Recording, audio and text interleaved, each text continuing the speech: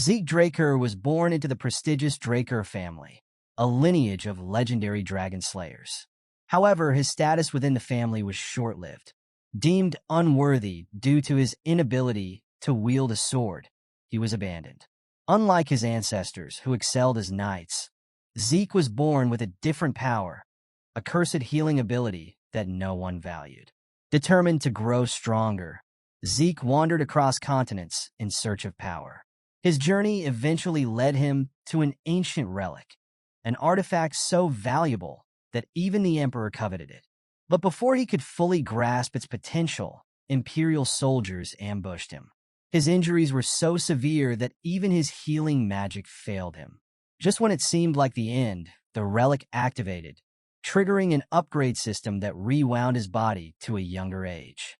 Along with this regression, ancient powers awakened within him. From this moment, his true story began, right where it all started at the Draker household's training institution, the Cradle. To understand Zeke's struggle, it's essential to grasp the power of his lineage.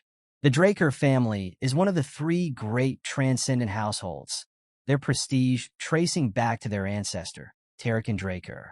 1,000 years ago, Terrican became a hero after slaying the malevolent dragon, Bahamut, cementing his family's influence.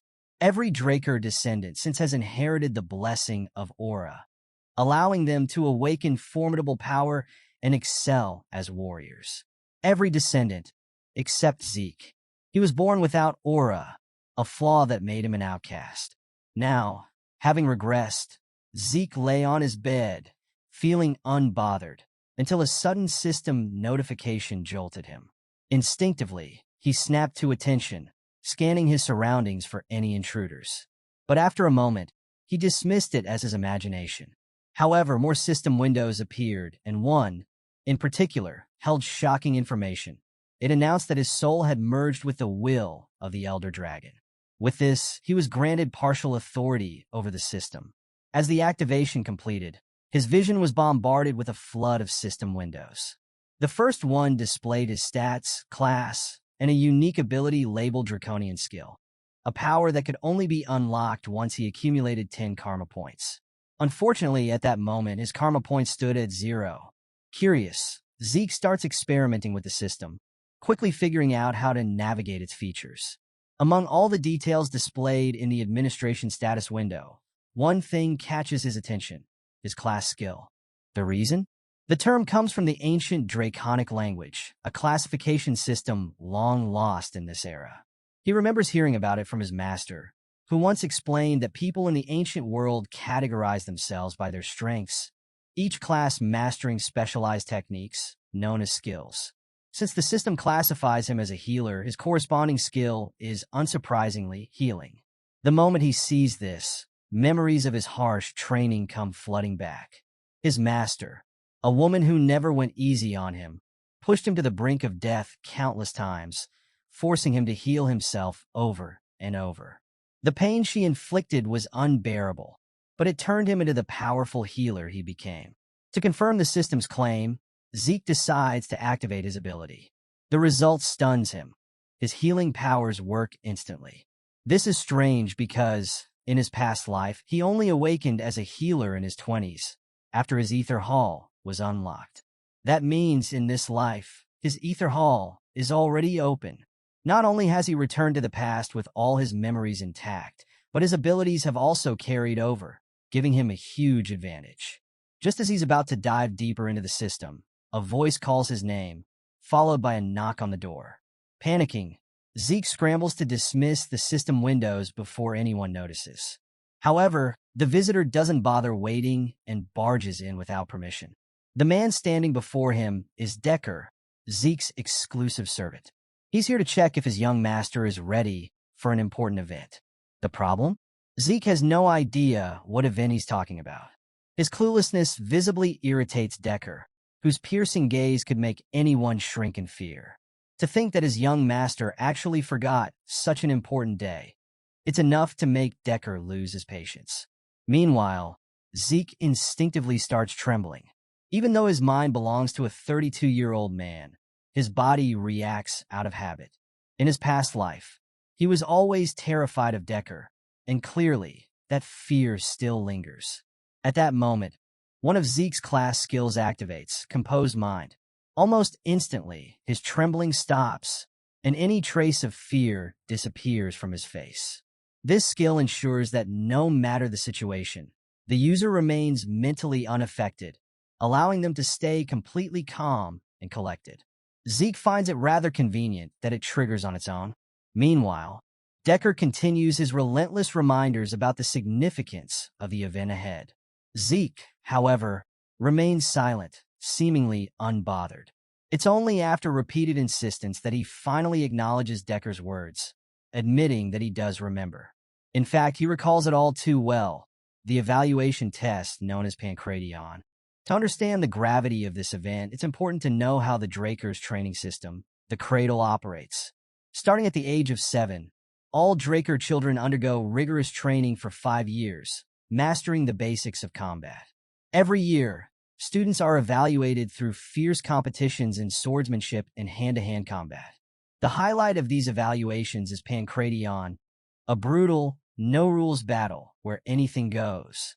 Typically, instructors decide the matchups, though students may challenge each other if both sides agree. With no restrictions, injuries are inevitable, and on rare occasions, students don't make it out alive. Despite the risks, every student is forced to fight, as the results determine their class placement within the academy. Finally, the day of Pancration arrives. Students gather in a massive amphitheater, buzzing with nervous excitement. At the center stands Instructor Panmark, the head instructor. His sharp gaze sweeps across the crowd before he reminds them that today is the final stage of their evaluation. The students shout in unison, their enthusiasm catching even the instructor's attention. Among the crowd, a few students spot Zeke and immediately begin whispering. Some mock him, laughing at the fact that he even showed up after the humiliation he suffered last year. Soon, the duels begin. The first match is over in a flash. One student, Aaron, knocks his opponent out cold with a single uppercut, ending the fight before it even starts. While the other students watch in awe, Zeke remains unimpressed. To him, this is nothing special. Zeke recalls the days when he, too, was terrified of these fights. But after everything he endured in his past life, this kind of battle feels like child's play. As he yawns repeatedly, waiting for his turn, one particular student, Leon Conrad, eagerly anticipates their match. Eventually, Zeke's name is called, and sure enough, his opponent is Leon. While Zeke lazily rubs his tired eyes, Leon wastes no time, immediately throwing a jab, both verbal and physical, mocking the humiliation Zeke suffered last year. Of course, Zeke hasn't forgotten. The memory is painfully clear. How he once begged Leon for mercy. But that was the old Zeke. Those days are long gone. Leon has been his opponent every single year, and Zeke knows him all too well. His dirty tricks, his arrogance, and the trash family he comes from. There's no doubt in Zeke's mind that Leon manipulated things behind the scenes to make sure they were matched up again. To Zeke, a loyal dog that bites is better than having a cousin like him. In his past life, Zeke never got the chance to meet his 4 direct siblings, but he had plenty of cousins, most of whom took every opportunity to bully him. Leon calls out to him again, spewing more insults, taunting him about last year's humiliating defeat. He even questions whether that disgrace wasn't enough to keep Zeke from ever stepping into Pancration again. But while Leon keeps running his mouth, Zeke remains calm, all thanks to Composed Mind. That patience, however, has its limits. There's only so much disrespect Zeke is willing to tolerate. His cold response only fuels Leon's anger, pushing him to cross the line. Without warning, Leon grabs Zeke by the head, as if trying to physically assert his dominance. Bad move. Before he even realizes what's happening, Zeke's fist crashes into Leon's face, sending him flying backward. The entire amphitheater falls silent. This devastating punch wasn't just an ordinary hit. It was powered by Critical Strike, a skill that significantly boosts attack damage. However, the ability comes with a risk. If the attack fails, the opponent can counter. But Zeke's punch landed perfectly. No room for a counter. Leon, meanwhile, is writhing on the ground, clutching his face in agony. Zeke takes a moment to reflect. He only meant to knock Leon out, not to activate Critical Strike.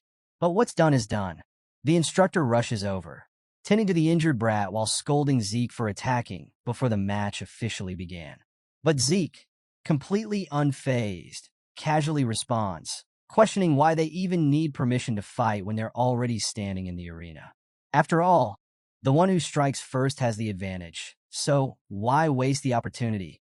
As he says this, his menacing aura fills the air, and the sheer killer intent radiating from him makes the instructor visibly tremble. Meanwhile, Leon quickly reassures the instructor that everything is fair game. If he were to back down now, the humiliation would be unbearable. Determined to salvage his pride, he demands the fight officially begin. The moment the signal is given, Leon recklessly charges forward. Bad move. Again, Zeke meets him head-on with another punch straight to the face. However, this time, Leon doesn't feel any pain. At first, he was terrified of getting hit, remembering how devastating that first punch was. But realizing that this one didn't hurt at all, that only boosts his foolish confidence. So that first punch was just a fluke? Leon thinks. All he has to do, he believes, is keep his guard up, and Zeke won't be a threat at all. Leon quickly notices Zeke shifting his stance, preparing a counterattack with his left hand. Anticipating the move, Leon ducks at the perfect moment, dodging the attack and grabbing Zeke, attempting to slam him to the ground. But in an instant, Leon suddenly takes a hit so fast that even the spectators can't see what happened. His body trembles violently, completely shaken. Even the instructor, who was certain Leon had secured the advantage, stands there dumbfounded, unable to process what just happened. Zeke had struck Leon square in the chin, slipping out of his grasp with surgical precision. Leon made the mistake of letting his guard down, thinking he had Zeke right where he wanted him. But Zeke? He never lost focus for a second. The level of concentration and precision needed to pull off such a clean, devastating move is a feat in itself. The instructor is now questioning everything. Is this really the same Zeke Draker they all look down on? Leon, on the other hand, is a complete mess. His brain is scrambled from that brutal punch, his body unsteady.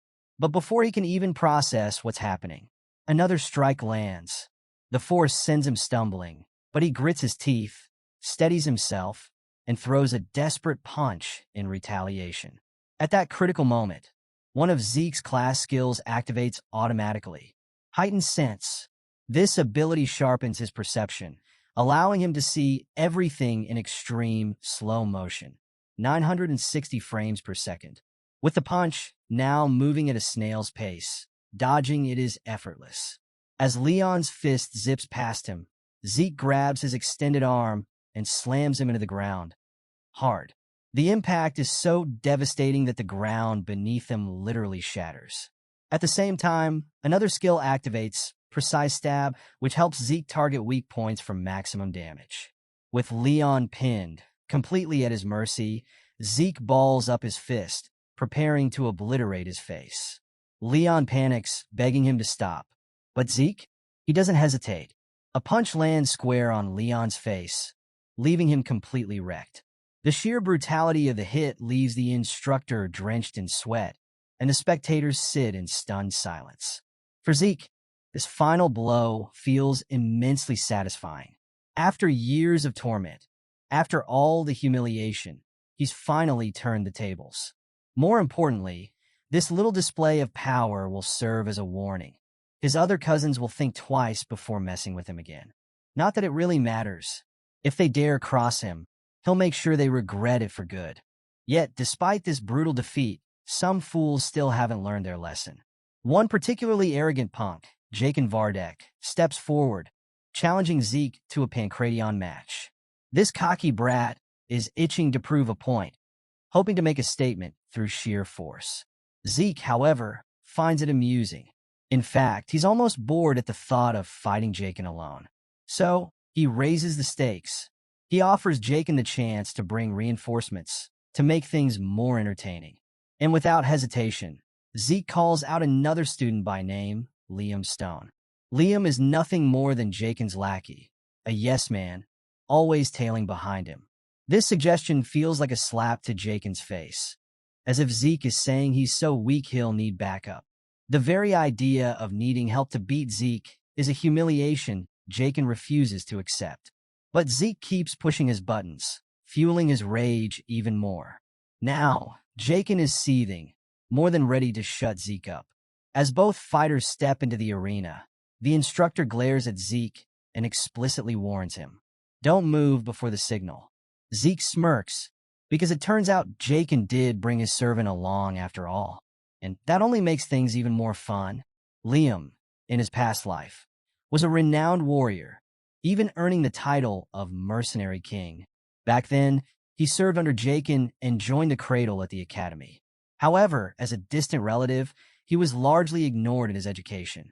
Desperate to improve, he pleaded for a chance to study at Academy Bala, but ultimately ended up in the Knight Order of the small nation of Baranon. When Baranon fell, Liam became a mercenary, and in those turbulent times, strength naturally attracted followers. With years of battle experience, he rose to fame as a Red Knight and eventually founded the Stone Mercenaries. Uniting the three largest mercenary factions, he solidified his title as the Mercenary King. Later, when the Empire hired the Stone Mercenaries, Liam entered the Continental Wars, where he became a formidable enemy to Zeke and the Northerners. But this time, Zeke is determined to carve out a different path. As soon as the instructor signals the start, Jaken rushes forward with a powerful punch, the force of his strike strong enough to disturb the air. But Zeke doesn't even flinch. He effortlessly catches the blow, stopping it like it was nothing. Jaken quickly yanks his hand away and retaliates with a kick, but the attack backfires spectacularly. The moment his leg makes contact, searing pain shoots through him. He's hit Zeke's reinforced barrier around his elbow, dealing serious damage to himself instead. Staggering in shock, he barely has a second to react before Zeke charges in, his fist glowing with activated skill, ready to strike. Panicked, Jaken throws his arms over his face to block the incoming attack, but he's made a grave miscalculation. Zeke never intended to hit his face. Instead, he targets the already injured leg, delivering a ruthless blow. Jaken barely has time to process the pain before Zeke follows up with a crushing punch to the ribs, making him cough up blood. The once arrogant fighter is now sprawled on the ground, stripped of his pride. Furious and humiliated, he orders his sidekick to finish Zeke off immediately. Now it's Liam's turn. The man radiates an unmistakable killing intent as he steps forward. The worst part about facing him is his insane reach. If Zeke lets him strike first, the fight could turn south quickly. Knowing this, Zeke takes the initiative. He launches into a rapid assault, using a skill called Slash. Moving so fast that he appears as a blur, he unleashes a relentless storm of punches. The speed of his strikes completely disrupts Liam's vision, forcing him onto the defensive. The real battle is just beginning. The spectators watching from the sidelines are in utter disbelief. True despair washes over them as they witness just how much of an absolute powerhouse Zeke is. They're curious, confused even because none of them have ever seen anything like this before. In a world where swords reign supreme, a fighter who relies purely on their fists is practically unheard of. Zeke's technique is undeniably impressive, but it's also taking a serious toll on his body. And yet, that's not even the biggest problem. The real challenge here is Liam's monstrous physique. No counters, no dodging. Liam is just standing his ground, absorbing every hit with his guard up. If he was this resilient now, imagine how terrifying he must have been back when he ruled as the Mercenary King. Realizing that his attacks aren't making a dent, Zeke decides to go all in. He channels all his strength into one final, devastating strike. One that will break through Liam's defense no matter what. But just as he launches the attack, Liam dodges with infuriating ease. He doesn't flinch, doesn't turn his head. He simply redirects the strike as if it was nothing. The sheer arrogance of it pisses Zeke off. Before he can react, Liam seizes the opening and hoists him high into the air, preparing to slam him into the ground with brute force. Zeke, however, refuses to go down without a fight. Thinking fast, he delivers a sharp strike to Liam's head. His class skill, heightened sense, activates, allowing him to take full advantage of the moment. In an instant, he locks his legs around Liam's neck, cutting off his air supply. No matter how absurdly strong Liam is, even he can't fight if oxygen isn't reaching his brain. But Zeke underestimated his opponent. Liam retaliates viciously, delivering crushing blows one after another. The relentless barrage forces Zeke to cough up blood, his body screaming in pain. Even so, Liam's strength finally starts to fade. His movements grow sluggish, his body weakening with each second he struggles. Eventually, he collapses, unconscious from the lack of air. The spectators are left speechless, their breath caught in their throats. The sheer intensity of the fight leaves them in awe. But among them, one student stands out, not terrified, not shaken, but thrilled. Instead of fear, she feels exhilaration. She can't wait for the day she gets to fight Zeke herself. Later that evening, after the grueling day comes to an end, Zeke returns to his quarters. His servant, having heard about the brutal match, immediately asks about his condition. Rumors of his severe injuries have already spread. Zeke brushes it off, claiming he's fine, but the butler isn't convinced. Ignoring his protests, he insists on checking his pulse, determined to see for himself if Zeke is really telling the truth. Zeke can tell exactly what this old man is up to. He's not just checking for injuries. He wants to see if Zeke has awakened his aura yet. Eventually, Zeke extends his hand, and without hesitation, the servant channels a stream of blue energy into him. The sight of it makes Zeke pause. Is this guy a blue knight? Normally, when checking someone's awakening, people just examine the dantian. But this man is going the extra mile, using an unusually precise technique. Imbuing someone else with aura is already difficult, but controlling it with this much precision, that takes serious skill. If this old man really is a blue knight, it raises an even bigger question. What's someone of his caliber doing acting as his servant? Knights aren't all the same. They're ranked based on their martial prowess and aura manipulation skills. The lowest level is White Swordsman, which is where most children start before their blessing rite. After awakening their aura and opening their dantian, they become Yellow Swordsman, the level all cradle trainees reach after the ritual. Learning to fully control aura earns the title of knight, while those who can reinforce their sword with aura become Purple Knights. The Blue Knight level is reached when one can manifest an aura blade, a feat few ever achieve. Beyond that lies the realm of those who have truly transcended their limits. The Red Knights, the rank both Liam and Zeke had reached before his regression.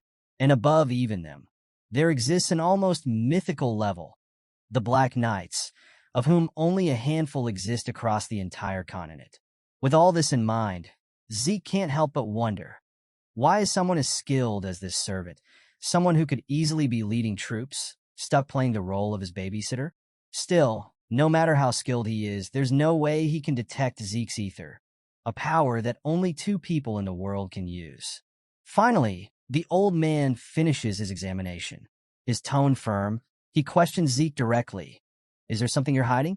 Zeke remains unfazed. Keeping his cool, he feigns ignorance, flipping the question back on him. Do you know something that I don't? For a moment, silence fills the room. But before the tension lingers, Zeke casually brushes it off, claiming he was just joking. The butler hesitates, clearly unsettled, but he can't resist asking one more thing. Why have you changed so much? That question stops Zeke in his tracks. He turns to face the butler, eyes sharp. You're asking the wrong question, he says.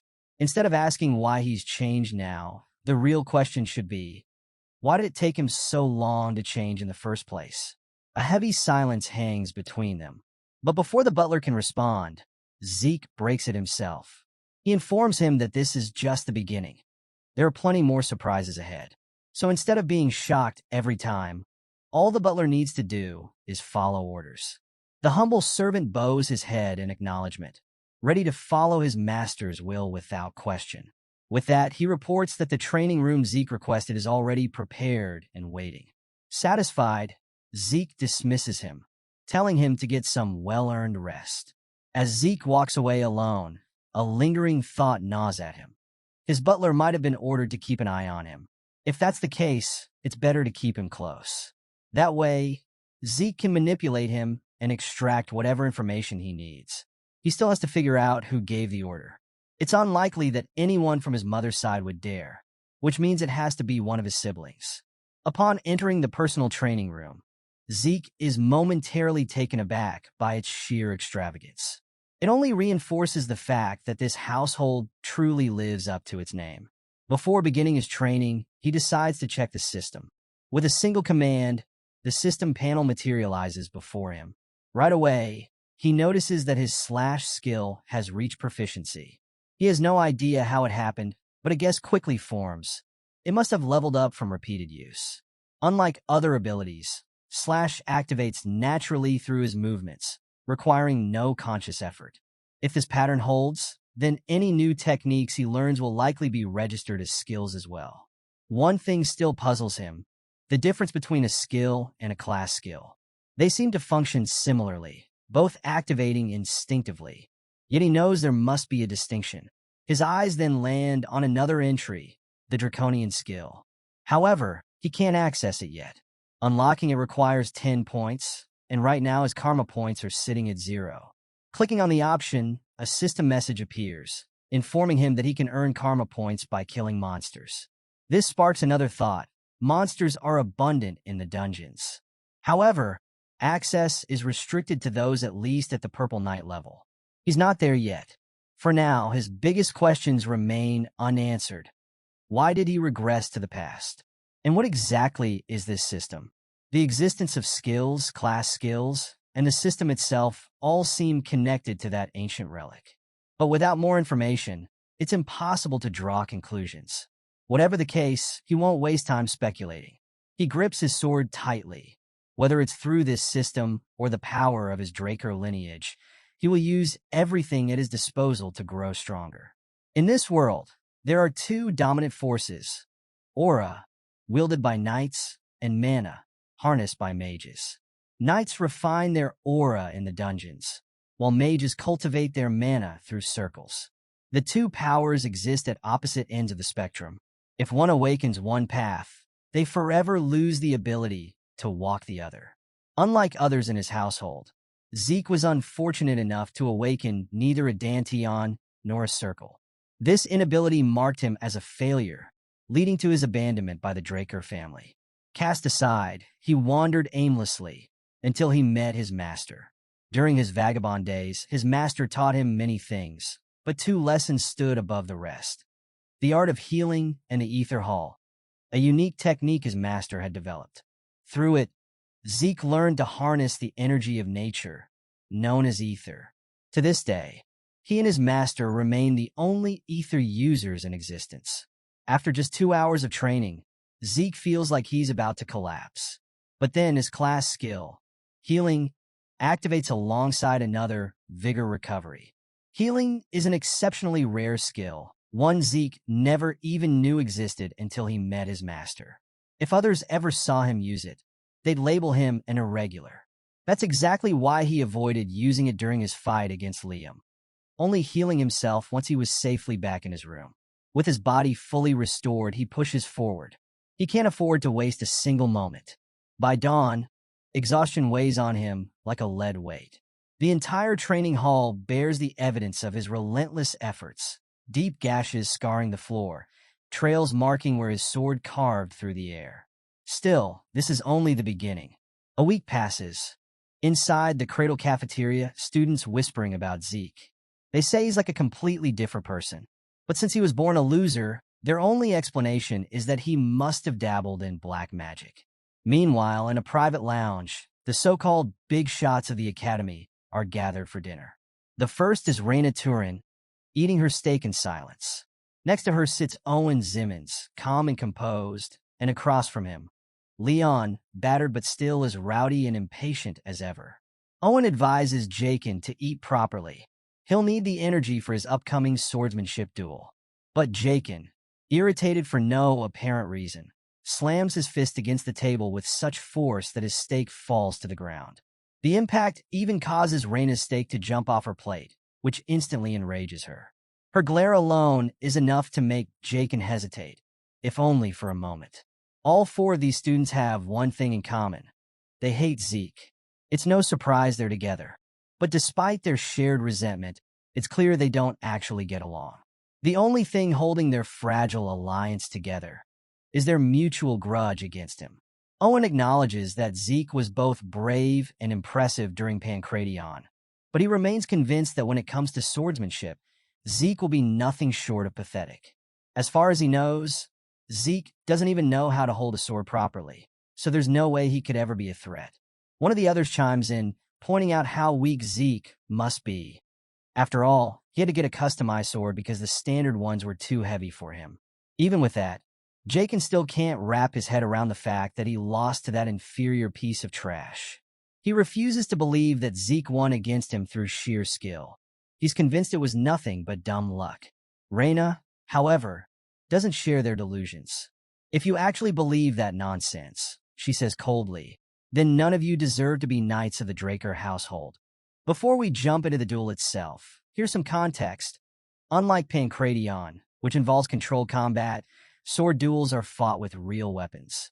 As a result, they're the primary cause of injuries in the academy. This is also where the true difference in a cadet's skills becomes glaringly obvious. A month after the current final exams, the blessing rite will take place, the moment when the Drakers awaken their aura. Until then, the duels serve as a proving ground. And now, the day of the duel has finally arrived. The instructor calls Zeke forward. Without a shred of hesitation, he steps onto the battlefield, casually resting a massive sword over his shoulder. The blade is so absurdly big that it immediately draws laughter from the crowd. Is this guy serious? To them, it's obvious. Zeke must think that bigger is better, that the sheer size of his weapon will give him an advantage. From the other side, Reina steps up, fully fired up. With a dramatic motion, she throws down the gauntlet, officially challenging Zeke to the duel. Zeke doesn't hesitate. Without a second thought, he accepts, but something about him unsettles her. Watching him effortlessly lift that claymore, she realizes this isn't the same Zeke she once knew. The person she remembers struggled to even hold a sword properly. But the presence he exudes now, it's different. Striking. For the briefest moment, she feels something she never expected, intimidation. But she quickly shakes it off, disgusted at herself for even entertaining such a thought. She was the one who issued the challenge. Backing down isn't an option. At the same time, Zeke is also feeling the pressure. He knows his usual tricks won't be enough to secure victory, because this isn't just any duel. This is a fight against the Lightning Knight. And that's straight up nerve-wracking. In his past life, Reina Terran had carved her name into history during the Continental Wars, earning recognition as one of the strongest warriors of her generation. Unlike most, she had awakened her aura years before undergoing the blessing rite, a feat that placed her in a league of her own. However, despite possessing such a rare gift, she never used her aura inside Cradle. Instead, she dedicated herself to mastering the fundamentals. But that doesn't mean she's any less dangerous. As soon as the duel begins, the clash of steel echoes through the air. Their swords collide in a burst of sparks, neither side giving an inch. After the first impact, Reina swiftly steps back before charging again. With just one powerful strike, she forces Zeke to slide backward. That alone tells him everything he needs to know. She's even better than he expected. Without missing a beat, Reina lunges again, her blade moving at lightning speed. Each swing crackles through the air, lighting up the space between them with every strike. In the background, her so-called allies grow impatient. "Just finish him off already," one of them shouts. But one of the more level-headed observers shuts them down. "You idiots," they mutter. She's not playing around. He's the one pushing her back. From Reina's perspective, she can see the gaps in Zeke's defense, the vulnerabilities she should be able to exploit. Yet every time she moves to strike, her attack is blocked, as if he's encouraging her efforts.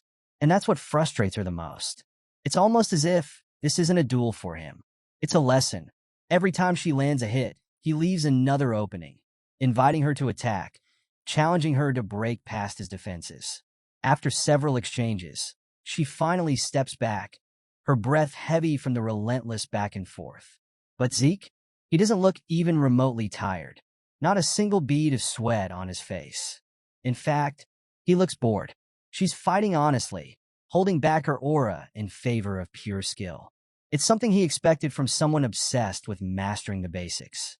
But now that they're here, he decides to help her break out of her shell. Lowering his stance dramatically, he makes it look as if he's about to close the distance in one explosive move. Reina, confident in her speed, doesn't think much of Zeke's low stance. She's sure that as long as she maintains distance, she'll be able to react in time. But in the blink of an eye, Zeke closes the gap, and suddenly, he's right in her face. Before she can even process what's happening, he swings his massive sword with enough force to crack the ground. The sheer impact sends shockwaves through the arena. Still, Reina clings to her belief. As long as there's space between them, she can counter him. Then, Zeke swings his sword again, this time through empty air. At first, it seems like a complete miss, but it wasn't meant to hit her. The sheer force of his strike sends debris flying straight into her face, smacking her square in the nose, leaving it bruised and battered. The moment she flinches, Zeke charges in, his sword hurtling toward her. The gleaming blade stops just centimeters from her neck, and in that instant, she's certain this is it. She's done for. But then, something unexpected happens. Zeke's sword suddenly flies out of his hands, landing a few feet away. The crowd erupts, quickly declaring him the loser. Cheers break out for Reina, celebrating her victory, all without even using her aura. But one person isn't fooled. The instructor's face turns ghostly pale, his expression one of sheer horror, as if he just found out he has multiple fathers. What the cadets didn't notice is what really happened. As Zeke's blade closed in on Reina, she instinctively used a faint trace of aura, so subtle it was almost imperceptible. The significance of this? Reina swore she wouldn't use her aura until she officially entered the academy. Yet in this duel, Zeke forced her to break that promise. For a moment, she just stands there, doubt and regret flickering across her face. Then, without warning, Zeke rushes her again. Before she can react, bam, his fist slams into her throat. She chokes, her knees buckling as blood dribbles from her mouth. Gasps ripple through the crowd. Outrage erupts. This was a sword duel. That was a cheap shot. This is shameless. Everyone present turns against Zeke, pointing fingers, throwing insults. But he doesn't even acknowledge the noise. Completely unfazed, he calmly turns to Reina and asks, "Do you want to continue?" Reina, still struggling to stand, stubbornly insists she hasn't lost. To her, the only reason he landed the hit was because she let her guard down. But then a chilling realization hits her. If he had been holding a knife instead of throwing a punch, she'd already be 6 feet under. That thought alone seals her decision. With a sense of honor, she concedes defeat. The once rowdy crowd that had mocked Zeke just moments ago now stood frozen in stunned silence. Zeke Draker, the very man they had ridiculed as nothing more than human scum, had just secured an undeniable victory. And not against just anyone, but Reina Turin, the prodigious Lightning Knight.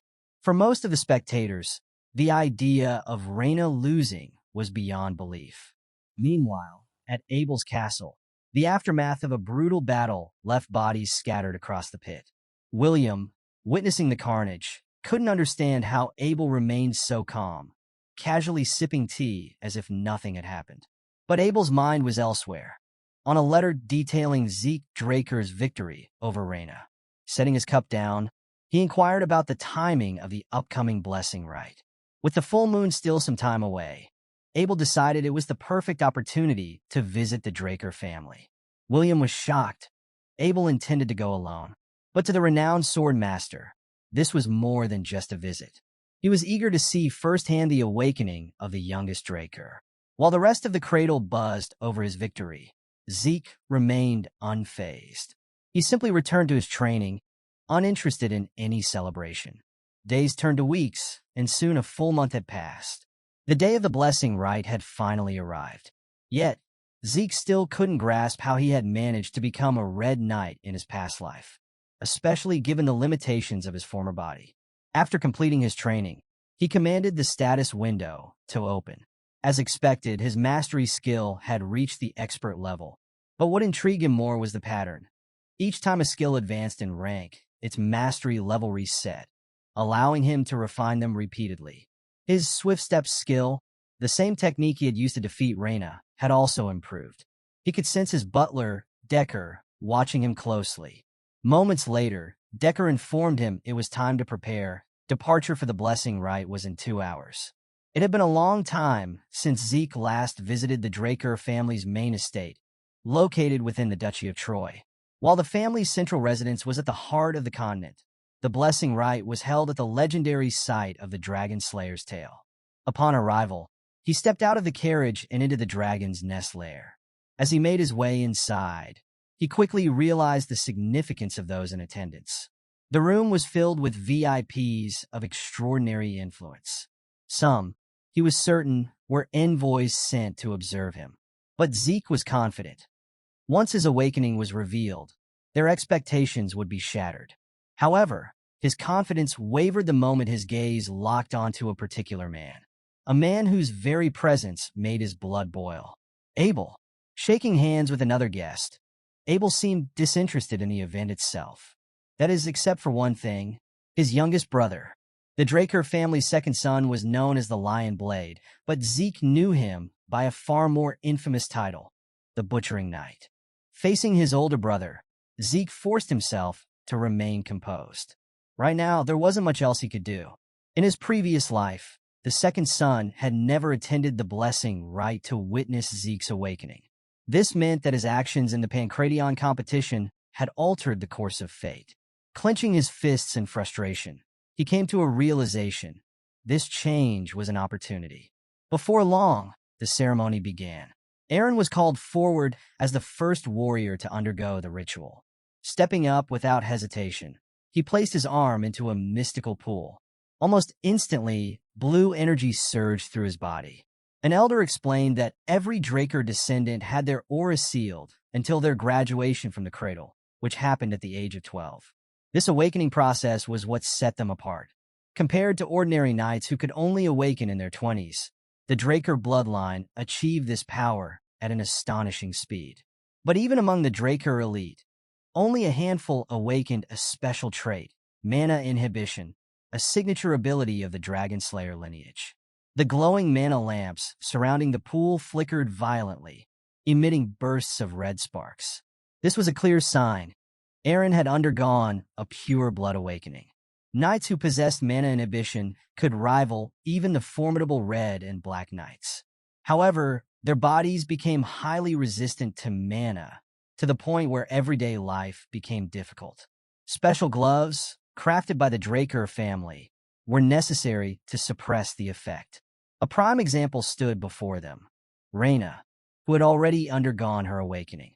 She now wore gloves at all times, a testament to the power and burden of pure blood knights.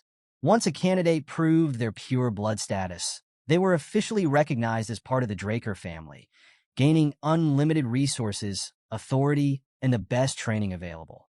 The murmurs in the audience grew louder. It was finally time for the most anticipated awakening of the ceremony. Zeke Draker. Whispers filled the air. Many believed his awakening would surpass even Reina's. As Zeke stepped forward, he felt a strange sense of déjà vu. He had stood in this very spot before. In his previous life, this day had brought him nothing but shame and disappointment. The blessing rite had been the only thing allowing him to continue in the cradle, but the experience had left him humiliated. But now, everything was different. He was no longer weak. He had learned to heal, control ether, and fight on his own terms.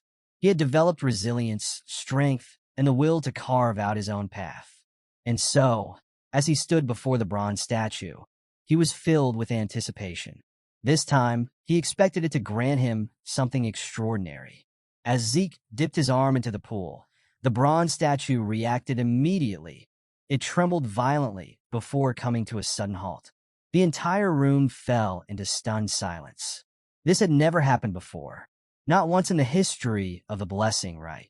Even Abel, known for his unshakable composure, was momentarily speechless.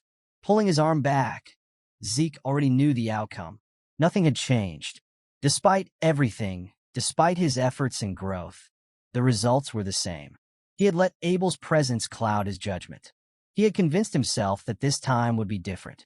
But deep down, he had known the truth all along. The onlookers erupted into whispers, their initial or replaced with mockery. The most anticipated candidate had failed to awaken. Sneers spread through the crowd. A direct descendant of the Draker bloodline. And yet, he showed no signs of an awakening? It didn't make sense. The murmurs grew harsher. Some even began questioning his victory over Reyna, convinced now that he must have relied on tricks or deception. But Zeke? He couldn't care less. Instead of wasting time on their judgment, he turned his focus inward, determined to find another way to grow stronger. Just then, the system interrupted his thoughts. System error. Apologies. Critical information was missing from class identification. Zeke's eyes narrowed. What? Before he could process it, the system continued. Input complete. Terminal identification successful. User talent confirmed healer. At that moment, a surge of power coursed through him. His class had officially unlocked, but it didn't stop there. A second message followed. Rare class unlocked. The bronze statue erupted in light. Red light. The unmistakable sign of a pure blood awakening. Gasps filled the chamber. No one could believe what they were seeing. How was this possible? A direct jump to Red Knight status? The system's connection deepened, unlocking something hidden within Zeke's soul, the ancient dragon's blessing. Abel watched it all unfold, his expression unreadable. He remained still, observing his younger brother with a calculating gaze. Then another shift. The system wasn't done. Zeke's existing talents fused together, morphing into something completely new. His screen updated once more, revealing a title unlike anything he had ever seen. Unique class unlocked. The Immortal. A golden shimmer enveloped him, drawing even more attention. The spectators, still reeling from the red light, now had another mystery to unravel. Some wanted to believe the statue was malfunctioning, but how could that explain the mana lamps reacting to his awakening? No mana inhibition had appeared, so they were desperate to dismiss this as a false pure blood awakening. But even they weren't convinced by their own words. That's when Abel moved. With a slow, deliberate clap, he shattered the tension in the room. Mocking amusement laced his voice as he questioned why no one had congratulated the newly awakened pureblood. His applause wasn't a request. It was an order, and with no choice but to obey, the rest of the hall followed. One by one, the murmurs died out, replaced by the reluctant sound of applause. Abel didn't hesitate. He demanded that a pair of gloves be prepared for his younger brother. Zeke received them, but held back a scoff. He had no need for these.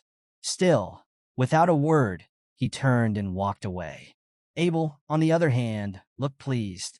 But Zeke was anything but. Of all people, it had to be Abel offering him help. The thought alone made his blood boil. With the blessing rite concluded, the ceremony transitioned into a celebration, an event meant for the guests to enjoy. But Zeke had no intention of joining in. He wasn't here to socialize. Just as he was about to leave, a voice called out his name. He froze. This wasn't part of the plan. He hadn't expected Abel to appear so suddenly.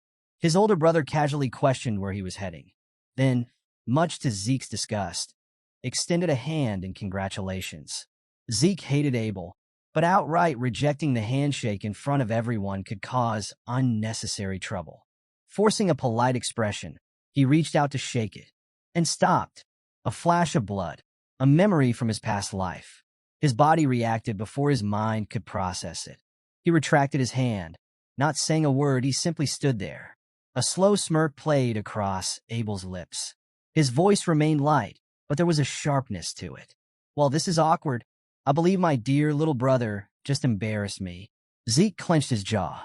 He couldn't shake this man's hand. Not after everything. Not after knowing what kind of monster Abel truly was. But Abel? He barely seemed to care. With a small wave, he turned away. No matter. I'm sure we'll meet again soon. Zeke agreed. One day he would face Abel, but on his own terms. At the celebration party, the nobles and warriors alike were abuzz with discussion. Two pure blood awakenings in a single ceremony? Unheard of. But Zeke's awakening remained a mystery. No one had ever seen a golden light before. What did it mean? Was it some kind of advanced awakening? Yet despite being the center of attention, Zeke was nowhere to be found. That's because he had slipped away, choosing solitude over meaningless chatter. Sitting in a quiet room, he exhaled, finally free from the suffocating social scene.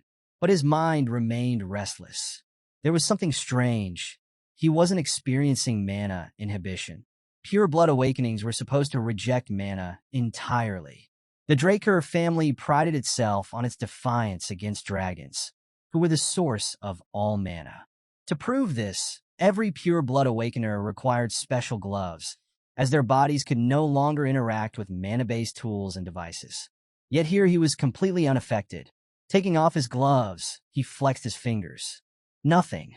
No resistance, no rejection. Something wasn't adding up. His status window materialized before him, and he immediately noticed the difference. His trait wasn't mana inhibition. It was something else entirely. Trait: mana reflection. Frowning, Zeke tapped for more details. Mana reflection generates a distortion field that nullifies nearby mana. Unlike mana inhibition, this skill is not passive and does not interfere with standard mana readings. His mind raced. That explained everything.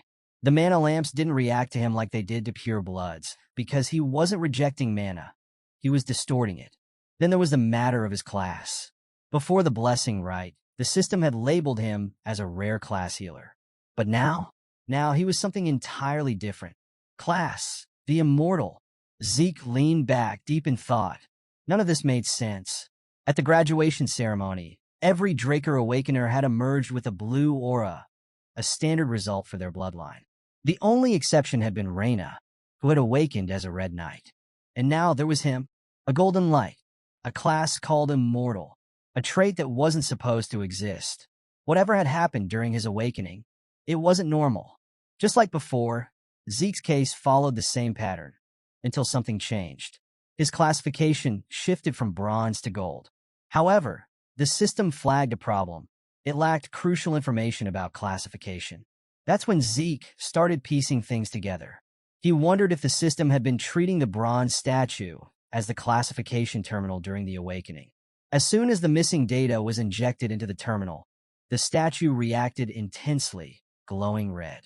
Things were finally making sense. The statue wasn't meant to determine whether someone had awakened. It was there to judge their class. A red glow signified a rare class, while gold indicated a unique one. More importantly, this statue was an ancient relic, existing long before Tarakan, the founder of the Draker family. Nowadays, class identification wasn't even a thing, which led to a major misunderstanding. People assumed the red light symbolized pure blood awakening, but in truth, it meant achieving a rare class. Even the current head of the clan wasn't aware of this. Meanwhile, Zeke noticed something unexpected. He had gained 100 karma points. He figured they must have been awarded during the ceremony and wasted no time putting them to use. His choice? The draconian skill. The moment he made the purchase, a surge of knowledge flooded in. He gained several beginner abilities: Dragon Eyes, Might of the Dragon, and Devour. The first two made perfect sense, but Devour? Its only function seemed to be aiding digestion, which sounded like a waste. Not wanting to gamble, he focused on the skills that seemed more useful. Might of the Dragon required aura to activate, making it a riskier choice, so he decided to test Dragon Eyes first. At first, nothing seemed different. His senses didn't pick up anything unusual until he turned to look outside. Staring at the statue in the garden, he realized the skill dramatically enhanced his vision, letting him see distant objects as if they were up close. But that wasn't all. He could now access detailed information about anything he observed. A flood of data rushed through him, revealing intricate details about the statue's composition. The sheer amount of information overwhelmed him, leaving him completely drained. If every use of his powers came with this kind of drawback, he'd have to be careful. Thankfully, his body's natural healing kicked in, restoring his stamina.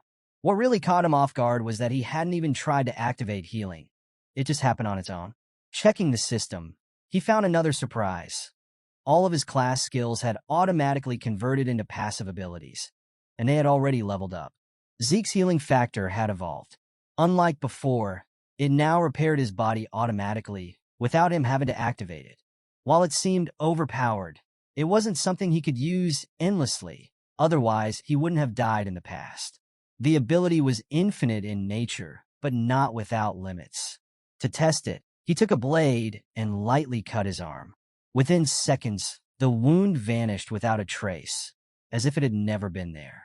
Most students took 5 years to graduate from the academy, but Zeke was confident he could do it in 2. The Draker Academy was the most prestigious knight academy in existence. Anyone dreaming of knighthood would do anything to secure a spot there. Located in the city of Troy, the academy came to life every semester with the arrival of new students. As Zeke walked among them, he noticed how the higher-ranked students carried themselves like full-grown adults. They were strong, capable, and leagues above the average recruit. But compared to the warriors from the cradle, they were nothing, just privileged children from influential families. He couldn't help but think his whole family was beyond messed up. Among the powerful branch families supporting the Draker lineage, 3 stood above the rest. The first was the Turin family, known for their raw strength, Reina's family. The second was the Zimmons family, revered for their wisdom. And lastly, the Vardek family, masters of wealth and gold. Their heirs were all present at the academy, but Zeke had no interest in them. The scene shifted to the prestigious dormitory, Platinum Mansion. This elite residence offered top-tier training halls, a vast library, and state-of-the-art facilities reserved for the best students. But pureblood awakeners like Zeke were given something even more exclusive, the title of Floor Master, granting them authority over the Platinum Floor. Upon arrival, he was greeted by a maid and led to his assigned area, where several people were already waiting. Seeing the crowd left him slightly drained. Despite his status as a pure-blood awakener, he was immediately informed that Decker was expecting him in another room. Without wasting time, he went to see what his butler had for him. Decker presented him with a pair of premium gloves, one Zeke had received upon awakening. He had already acquired a new set, but his focus was now on something more important, a sword. The butler fully supported his decision. Troy was close to the mountain ranges, which made it a prime location for high-quality iron and master craftsmen. These artisans were a crucial asset to the Academy's knights. Decker offered to find a skilled craftsman for him, but Zeke wanted to handle it personally. He asked Decker to set up an appointment in advance so he could meet them himself. The name Galleon Halbert was completely unfamiliar to even Decker. Still, Zeke intended to set up a meeting with this mysterious craftsman. At the same time, Decker reminded him to review the academy documents before his first class the next day. Later that evening, Zeke was busy going through his notes when he made an interesting realization. The Platinum Floor was exclusively his. That meant he had the perfect space to train and develop his draconian skills without any interruptions. Just then, a maid arrived with an unexpected message. Reina had invited him to dinner. Caught off guard, Zeke decided to accept the invitation. When he arrived at her floor, he found himself momentarily thrown off. Reina had set up a dinner scene straight out of a gangster film. She welcomed him with a smirk, apologizing for the unusual setting, but Zeke wasn't too concerned. He took a seat, and they agreed to eat first and talk later. As they dined, Zeke observed her closely. Even in a casual setting, she was channeling aura into her lower abdomen. It didn't take long for him to figure out why. She was likely aiming to become a purple knight. If that was the case, it would explain why her swordsmanship had already reached its peak. In his eyes, that kind of potential could be put to better use. By the time they finished eating, Zeke felt drained and mildly impressed by how much more Reina had eaten than him. But now that their appetites were satisfied, she was ready to get to the real reason for inviting him. Reina offered him the full support of the Turin family. Zeke immediately sensed a misunderstanding and reminded her that they were both pure-blood awakeners. However, she was quick to shut him down, claiming that he had the wrong idea. Being a pure-blood awakener came with privileges, access to the platinum floor, for example, but it also had a downside. While others had access to centuries of academic and combat knowledge, as well as personal instructors to refine their abilities, pure bloods didn't get those same structured growth opportunities. Without proper support, even the most talented could fall behind. To make her point, she brought up Abel Draker, a pure blood from their family and the youngest person to ever earn the title of White Knight. Now, he stood among the strongest Black Knights, and even he had relied on the Simmons family's backing. Reyna then revealed that the patriarch of the Turin family had given absolute orders. She was to extend the Turin family's support to Zeke. She reiterated her offer, expecting him to see reason. But Zeke, in the mood to mess with her expectations, simply declined. His calm refusal left Reyna visibly stunned. She couldn't understand how he could turn down such an advantageous deal. Getting up from his seat, Zeke made it clear he wasn't interested. Not in alliances, not in politics. Apart from being a pure-blood awakener, none of this concerned him. With that, he turned and left, leaving Reyna in disbelief. As a way of repaying Reyna for the meal, Zeke decided to offer her a personal piece of advice. He pointed out that her sword was too powerful, almost unnaturally so, which likely had something to do with the people backing her. But more importantly, her true strength wasn't in brute force. It was in her adaptability.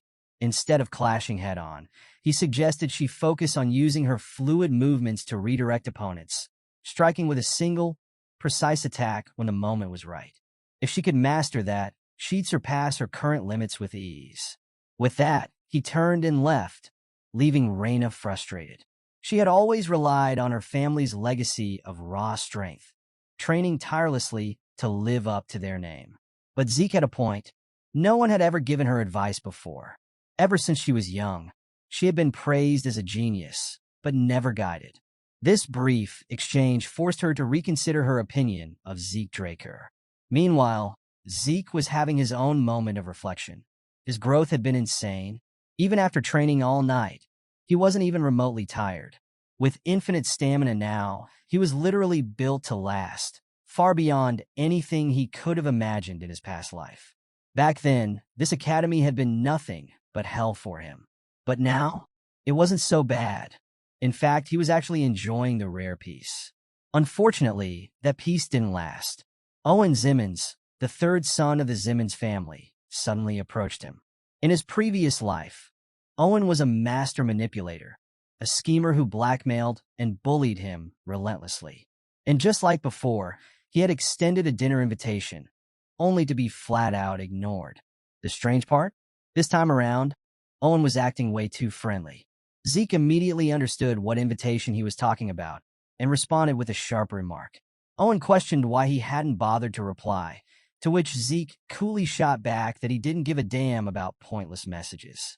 That blunt response instantly drew the attention of Owen's companion, who thought Zeke was being unnecessarily rude. But Zeke wasn't interested in playing nice. He hit him with the classic, "Who the hell are you?" and didn't even bother remembering his name. As far as he was concerned, the guy was nothing more than a bootlicker trying to get on Owen's good side. Apparently, that was enough to set the guy off. Without warning, he launched an attack at Zeke. But Zeke wasn't caught off guard. He reacted instantly, blocking the strike, even though it was laced with aura manipulation. Durbin Roswell roared his name, declaring himself the mightiest of them all. Yeah, maybe the mightiest refrigerator. Zeke couldn't help but laugh at the absurdity. This guy wasn't even a knight, barely even a cadet. Not wasting another second, Zeke shot forward with blinding speed, driving a devastating hook into Durbin's abdomen, one that could put Mike Tyson to shame. The impact sent him crashing face first into the ground. Without missing a beat, Zeke casually invited the next Simmons lackey to step up and get humbled. Owen, however, simply walked forward and stated that he wasn't impressed by Zeke flaunting his strength. The group eventually left, but to Zeke, they were nothing more than a traveling circus act. Now, let's break down the structure of Draker Academy. The academy was divided into two classes. The first was the normal class, where cadets lacking talent trained through sheer effort and discipline. It was a tough but straightforward path. The second was the special class, where the more capable cadets could choose their own specialized subjects beyond the basics. This was where the academy's elites gathered, the so-called top-tier students. Zeke had high expectations for the people who'd end up here, but as he scanned the room, disappointment set in. None of them were particularly impressive. In fact, most of them were just alumni from the cradle, people he already knew. He couldn't help but joke to himself that this wasn't a special class at all, just a cradle class. Class soon began, and the instructor at the podium had a big announcement. Today, they had a special guest, a man who once held the title of Commander-in-Chief of the Empire, a war strategist who, 2 decades ago, was credited with blocking an imperial invasion through sheer tactical brilliance. The very person who ran this academy, Dean Howard Draker. The room welcomed him with enthusiasm. To the world, he was a war hero, a symbol of hope, a tactical mastermind whose name was praised throughout the Empire. But Zeke knew the truth. Howard Draker was no hero. He was a fraud.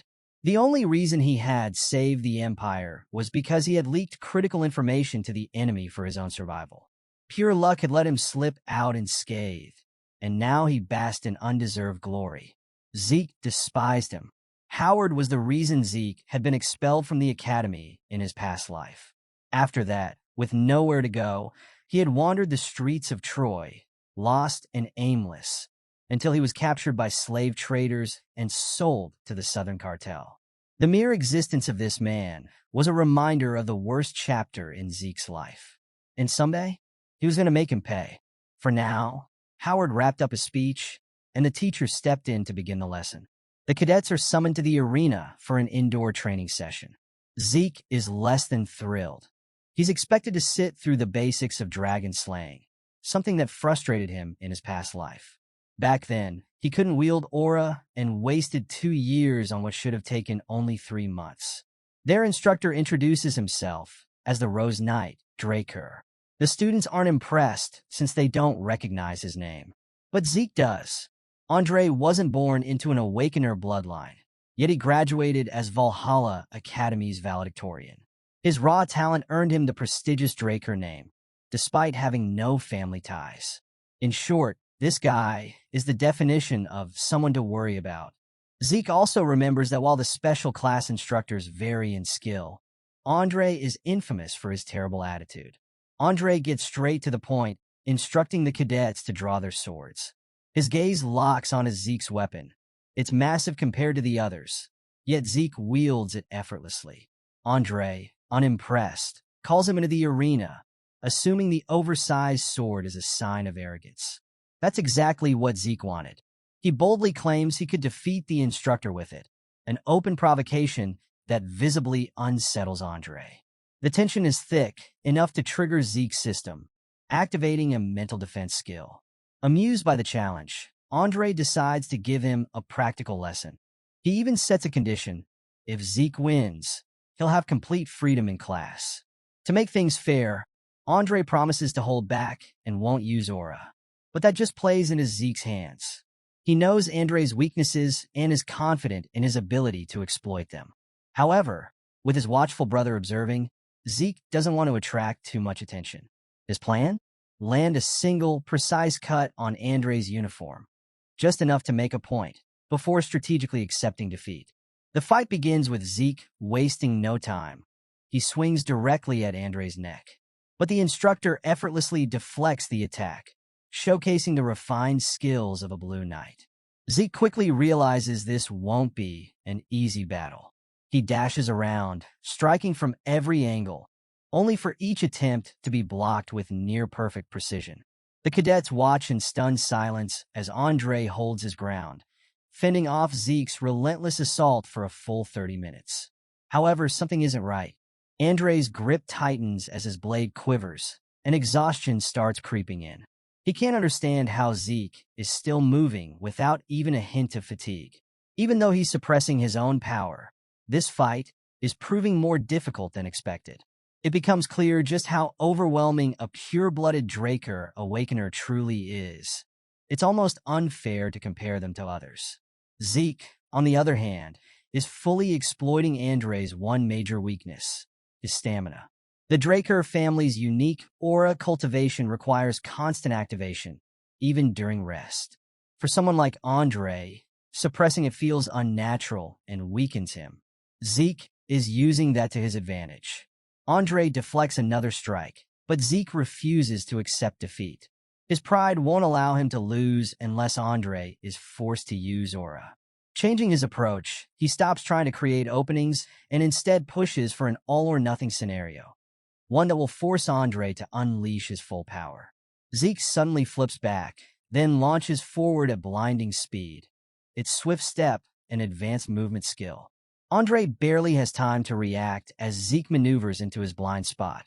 Then, in a flash, Zeke activates Critical Strike, pouring everything into this single attack. For the first time, Andre hesitates.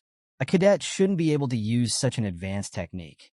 But in the split second before impact, he instinctively channels the faintest amount of aura into his feet, allowing him to dodge with lightning speed. Without missing a beat, he retaliates with Sky Slice. The sheer force of the attack sends Zeke flying. His sword cracks, and the damage is severe enough to trigger his flawed healing factor.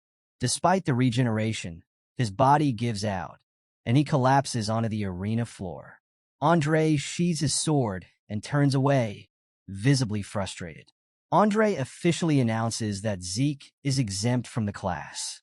He even asks if anyone else is brave enough to challenge him, but after witnessing Zeke's brutal defeat, no one dares to step forward.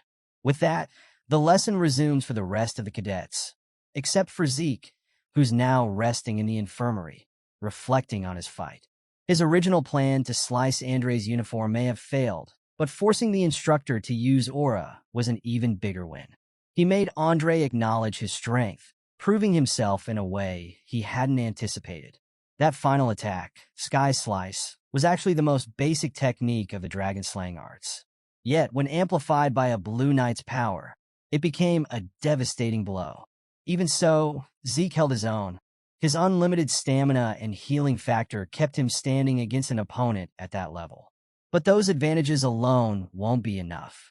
If he truly wants freedom, he needs absolute power, the kind that makes him untouchable even by those above him. As he's lost in thought, an unexpected visitor stumbles into the room, a drunkard. The man, reeking of alcohol, seems oddly interested in Zeke.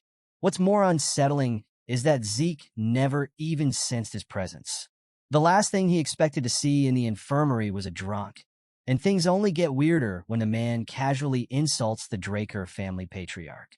Zeke tries to get a read on him, but the man is too busy downing more booze. Then, out of nowhere, he questions Zeke about his rapid regeneration, clearly aware of his unnatural healing ability. Alarm bells go off in Zeke's head. The Academy shouldn't know about this. His system immediately activates mental defense. Playing dumb, Zeke pretends not to understand what the man is talking about. But the stranger isn't buying it.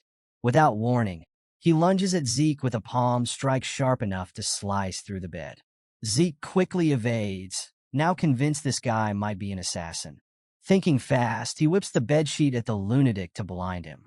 But the sense of danger only escalates, forcing him to go all in. He activates every skill at his disposal, launching an all-out attack. Yet, despite being blinded, the man effortlessly catches Zeke's blade. Instead of retaliating, he simply smirks and praises Zeke's quick adaptability. Zeke stumbles back, wary of the man's words. Mercenary? What does he mean by that?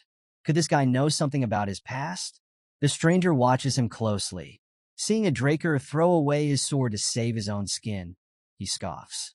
In his eyes, Zeke is better suited to be a mercenary than a knight. The realization clicks. This guy sees right through him. And worse, Zeke can tell the power gap between them is massive. If this man wanted to kill him, it wouldn't even be a struggle. He's at least on par with the Red Knight. Then, the man gestures towards Zeke's heavy claymore, assuming he just picked it up from the Academy's basic supply.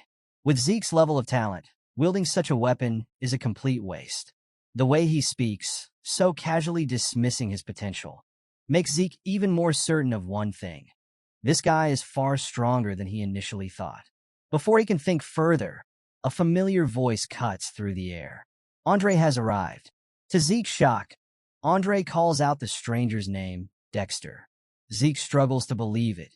Meanwhile, Dexter smirks, questioning how Andre even managed to track him down.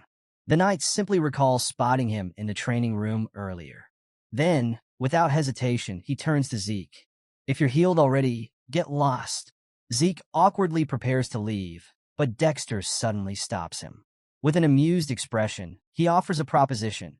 If Zeke wants to actually learn something useful, he should come to the Academy's western greenhouse. A moment of silence lingers. Then Zeke, ever the arrogant one, declines outright and walks away. Dexter sighs, shaking his head. That attitude, so much like his father's. Nostalgia creeps in. Zeke, however, is already piecing things together. If this so-called gardener can speak so casually about Arthur, the Draker family patriarch, then there's only one explanation. Dexter isn't just some mysterious figure. He's the legendary Duke Draker, the Gale Knight. The realization hits hard. This is the same man who once took on an entire kingdom alone. One of the rare knights capable of wielding martial force. A warrior so unpredictable that he supposedly became a Black Knight just because he liked the color black. And yet, despite his reputation, he vanished without a trace, only to turn up here, living a quiet life at the Academy. Zeke glances back at Andre. Maybe he ended up at the Academy because of Dexter too. But none of that matters to Zeke. He isn't interested in basic training. He isn't looking for mere lessons. If he's going to learn from Dexter, it won't be for something small. It has to be the man's ultimate technique. A smirk tugs at Zeke's lips. His greed for power shifts into sheer determination. If he's going to pursue this, he won't settle for anything less than everything. At the Magic Academy, Professor Fannin awkwardly continues his lecture, glancing at the students for any sign of engagement. Any questions? He asks, though he already knows the answer. The entire class is either dozing off or barely paying attention. It's disheartening, but he presses on. Then, to his surprise, a single hand goes up. Zeke questions him about the mana energy transfer law he just mentioned. Fannin's demeanor shifts instantly. Excitement replaces his usual awkwardness. It's the first time in ages that a student has actually cared. He eagerly explains the concept in detail, taking his time to ensure Zeke fully understands. After class, the students complain about the subject being too theoretical, with most treating it as nothing more than designated nap time. Zeke, however, has a completely different takeaway. He found it incredibly easy to grasp and now sees Fannin in a new light. This guy is actually competent. As Zeke is about to leave, Fannin stops him. With a rare moment of sincerity, he thanks Zeke for his curiosity. It's been ages since he's been able to properly teach a passionate student. He even extends an offer. Zeke can come to him anytime if he ever has questions. Surprisingly, Fannin admits he's still an alumnus at Delphoa Magic University, the birthplace of modern magic. That piques Zeke's interest. He hadn't expected the professor to have such a strong academic background. Deciding there's no harm in keeping a skilled mage close, Zeke accepts the offer. In his mind, magic users who excel at math tend to be great thinkers. Better to have a clever mage as an ally than another uptight knight. He figures Fannin might prove useful in the future. The moment he steps out of the academy, his thoughts are interrupted. Dexter is waiting, and judging by the look on his face, his patience is gone. Finally done? Dexter asks, arms crossed. Before Zeke can even answer, he cuts him off. Why the hell didn't you show up at the greenhouse? Clearly, Dexter was expecting him to get the hint when he first offered to teach something useful. But Zeke just shrugs and bluntly repeats himself. He's not interested. Dexter's irritation spikes. He starts acting like a petulant child, but Zeke remains firm. He acknowledges that Dexter is no ordinary person, but he's too focused on his own training right now. Dexter seems to accept this until he suddenly doesn't. Without warning, he vanishes from Zeke's sight. Before Zeke can react, he feels a sharp impact. His vision goes black. When he finally regains consciousness, he's somewhere else entirely. Blinking, he takes in his surroundings. The western greenhouse. Dexter, standing over him, sighs. Finally awake? Zeke crosses his arms. You do realize this is blatant abduction, right? Dexter, unfazed, just shrugs. Yeah, and? He smirks, making it clear. He's openly interested in Zeke and isn't even trying to hide it anymore. No patience whatsoever, Zeke thinks. But he's not sticking around. Without hesitation, he activates swift steps and bolts. Or at least he tries. In the blink of an eye, Dexter is in front of him, cutting off his escape. Annoyed but not deterred, Zeke makes another run for it, only to fail again. Dexter easily keeps up, shutting down every attempt to flee. Not wanting to be treated like a helpless kid, Zeke changes tactics. With a smirk, he teases, "What is it about me that's so fascinating to you, huh?" Dexter doesn't even hesitate. "That crazy healing of yours." Zeke grins. "So that's what this is about." He decides to push the challenge further. "Well then, if you want answers, you'll have to force them out of me." Dexter disappears. Zeke tenses, eyes darting around. Where did he? A sword whistles through the air, aimed straight at his back. He barely manages to catch it in time. Holding the weapon steady, he narrows his eyes. What is he trying to prove?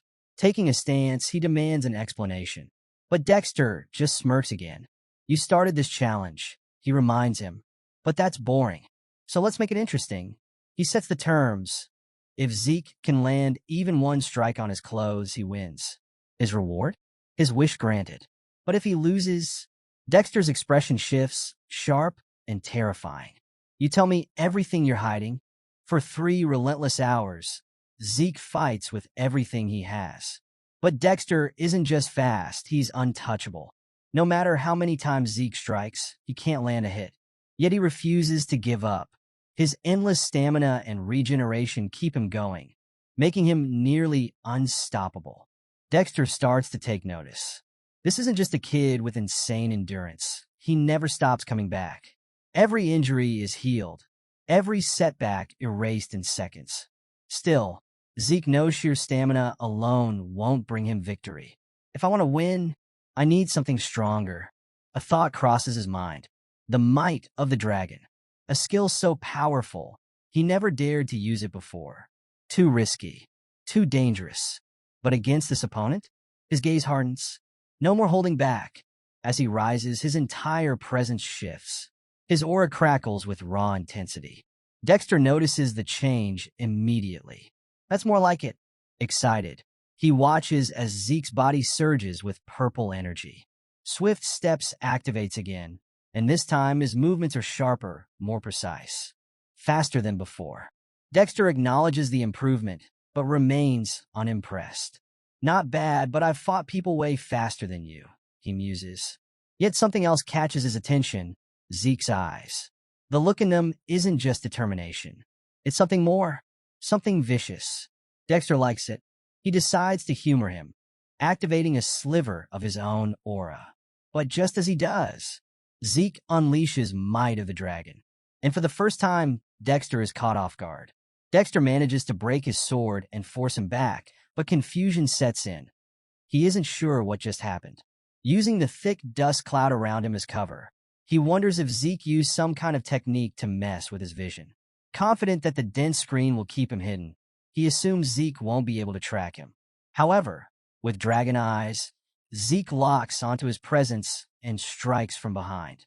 This time, he finally lands a hit, but in an instant, the Black Knight vanishes, leaving Zeke stunned. Realization dawns on him. This must be the Duke's secret move, an ability that lets him shift positions instantly, stirring up a gust of wind in the process. Now, he understands why Dexter is known as the Gale Knight. While Zeke is still processing it all, Dexter suddenly appears behind him. With minimal effort, he declares the fight a draw before completely overwhelming Zeke and ending the battle. The system immediately alerts Zeke that his fatigue has exceeded safe limits due to excessive skill usage. His body can't handle it anymore. His consciousness is forcefully shutting down. His vision fades as he struggles to move, but he can't fight it. Hours later, he regains consciousness in his own room, likely brought back by the Duke himself. Though frustrated over his defeat, he acknowledges that losing to the Black Knight was inevitable. He had thrown everything he had at him, but it still wasn't enough. Zeke recalls his strategy, repeating the same attack pattern to lower Dexter's guard before switching things up at the last second with the full force of the dragon's power. Even with that, he barely managed a single hit. He's certain the move Dexter used at the end was his trump card. Regret washes over him. If only he hadn't overused his draconian skills, he might have stayed conscious long enough to learn more. But at least he got to witness that secret technique firsthand. That ridiculous speed, paired with Dexter's honed physique, was the same skill that allowed Andre to rise through the ranks despite his weak stamina. Zeke wishes he could have learned it himself, but for now, he's somewhat satisfied. One thing is certain. Might of the Dragon was strong enough to make even a Black Knight hesitate. If he ever uses it against weaker opponents, they won't stand a chance. Zeke receives a system notification. Curious, he checks his status and discovers that Swift Steps has leveled up. Not only that, but his soul has developed, unlocking new system functions that he can now access using karma points. Scrolling through the options, he's surprised to see features like a mini-map, an inventory, and a quest book, all available if he has enough points. Taking his time to understand everything, he decides to unlock the inventory first. The system explains how it works. He can store and retrieve items just by thinking of their name or shape. To test it, he selects his sword. The moment he activates the function, the claymore vanishes from his hand and appears in the inventory window. Impressed, Zeke tries summoning it back. With just a thought, the claymore instantly reappears in his grasp. He had assumed it was just a basic storage space, but it's far more advanced than he expected. He remembers struggling to find a safe place for valuable artifacts in his past life. If only he had this back then. The system also reveals that he can expand his storage capacity by using more karma points. Surprisingly, this entire function is just a low-rank administrator skill. That realization leaves him wondering, what kind of powers will he unlock once he reaches the high-rank administrator level? Understanding that karma points are incredibly valuable, he decides to be careful with how he spends them. As he starts reconsidering his plans, there's a knock at the door. Dexter steps in, asking for permission to enter. Zeke, a bit surprised, allows him inside. The butler delivers a message, saying Zeke will understand its meaning once he hears who it's from, the garden keeper. That name makes Zeke pause, then smile. It confirms that his efforts weren't in vain. As he reads the invitation, Dexter assures him he can return for another challenge whenever he's ready. Zeke can't help but feel a surge of excitement. After all, the man called their fight a draw before completely overwhelming him. That means he still has a chance to prove himself. Before leaving, Dexter shares one more update. He managed to track down the blacksmith Zeke mentioned. But when Zeke asks about setting an appointment, the butler awkwardly admits that it didn't go as planned. The blacksmith outright refused. Zeke is shocked to learn that the blacksmith has completely given up forging weapons. The next day, he arrives at a familiar shop, the same blacksmith's forge he used to visit in his past life. Seeing the old, amusing sign brings back memories as he steps inside and calls out. His mind drifts back to the legendary sword he once wielded, the Radiance of Graham, a true masterpiece. It was crafted by Galleon, the very man he's here to see. Back then, the blacksmith had forged it as payment for Zeke saving his life. He was more than just a craftsman. He had earned the title Blacksmith of the Soul because of the rumors surrounding his abilities.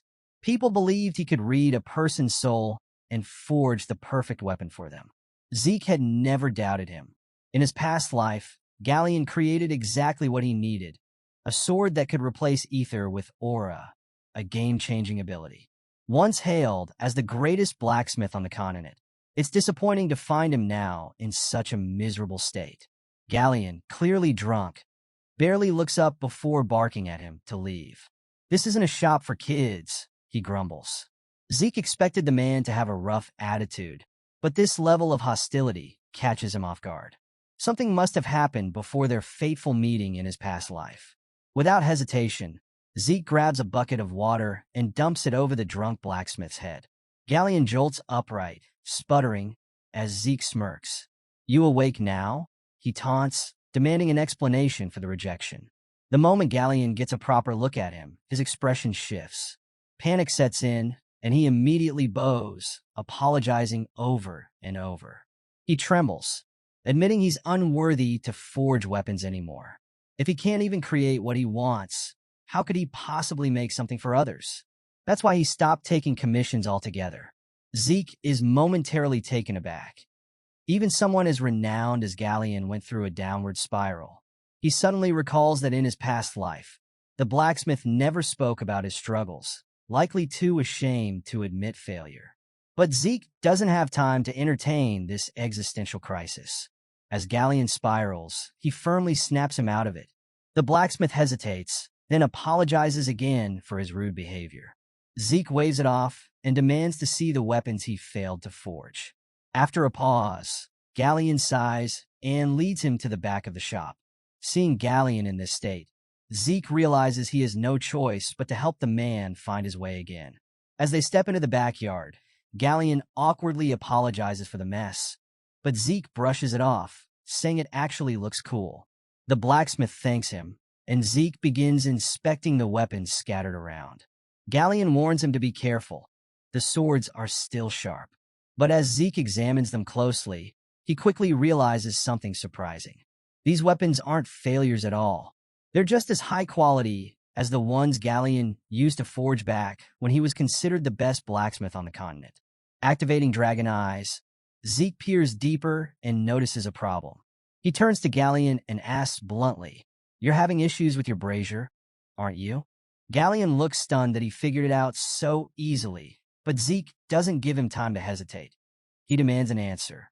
He also points out something else. Galleon is using a unique smelting method, mixing different metals to create a material that's both lighter and stronger. To prove his point, Zeke easily snaps one of the failed swords in half. Pathetic durability, he remarks. The real problem, he explains, isn't the technique, it's the impurities. Galleon isn't removing them properly, weakening the overall structure.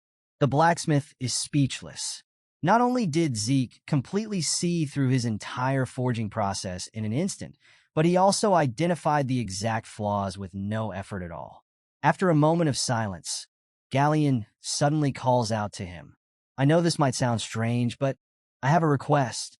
Back inside the shop, he pulls out a blueprint and lays it out in front of Zeke, revealing its details without hesitation. Zeke instantly recognizes it. The blueprint of the magic brazier. He remembers it well for his past life. This was the very design that allowed Galleon to perfect his craft. Back then, the blacksmith had trusted him enough to share his greatest secret, and now, history is repeating itself. Zeke examines the design and immediately understands. If Galleon completes this brazier, his smelting process will be flawless. But something is off. "If you already have the blueprint, why haven't you built it yet?" he asks. Galleon sighs. "I'm missing the most important component, the magic core, and the commission fee alone is 10,000 gold coins." Zeke's eyes widen. That's an absurd price. For context, even an average family only spends around 10 gold per month. This is 1,000 times that amount. No wonder it took Galleon a full decade to rise to the top in his past life. Galleon knows his request is insane, but he's desperate. Since Zeke is a Draker and a pure-blooded awakener, there's a chance he can help acquire the core. In return, the blacksmith makes a bold offer. If Zeke helps him, he'll forge any weapon he wants free of charge for as long as he lives.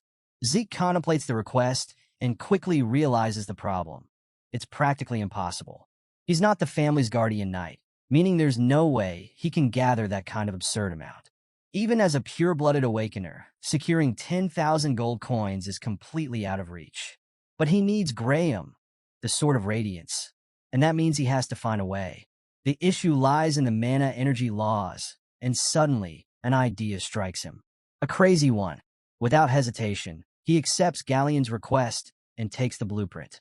The blacksmith still looks doubtful, but Zeke confidently assures him that he knows a mage who might be able to help. If things go well, he'll let Galleon know. As Zeke turns to leave, he orders the blacksmith to stop drinking. Instead of arguing, Galleon suddenly drops to his knees, clutching on Zeke's leg. With tears streaming down his face, he promises to serve him for the rest of his life if this actually works. He keeps repeating his gratitude, but Zeke shakes him off and exits the workshop. Draker Academy, Professorial Research Building. Zeke arrives at the research facility, still fuming over the situation.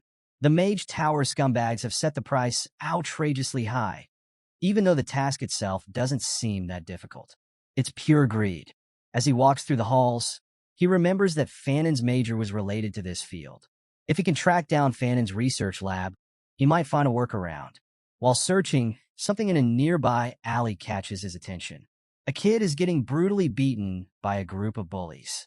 Crying and begging for mercy, the boy is completely powerless. Zeke grits his teeth. This scene, I've seen it before. His past life flashes before him. This same situation played out back then, and it left a bitter taste in his mouth. Clenching his fists in frustration, he changes course and heads straight for the alley. The leader of the bullies, Leon, sneers down at the victim. "You're worthless," he spits, venting his own frustrations. His anger isn't even directed at the kid. He's still bitter over his loss to Zeke. Taking it out on someone weaker makes him feel in control again. As he stomps the kid's head into the ground, Leon snarls. That wasn't a real fight. That was a cheap shot. Pure luck. He refuses to believe that Zeke has any right to be called a pure-blooded awakener. But the moment Zeke steps into the alley and speaks, Leon's entire expression changes. The protagonist smirks arrogantly, but then, in an instant, his gaze turns ice cold. His voice drops, sharp and commanding. "If you value your life, get on your knees." Leon scoffs at his audacity, doubting that Zeke's awakening is even real. But Zeke doesn't entertain his nonsense. His tone grows even colder. "Bow down, now, or you're finished." A wave of chilling pressure washes over the alley. Leon shudders, his body locking up. Cold sweat drips down his face as a paralyzing fear grips him. Why? Why does Zeke feel so terrifying? Just a few months ago, he was nothing.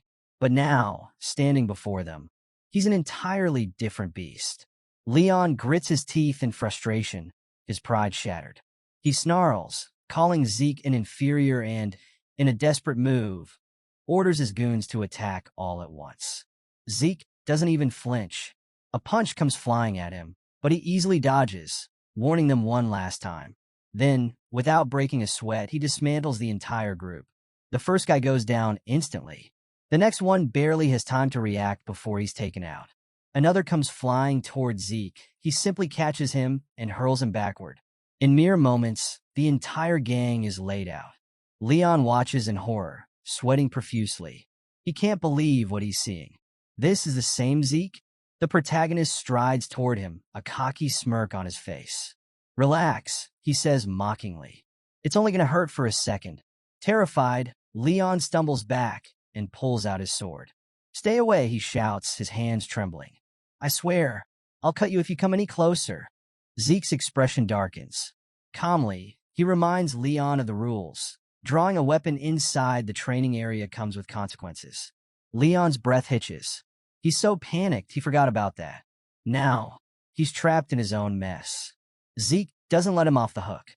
He draws his own sword, announcing that, by the laws of the Academy, their battle won't end until one of them is dead. The first to draw his blade carries full responsibility for whatever happens next. No one will blame the other, regardless of the outcome. To make it official, Zeke turns to one of the beaten-up goons, Liam, and declares him their witness. Just as he prepares to start the fight, Leon's composure completely shatters. "Double eight," the bully stammers. He drops to his knees, throwing his pride away as he begs for mercy. Zeke glares down at him, memories of his past life flashing through his mind. Pathetic. He coldly calls Leon a trashy scumbag. Then, in a blur, he slashes, taking only his ear. Leon screams in agony, clutching the bleeding wound, but Zeke isn't done. His voice is deadly as he warns, "Don't even think about reattaching it. If I see you again, I won't stop at just your ear." The victim, still lying on the ground, weakly calls out to Zeke. Why did you step in to help me?" Zeke brushes it off. "I wasn't helping you," he says coolly. "I was helping myself." As he walks away, A strange thought crosses his mind. Was it Galleon? Did the blacksmith's words affect him more than he realized? He shakes his head, dismissing the idea. Finally, he reaches his destination and finds Fannin, the professor he was looking for. Without wasting time, Zeke asks if his request is even possible. Fannin gives a straightforward answer. It's doable. Relieved, Zeke leaves the matter in his hands and turns to leave, but Fannin stops him. Hold on, he says. You need to listen first. He explains that, while the overall design isn't complicated, the core is the real problem. The core is the heart of the machine, responsible for its power output. However, due to the circuit's strange restrictions, it requires a massive amount of energy, despite looking small. The real challenge? They also have to manipulate the energy output in real time, or the entire thing will be useless. Zeke processes everything Fannin just explained. So, is there a way to actually make it, he asks. Fannin nods. There are two options. The first method involves modifying the core's design entirely. However, Fannin warns that this process would take a decade, maybe even 15 years. Zeke is stunned. 15 years? Fannin sighs, repeating that it would take an insane amount of time. Then, he explains the second method, one that allows them to skip redesigning the core altogether by using a different material. This method would save them years of effort, but there's a catch. They need a high-compression mana stone. The moment Zeke hears those words, he jolts upright. You can't be serious? He knows exactly what that is, an ancient artifact, so rare that even modern technology can't replicate it. Fannin confirms his suspicion. That's right, and to make matters worse, finding one in a ruin is nearly impossible. If we want a stone that actually works with this design, it'll cost us 3,000 gold. Zeke falls silent. 3,000 gold. He barely managed to process 10,000 for the magic brazier. And now this?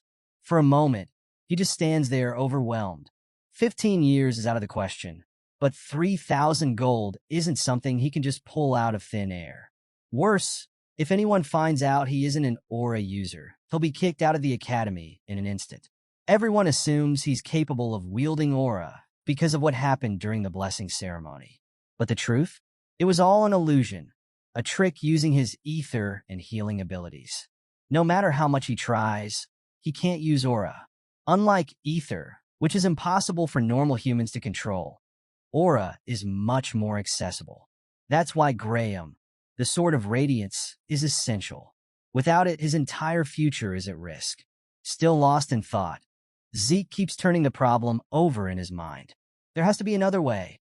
Fannin, meanwhile, is still marveling at the blueprint. Whoever designed this must be a genius, he muses. The efficiency is incredible. Even among relics from the Golden Age, this level of craftsmanship is extremely rare. That's when it clicks. Zeke's eyes widen as an idea takes shape. Without hesitation, he stands up. Professor, just focus on refining the design. I'll handle the rest. And with that, he heads out, determined to find his own solution. Fannin looks utterly confused. Wait, are you seriously telling me to spend 15 years reworking this design? Zeke shakes his head. No need for that. I'm bringing one. With absolute confidence, he declares that he knows how to get his hands on a high-compression mana stone. The professor is speechless. Zeke recalls the history behind these relics. The Golden Age, a time when magic reached its peak, came to an end with the Liberation War.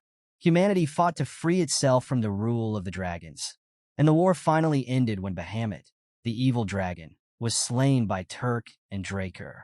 For a whole century, humanity enjoyed peace, but the dragon's lairs left behind contained remnants of an age long gone.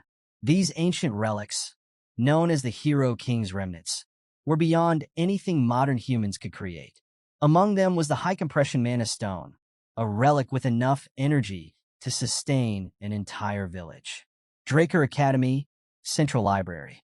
Zeke arrives at the Central Library, a place barely used anymore. Despite being abandoned, it's still well-maintained. After all, legend has it that hero Terrican Draker himself established it decades ago. He recalls that during the Academy's record room expansions, multiple Golden Age relics were uncovered. The magic tower and the Archmage of Nirvana quickly stepped in, and the discovery sent shockwaves throughout the continent. That's what happened in his past life. This time, though, the relics should still be untouched. He searches the vast library, but as expected, he doesn't find anything immediately. If these relics were that easy to locate, someone would have taken them by now. Activating Dragon Eyes, Zeke scans the room carefully. He finally spots something, a weird tile that stands out from the rest. Approaching it, he taps it, checking for any hidden mechanisms. He enables Spirit of the Soul, remembering what his master once taught him. Ether is capable of materializing, allowing the user to apply different properties, such as cut or impact. However, Ether comes with its own drawbacks. It burns through energy at an absurd rate. Just activating it drains his stamina, and he already feels the fatigue setting in. But there's no time to rest. Without hesitation, he steps through the opening behind the tile and finds himself inside a hidden cave. Lighting a fire to illuminate his surroundings, he frowns. In my past life, the discovery of these ruins happened nearly a decade later. I don't remember it being this deep underground. Just then, he hears movement. His heart pounds. Did someone uncover this place ahead of time? Peering ahead, he spots skeletons, but these aren't ordinary remains. They're moving, gripping shovels and pickaxes, as if they've been tirelessly digging for something. Immediately, he scans them with Dragon Eyes and confirms they aren't controlled by a lich. Good. That means they can be destroyed. Zeke doesn't hesitate. Activating Critical Strike, he dashes forward and launches an all-out attack, shattering the undead workers before they even sense his presence. As Zeke finishes off the skeletons, a system notification pops up. He's earned 2 karma points. He grins. In all his excitement over finding the artifact, he completely forgot about karma points. But now that he remembers, his expression shifts into something more wicked. This is the perfect chance to farm more. Wasting no time, he pushes forward, tearing through 20 more skeletons with ease, racking up additional points. Once he's satisfied, he pulls up the system menu to check what's available for purchase. Unfortunately, almost everything is still out of reach. Aside from one thing, the minimap. Without hesitation, he buys it. The system immediately updates, displaying his exact location.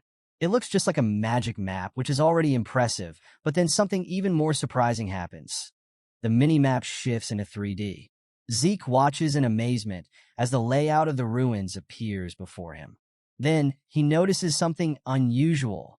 A single room is highlighted in a different color. Curious, he selects it. The system labels it as a storage room and offers to provide the optimal route to reach it.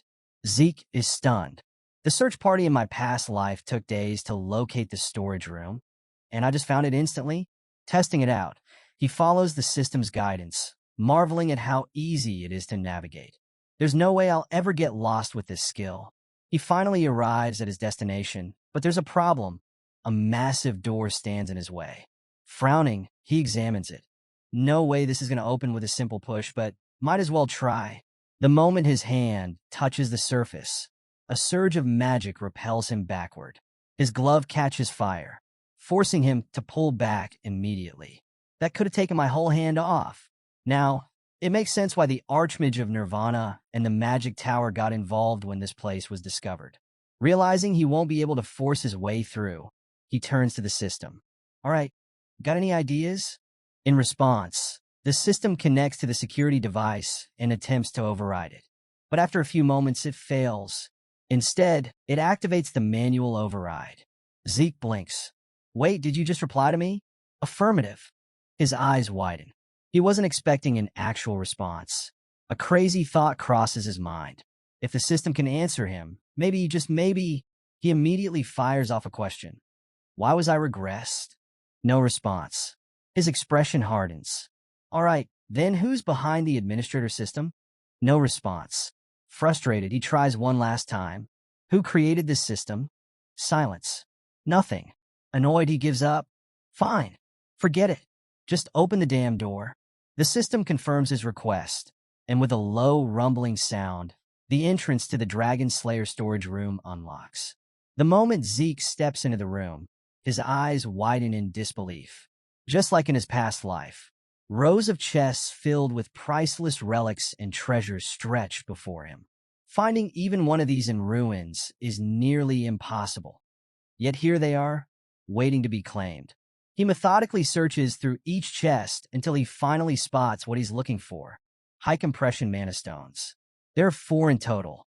Without hesitation, he spends a karma point to expand his inventory and secures one. Unfortunately, his storage is still too limited to take everything, so he makes a mental note to return when he can claim it all. Just as he's about to leave, an eerie sensation washes over him. Instinctively, he glances back, and in an instant, glowing magic circles appear around him. Before he can react, the spell activates and he's teleported away. The sudden shift makes him stumble, and as he regains his footing, he quickly scans his surroundings. This place is completely unfamiliar. Turning to the system for answers, he demands to know where he is. The response is unexpected. He's now inside the home of the Dragonslayer. Zeke racks his brain, but in his past life, he had never heard of such a place. The dimly lit room is lined with coffins, an unsettling sight. Opening his mini-map, he realizes he's not far from his previous location, yet there's no visible path linking the two. That can only mean one thing. This is an undiscovered, hidden area. Seizing the rare opportunity, he rushes to one of the coffins and pries open its heavy concrete lid. Inside, a full set of medieval armor rests in silence. The system quickly identifies it as Dragonslayer exclusive equipment. Lifting the armor, he notices signs of wear, scratches, dents, remnants of battles long past. Something about it feels different from the Golden Age armor he's familiar with. Then his eyes catch an unusual circular hole on the back. He pieces it together instantly. This must be connected to the mana stones he just obtained. Wasting no time, Zeke accesses his storage and pulls out one of the high-compression mana stones. He's not about to let an opportunity like this slip by. As he slots the ancient relic into place, the system immediately confirms the successful installation of the mana battery. A pulse of energy surges through the armor. Its surface begins to glow as it comes to life. Watching the activation unfold, a grin spreads across Zeke's face. This discovery could change everything. A second later, the armor started glitching uncontrollably, twitching and convulsing like a malfunctioning machine. Zeke's anticipation instantly turned to alarm. Before he could react, the entire set exploded, filling the room with thick smoke. The system finally chimed in, explaining that an overload had caused a critical equipment failure. It even mentioned that it had tried to warn him about the impending explosion, but clearly, the message had arrived a little too late. The system awkwardly apologized for the delay, but at least the blast hadn't caused any serious damage.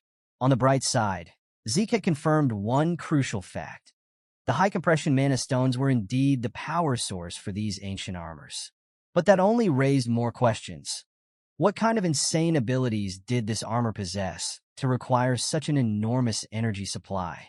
He made a mental note to ask Professor Fannin about it once he got out. For now, he focused on exploring the strange chamber further. The room of coffins had been eerie enough, but the other rooms turned out to be completely empty. He kept searching, eventually reaching the very last room. At first glance, it seemed just as barren as the rest, until his gaze landed on something in the center. A glass cube. The moment his eyes locked onto it, a system prompt flashed before him. His breath hitched, and for a second, his mind went blank. Then, as realization hit, sweat beaded on his forehead. This is insane. How unhinged was Tarek Draker? Inside that cube was the Founder's legacy, the heart of the cursed light dragon, Bahamut. Zeke could hardly believe it. His ancestor had actually kept the heart of the legendary dragon he had slain and left it behind as some kind of dying gift to his descendants. No wonder Zeke had felt that ominous presence back in the storage room. Though, compared to that unsettling aura, this was something else entirely. As if to confirm his thoughts, the system suddenly notified him. The heart of the cursed light dragon is reacting to your presence. At that exact moment, a dark energy surged through the air, coiling around him like invisible chains. A voice, deep, venomous, filled with malice, whispered in his mind. You have no choice. The voice grew louder, turning into a furious roar. Kill them all. Zeke's vision blurred. His thoughts twisted, clouded by a violent urge.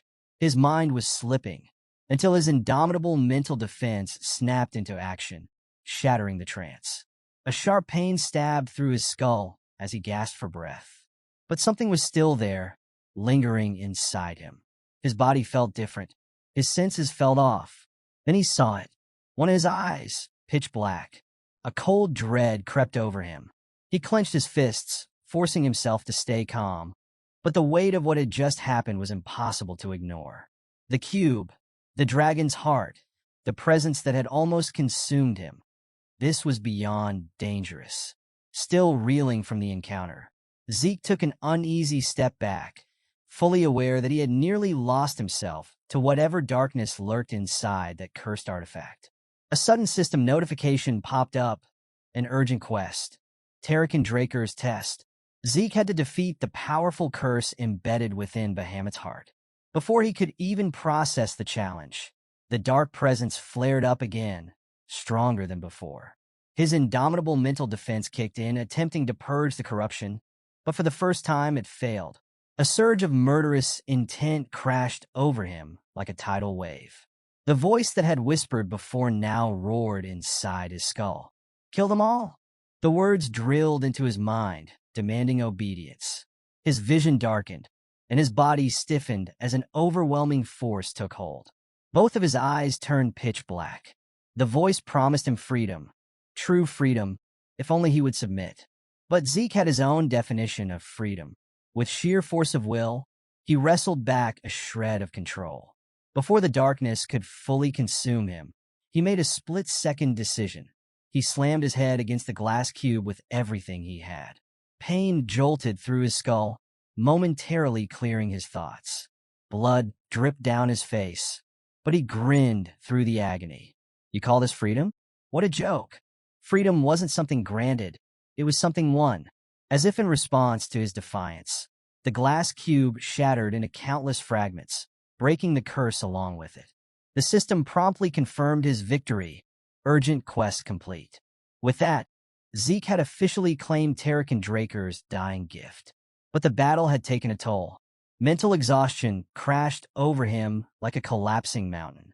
If his willpower had wavered even for a second, things could have ended very differently.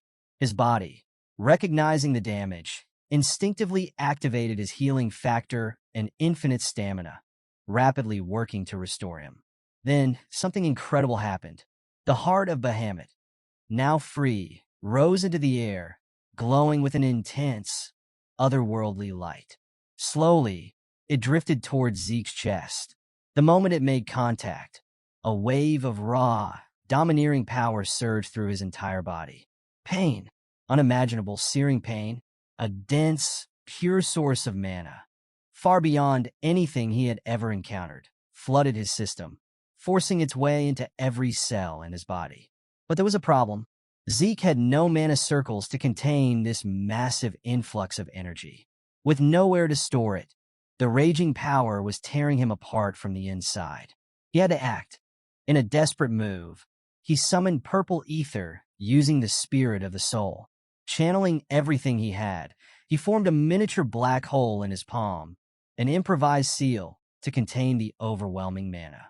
It was a reckless gamble, but with his limited skill set, it was his only shot at survival. Clenching his jaw, Zeke focused every ounce of concentration on maintaining the ether hole. The raw force inside him resisted violently, thrashing against his control. The pressure built and built until it finally detonated. A massive explosion erupted with Zeke at the center. The impact obliterated the room, leaving behind a massive crater. Smoke and debris filled the air, and for a moment, silence followed the destruction. As the dust settled, Zeke was still standing. Barely. His entire body was on fire with pain, his nerves screaming in protest. He exhaled sharply, relief washing over him as the torment finally began to subside. He had survived. His uniform was in tatters, But on his chest, something new had formed. A mark. The mark of Bahamut. The shattered remains of the glass cube had completely vanished, leaving no trace behind. Bahamut's raw mana was no joke. It was a miracle that Zeke had survived at all. His quick thinking had saved his life. As he glanced down at the broken fragments on the ground, a reflection caught his eye, the mark now imprinted on his chest. It seemed that sealing Bahamut's rampaging energy had led to some unexpected side effects. Just then, the system delivered a new notification. Absorption of the cursed light dragon's heart complete. A flood of information followed. The sheer amount of mana he had absorbed had completely transformed his body. His constitution was no longer ordinary. It had been elevated to something far beyond human. His body was now divine. However, there was a catch. The system had detected that his current abilities weren't strong enough to fully control this new power. To prevent him from self-destructing, it had forcibly compressed and sealed 95% of the energy. That wasn't all.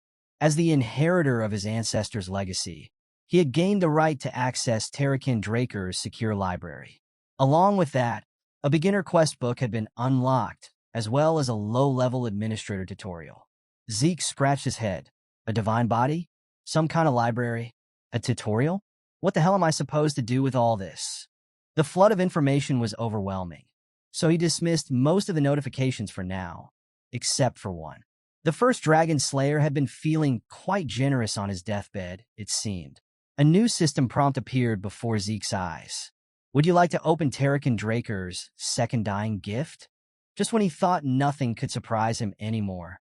After barely escaping death in that cursed chamber, Zeke finally made it back to his mansion. He carefully secured all the treasures he had looted, but his focus remained locked on the system prompt hovering in front of him. His title had changed. The one who received the blessing of the ancient dragon. Inheritor of Terrakin Draker. With these new titles came insane perks. He now possessed draconic control and the divine body constitution. But among all his new abilities, one stood out the most: incantation. The description was brief. This lock skill will fill your words with power. That sounded absurdly strong. Still, no matter how many rewards he had gained, one fact remained. He was still too weak to use most of them. Draconic control meant he could command Dragonkin. Any dragons under his rule would follow his orders without question. The divine body, on the other hand, elevated his combat performance to an entirely new level. His learning speed for combat techniques had skyrocketed, and his ether circulation efficiency had drastically improved. But reading about it and experiencing it were two different things. If he wanted to understand his newfound power, he needed to test it in battle. Just as he was considering his next move, another system window appeared. This one still tied to Terrakin Draker. His access to the secure library had been granted, but the system required an information update before he could use it. As always, the system was happy to assist, offering to mark the update location on his minimap. Zeke wasn't thrilled about the extra errand, but it was his ancestors' legacy. He couldn't ignore it. Then, something caught his attention. The map's layout was familiar. He had seen this place before. It looked just like Valhalla. Valhalla, the most prestigious knight training institution in existence. It was a place reserved for only the most elite warriors. Even viewing its grounds was impossible for those without administrator clearance, let alone stepping inside. And as things stood now, even Zeke would have a hard time getting in. The problem? He wasn't even planning on joining Valhalla in this lifetime. But now, with something tied to Terrakin Draker's dying gift hidden within its walls, his plans might need to change. Fate seemed determined to keep him tangled up in his ancestors' legacy, whether he liked it or not. Shaking off his thoughts, Zeke shifted his attention to the beginner quest book. The tutorial for low-level administrators was about to begin. Once completed, he would gain access to a quest designed to boost his growth. Quests meant rewards.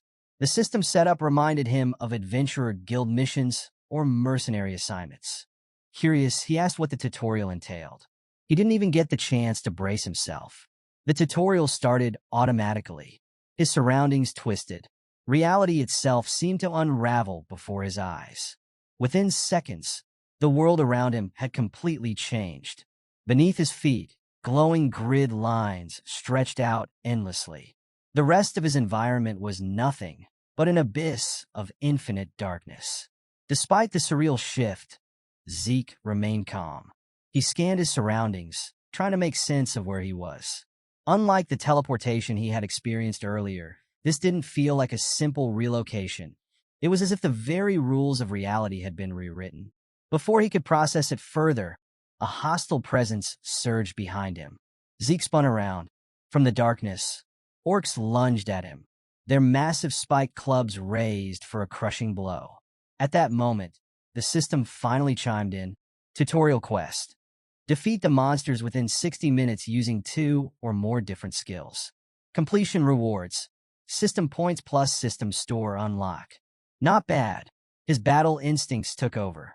A sword materialized in his grip just as the first wave of attacks closed in. So this tutorial is designed to make use of the system's benefits? Would have been nice if he had access to something like this before. The first 3 orcs struck simultaneously, their weapons descending from different angles, but they hit nothing. Zeke had already vanished. The sheer force of their missed attacks caused the tutorial space to ripple. Before the creatures could react, he reappeared, moving with inhuman speed. Swift steps, continuous slash. With precise, effortless motions, he cut them down before they could even register his movements. Monsters like these? They were nothing more than practice dummies to him now. The claymore in his hands felt unbelievably light, almost weightless. This surge in strength had to be one of the perks of his divine body constitution. With this newfound power, he was confident he could take down a purple knight with ease. After effortlessly wiping out the tutorial orcs, he returned to his original spot as the separate dimension faded away. Was it just an illusion? It had felt far too real to be a simple trick. Either way, completing the tutorial had earned him a hefty reward, both a critical and time bonus. In total, he racked up a solid 400 points and unlocked access to the shop.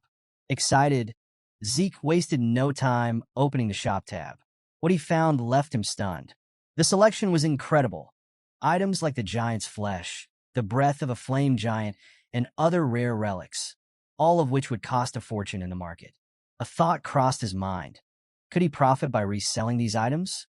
Beyond buying, the shop also allowed him to sell items from his inventory. Unfortunately, his training claymore wasn't eligible, but his elven dagger was listed for just 4 points. It was frustrating. He knew it could fetch at least 100 gold pieces at an auction, yet the system valued it so low. Deciding it wasn't worth selling unless absolutely necessary, he closed the shop and called it a day. After everything that had happened, a full night's rest was well overdue. The next morning, Zeke made his way to Draker Academy's research center to meet Professor Fannin. The magic professor was in complete disbelief. Zeke had actually managed to get his hands on a high-compression mana stone in just 1 day. When asked where he found it, Zeke brushed off the question. The explanation was too complicated, and he had no intention of sharing the details. Before Zeke had even finished his tea, Professor Fannin was already done tweaking the power source. The man was a true genius when it came to magic. Still, despite his composed demeanor, Zeke could tell the professor was suspicious. High-compression mana stones were rare and meticulously documented in ancient texts. Each one had a registration number to track its ownership and origin. A single check could reveal where it came from and who it currently belonged to. Yet, the mana stones in Zeke's possession were completely unregistered. No matter how thoroughly one searched, they wouldn't appear in the Central Continent's registration records. Professor Fannin's skepticism was justified. It was better than blind faith. His expertise and sharp judgment made him a truly exceptional figure. Zeke couldn't help but think that a man of such talent deserved more recognition than he was getting here. With the design finally complete, the professor activated the apparatus, bringing them back to Papner's breath. They handed the device over to Galleon, the master blacksmith of Soul and Halberd. Zeke and Fannin watched as the blacksmith got to work, his workshop glowing with the light of carefully arranged magic circles. The pure excitement on Galleon's face was contagious. He had finally been given the chance to craft weapons that met his own high standards. This was a moment of history in the making. After a successful demonstration, Professor Fannin excused himself to attend a lecture, leaving Zeke with Galleon. The blacksmith was overwhelmed with gratitude. He had long dreamed of completing a magic brazier, but never thought he would see it happen in his lifetime. Making a deal with Zeke was the best decision he had ever made. Now that Zeke had upheld his end, it was time for Galleon to do the same. Without hesitation, Zeke reached into his bag and pulled out an item. The moment Galleon laid eyes on it, he knew exactly what it was. Inside the lavish case rested a pristine dragon's fang. Among the many rewards of inheriting Terran's will, Bahamut's sharpest fang was undoubtedly the most valuable. The sight of it alone made the blacksmith tremble with excitement. Tears and snot ran down Galleon's face as he clutched the massive fang, leaving Zeke momentarily bewildered. First, he had helped bring the magic brazier to life, and now he was giving a humble craftsman the chance to forge a weapon from a dragon's fang. Overcome with emotion, Galleon swore to create a blade that would surpass Zeke's every expectation, even if it cost him his life. His words struck a chord. They were the same ones he had uttered in Zeke's previous life. Even in this second chance, Galleon remained the same passionate fool. That realization stirred something deep within Zeke. Leaving Papner's breath behind, he left the crafting to the master. With the greatest blacksmith on the continent working on his weapon, he had no doubt it was going to be something legendary. After leaving the forge, Zeke headed straight back to his room in the Platinum Mansion. He had gone through a lot just to secure a proper weapon, and now he could finally relax. It had been a week since his duel with Duke, and just as he was thinking about the note he received, inviting him for a rematch, trouble found him first. A familiar presence slipped into his room. Standing behind him was Duke Draker, and he did not look pleased. His eyes burned with fury as he demanded an explanation for why Zeke had ignored his invitation. The air grew heavy with bloodlust. Duke wasn't just angry. He was ready to kill. Amused, Zeke decided to toy with him. He casually insisted that he had no intention of challenging him again. That was all it took for Duke to snap. In an instant, he closed the distance and grabbed Zeke, his grip unyielding. Before Zeke could react, the crazed knight hurled him straight out of the open window. Caught off guard, Zeke felt himself plummeting. His room was on one of the higher floors. Falling from this height was no joke. If he hit the ground before his passive healing kicked in, he might not survive the impact. Instinctively, he reached for the edge of the balcony, but before he could grab hold, a strong hand caught him by the throat. Duke wasn't letting him go just yet. His grip tightened as he stared down at Zeke, furious.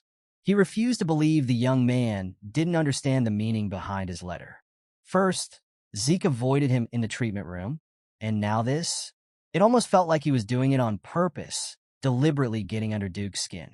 With an impatient scowl, Duke gave him 5 seconds to stop messing around and start talking. But instead of panicking, Zeke simply smiled. He calmly pointed out that Duke was the one being dishonest, still pretending to be a gardener while demanding honesty from him. Something shifted in Duke's expression. He had been expecting fear, but there was none. As the countdown reached its end, the old knight's grip loosened, and a grin spread across his face. Without warning, Duke tossed Zeke back inside like a rag doll. He crashed onto the floor, wrecking half the room, but thanks to his sturdy body, he wasn't seriously hurt. Dusting himself off, Zeke looked up to see Duke. No, Garden Keeper Dexter, offering him a hand. With a smirk, the old knight finally admitted the truth. He wasn't just some eccentric gardener. He was once a Black Knight of Draker. Zeke feigned surprise, though he had already pieced together the truth long ago. Still, he threw himself into the act, offering an exaggerated apology for failing to recognize an esteemed member of the Draker family and a once honorable Black Knight. Duke narrowed his eyes, still suspicious. "Was this your plan all along?" he asked. Zeke, as shameless as ever, continued to play dumb, milking the moment for all it was worth. Taking advantage of the rare opportunity, he casually asked why Duke referred to himself as a former Black Knight. The old knight's expression darkened. "I simply no longer carry the title," he stated flatly, refusing to elaborate.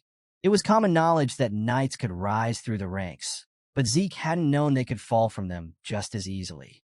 Sensing that Duke had no intention of answering, Zeke let the matter drop.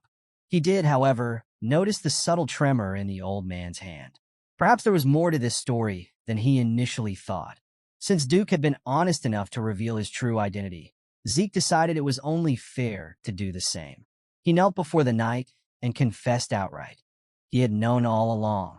In truth, he had been deliberately provoking Duke, hoping to be accepted as an apprentice. Rather than anger, Duke's reaction was unexpected. He actually smiled. Amused by Zeke's audacity, the Gale Knight finally made his decision. "Fine," he said. "You're officially my apprentice." Zeke was stunned. That's it? He had expected to go through trial after trial to prove himself. Yet here he was, securing a legendary mentor with nothing more than sheer persistence. Wasting no time, he bowed deeply, formally stating his intent. "I, Zeke Draker, swear to bring honor to my master's name, to obey his teachings, and to seek both wisdom and strength under his guidance." Duke raised an eyebrow. "Ah, you actually know the apprentice's vow." Most of the younger generation had forgotten such traditions. Zeke, however, firmly believed that culture and discipline were essential virtues of a knight. Still, there was one last thing he wanted to ask. "Master, if I may." Duke immediately frowned. "Don't call me that." Zeke smirked, but continued anyway. "Why did you accept me as your apprentice?" Duke was notorious for turning down students. Even Andre, the so-called genius of the century, had spent years begging before finally being taken in. Though Zeke had his suspicions, he wanted to hear it straight from Duke himself. The old knight chuckled. "Take a guess." Zeke grinned. "Because I'm the genius of the family?" Duke let out a loud laugh. "Confident, aren't you?" "But no. If I wanted raw talent, I would have chosen that girl from the Turin family." His expression shifted, turning serious. "I picked you for one reason, kid. Tenacity. Talent alone isn't enough to reach the level of a red knight, or even a black knight," Duke stated firmly. In fact, the truly gifted often crumble the moment they face real adversity. Their talent snuffed out before it ever reaches its full potential. Zeke couldn't agree more. He had lived an entire lifetime of struggle and hardship. Time and time again, he had watched so-called geniuses, those expected to become red knights, fall short of their potential. Most of them never made it past the rank of blue knight. Their progress stalled the moment they encountered true difficulty. With that, Duke ended their conversation and stood up. "Enough talk. Time for your first lesson." Zeke followed him to the empty western greenhouse, only to discover something unexpected, a hidden gymnasium beneath it. He hadn't even known this place existed. Duke didn't bother explaining. "Start running," he ordered. So Zeke ran. For 3 hours straight. He kept circling the track, all while Duke silently observed. Not a single word, not a single instruction, just his piercing gaze watching, evaluating. Zeke couldn't help but wonder what his master was trying to figure out. Then, finally, Duke called out, "Stop!" Zeke immediately halted, relieved to end the mindless jogging. But before he could catch his breath, Duke was already behind him. The old knight moved like a fanon, his hand darting towards Zeke's wrist. Instinct kicked in, Zeke twisted away, dodging the grab just in time. Every fiber of his being screamed at him to put distance between them. Duke narrowed his eyes, glancing at his own hand. Though he had failed to grab hold of Zeke, the brief contact had nearly ruined the young man's special glove. That only confirmed his suspicions. "You got a problem with pulse checking?" Duke asked, his voice sharp. Zeke knew better than to believe that was Duke's real intention. This sly old fox had been suspicious from the start, from their duel in the infirmary to the fight in the greenhouse, and now after watching him run for 500 laps. Not once had Duke sensed a single drop of aura from Zeke's body. And just now, the moment he reached for Zeke's wrist, the boy had instinctively pulled away. Duke wasn't going to beat around the bush anymore. His gaze locked onto Zeke, unwavering. "You can't use aura? Can you?" The question hit like a hammer. Zeke's breath caught in his throat. Duke had done his homework. He knew about the bronze statue. He had heard the uproar over the never-before-seen golden light Zeke had triggered. Now he was demanding the truth. "If I'm wrong, Duke said calmly. Then let me check your pulse.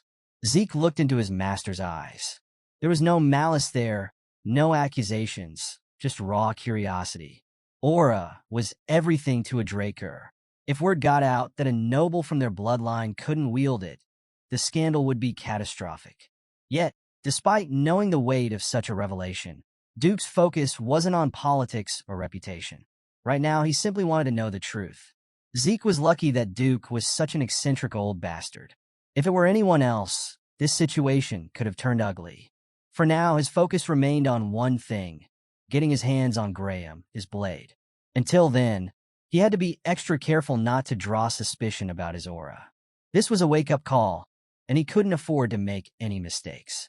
But unlike his past life, where he was branded as the first failed awakener of the Draker bloodline, things were different now. There was no need for him to spin lies. Stealing his resolve, Zeke calmly removed his special gloves. The moment they came off, they revealed the symbol of a pure-blood awakener, undeniable proof of his noble lineage. Yet, despite awakening successfully, for reasons unknown, he simply could not use aura. He hoped that by sharing part of the truth, he could conceal the rest of his secrets. Lowering his gaze, he let out a shaky breath before apologizing. If the family finds out I can't use aura, they'll cast me out, he murmured. His voice trembled, and then, like a true performer, tears welled up in his eyes. He looked every bit the helpless, terrified child. Someone give this man an award. Seeing his apprentice on the verge of tears, Duke's expression softened. At the end of the day, a child is still a child, he thought. No matter how composed Zeke tried to appear, he was still just a boy burdened with a fate too heavy for his age. Without another word, Zeke extended his wrist, offering his pulse for examination. Duke accepted and carefully spread his aura through the boy's body, scanning for any trace of aura circulation. Nothing. Not a single drop of aura could be found within Zeke, despite his successful awakening. Duke frowned. This should have been impossible.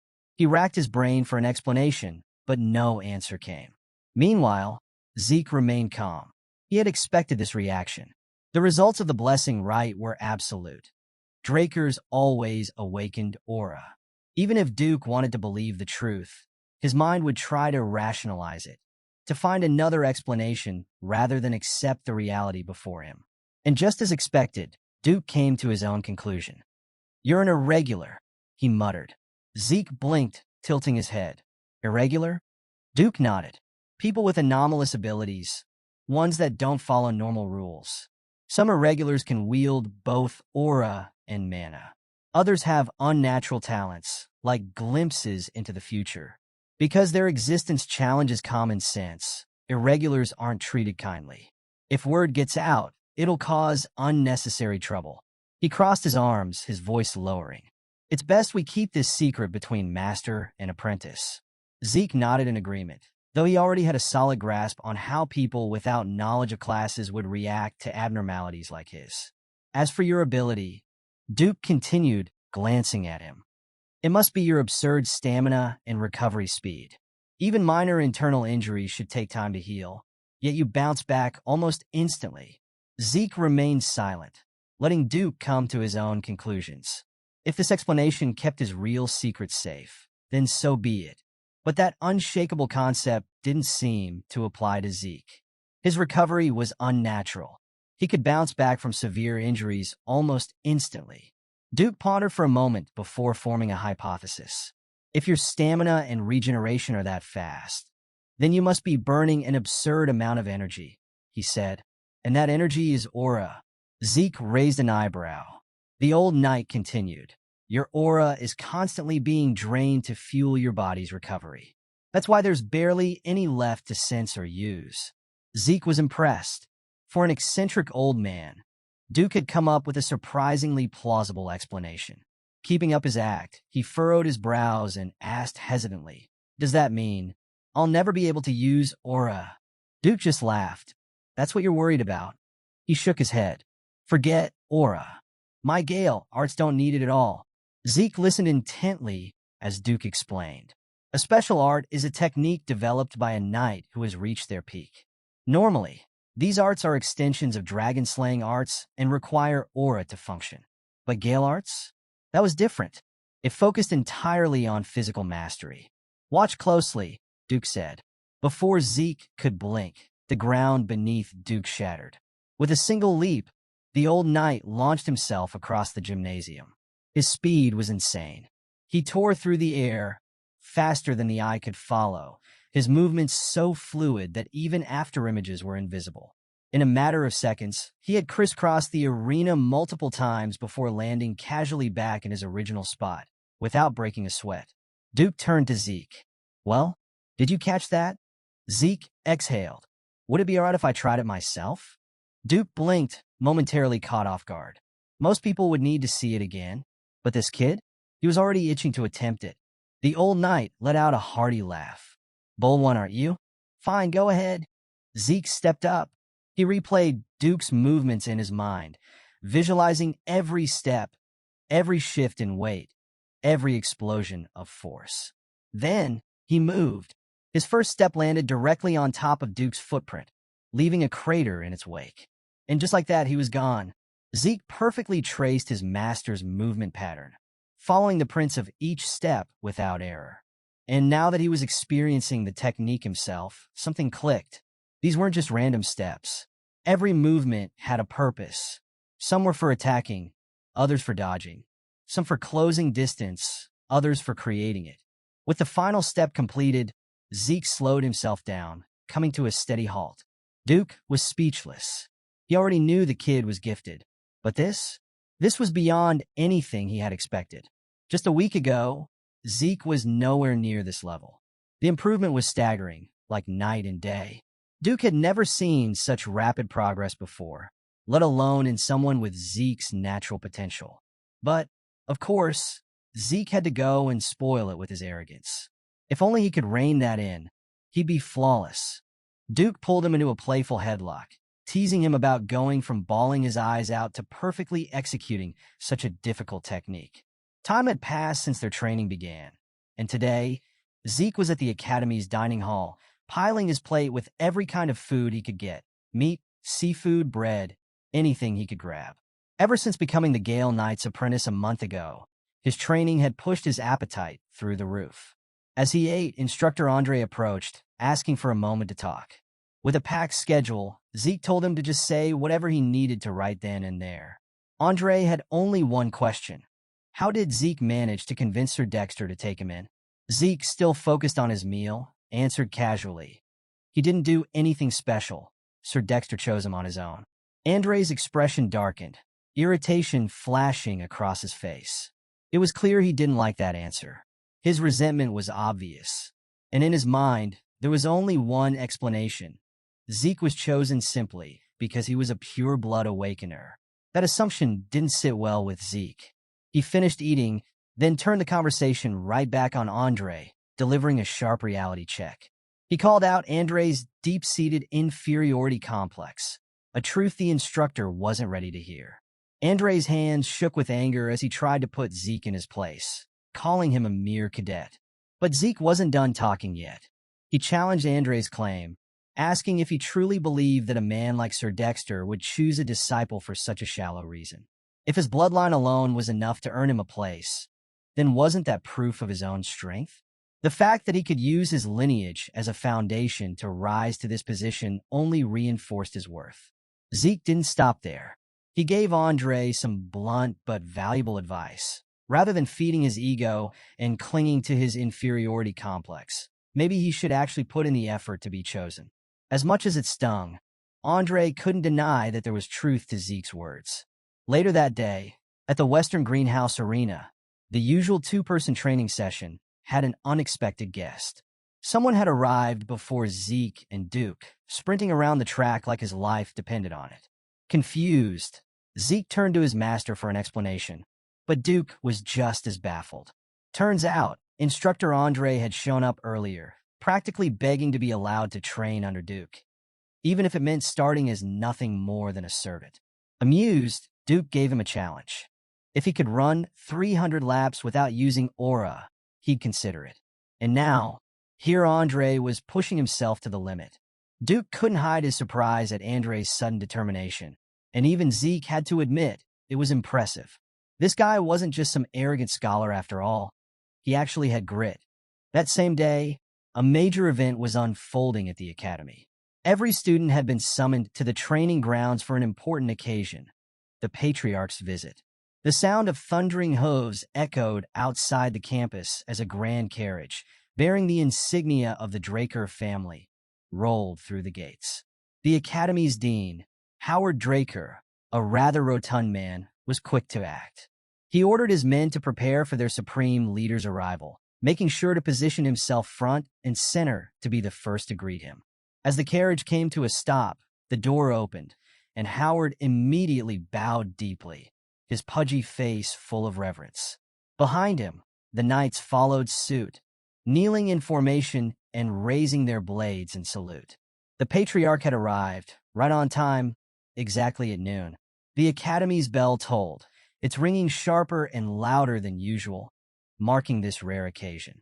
Then, he stepped forward, Arthur Draker, leader of the third Transcendent Household, the Dragonslayer. His very presence radiated authority, demanding obedience without a single word. He placed a firm hand on Howard's shoulder, towering over the dean as he offered a rare word of praise for his hard work. A true force of nature, Arthur was the definition of power and dominance.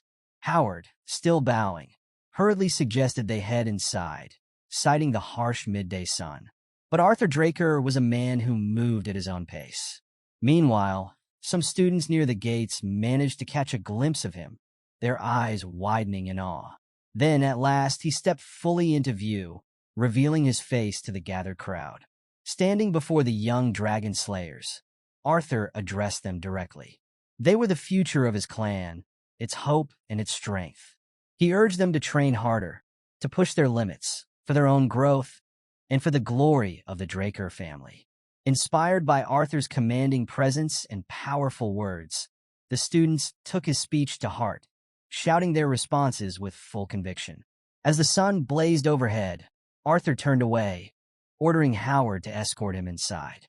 Behind closed doors, Zeke was summoned to meet the leader of all knights, the guardian of the Dragonslayer name, his father. Arthur chuckled at Zeke's formal, almost outdated greeting, a rare thing to hear these days. With a small smile, he poured 2 cups of tea and gestured for his son to sit. He had heard that Zeke liked tea, so he had prepared something rare, hoping it would suit his taste. To an outsider, it might have seemed like a thoughtful gesture from a caring father, but Zeke saw it for what it really was, proof that every little detail about him, even his personal preferences, was being reported back to the higher-ups. There was an old saying, there may be things the Emperor doesn't know, but nothing escapes the eyes of a Draker. Right now, Zeke could feel the weight of that truth. Arthur wasted no time getting to the point. He had called Zeke here after hearing that Duke had taken him as a disciple. True to his nature, the Patriarch didn't care for small talk. Zeke, however, downplayed the situation, saying that Duke was simply doing him a favor. Arthur wasn't entirely sure what his son's ultimate goal was, but he admitted that following Duke's guidance would certainly lead to a bright future. But before he could say more, Zeke cut in. His goal wasn't just to learn from Duke. His goal was to become the strongest man on the continent. Arthur's eyes sharpened at the declaration. Zeke wasn't finished. He vowed to surpass everyone, to become so powerful that he could live without restraint. That was his ambition, and he would stop at nothing to achieve it. Arthur studied his son carefully, his expression unreadable. Then, without a word, he deliberately let his aura slip, just enough to make a point. The air grew heavy. Zeke's body tensed as an invisible pressure surrounded him. A chill ran down his spine. This was no ordinary aura. This was the astral sword, said to grant dominion over all living beings within its range. It was the pinnacle of aura manipulation, something only the most elite Black Knights could wield. The sheer presence of it made Zeke's breath hitch. Arthur's eyes gleamed with something unreadable, perhaps amusement, perhaps challenge. Zeke realized he had spoken too boldly, too carelessly. But even under the suffocating weight of his father's power, he refused to back down. Gritting his teeth, he stood his ground. He didn't take back his words. He didn't retreat. Instead, he doubled down, looking Arthur in the eye. Yes, his goal was to surpass even his own father. And no matter what it took, he would make it happen. Arthur studied Zeke for a moment, then, seemingly satisfied, withdrew his astral sword. The suffocating pressure in the room instantly lifted as he calmly sipped his tea. He admitted that Zeke's declaration was the most interesting thing he had heard in years. Originally, Arthur had come here to support both the Academy and his youngest son, but after seeing Zeke's growth firsthand, he wondered if that would be enough. Reaching into his finely tailored suit, he pulled out something small and slid it across the table. Zeke's eyes flicked to the object, a black card, emblazoned with the Draker family insignia. For a moment, he was stunned. He had always believed that black knights like Duke were the pinnacle of strength, but his father, he was on a completely different level. Seeing the black card in person made Zeke uneasy. He stumbled over his words, and Arthur smirked. He could tell his son already understood its significance. This wasn't just any card. It was the card, a symbol of absolute privilege. Only a select few were ever granted one. And with it came near limitless benefits. No credit limit, unrestricted access to elite establishments, and influence beyond measure. It was, in short, an infinite money glitch. Arthur casually explained that the card would be under both their names, meaning Zeke could use it freely. But Zeke wasn't foolish. He knew the real reason behind this gift. Every transaction made with a black card left a record. It was just another way to keep tabs on him. Still, the fact that Arthur had chosen this method, rather than assigning a black martial squad to shadow him, meant one thing. The Patriarch didn't see him as a threat. Not yet. Zeke forced down his unease and accepted the card, vowing to use it only when necessary. Arthur dismissed him with a final word of encouragement. If Zeke truly wanted to become the strongest, then he had better put in the work. Zeke bowed one last time, thanking the master of the Draker family, then walked out, his mind swirling with thoughts. As the door shut behind him, Arthur leaned back, closing his eyes in contemplation. His youngest son's ambition was unexpected but intriguing. Then, the silence was shattered. Duke strode into the room, not bothering with formalities. His voice was sharp, his expression unreadable. "You're a sickening old man." Arthur opened one eye, unfazed. "Why so angry?" Duke crossed his arms, his tone dripping with disdain. "So now you're suddenly playing father? After a lifetime of neglect?" Arthur didn't flinch. But for the first time in years, someone had dared to call him out on his bullshit. And Duke was just about the only man with the strength and the nerve to do it. Arthur let out a sigh, insisting that he had no choice. This was the price of being the head of the household. The responsibilities of leadership demanded sacrifice. Besides, Duke's accusations were practically slander against the Patriarch himself. Duke wasn't having any of it.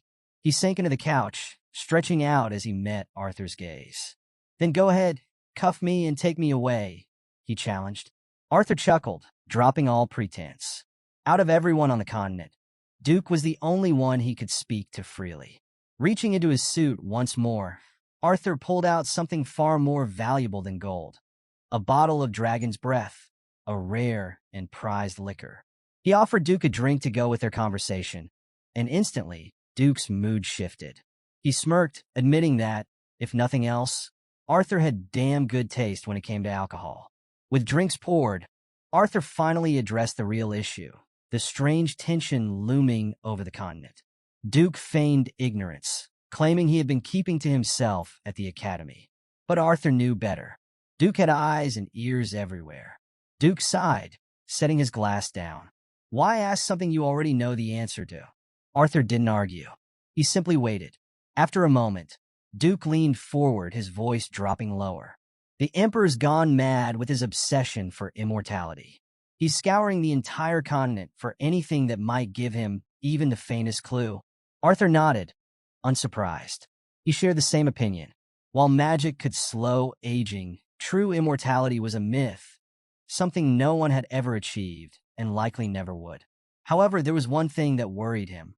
The Emperor wasn't just chasing a dream. He was hunting for something real, something connected to the Elder Dragon.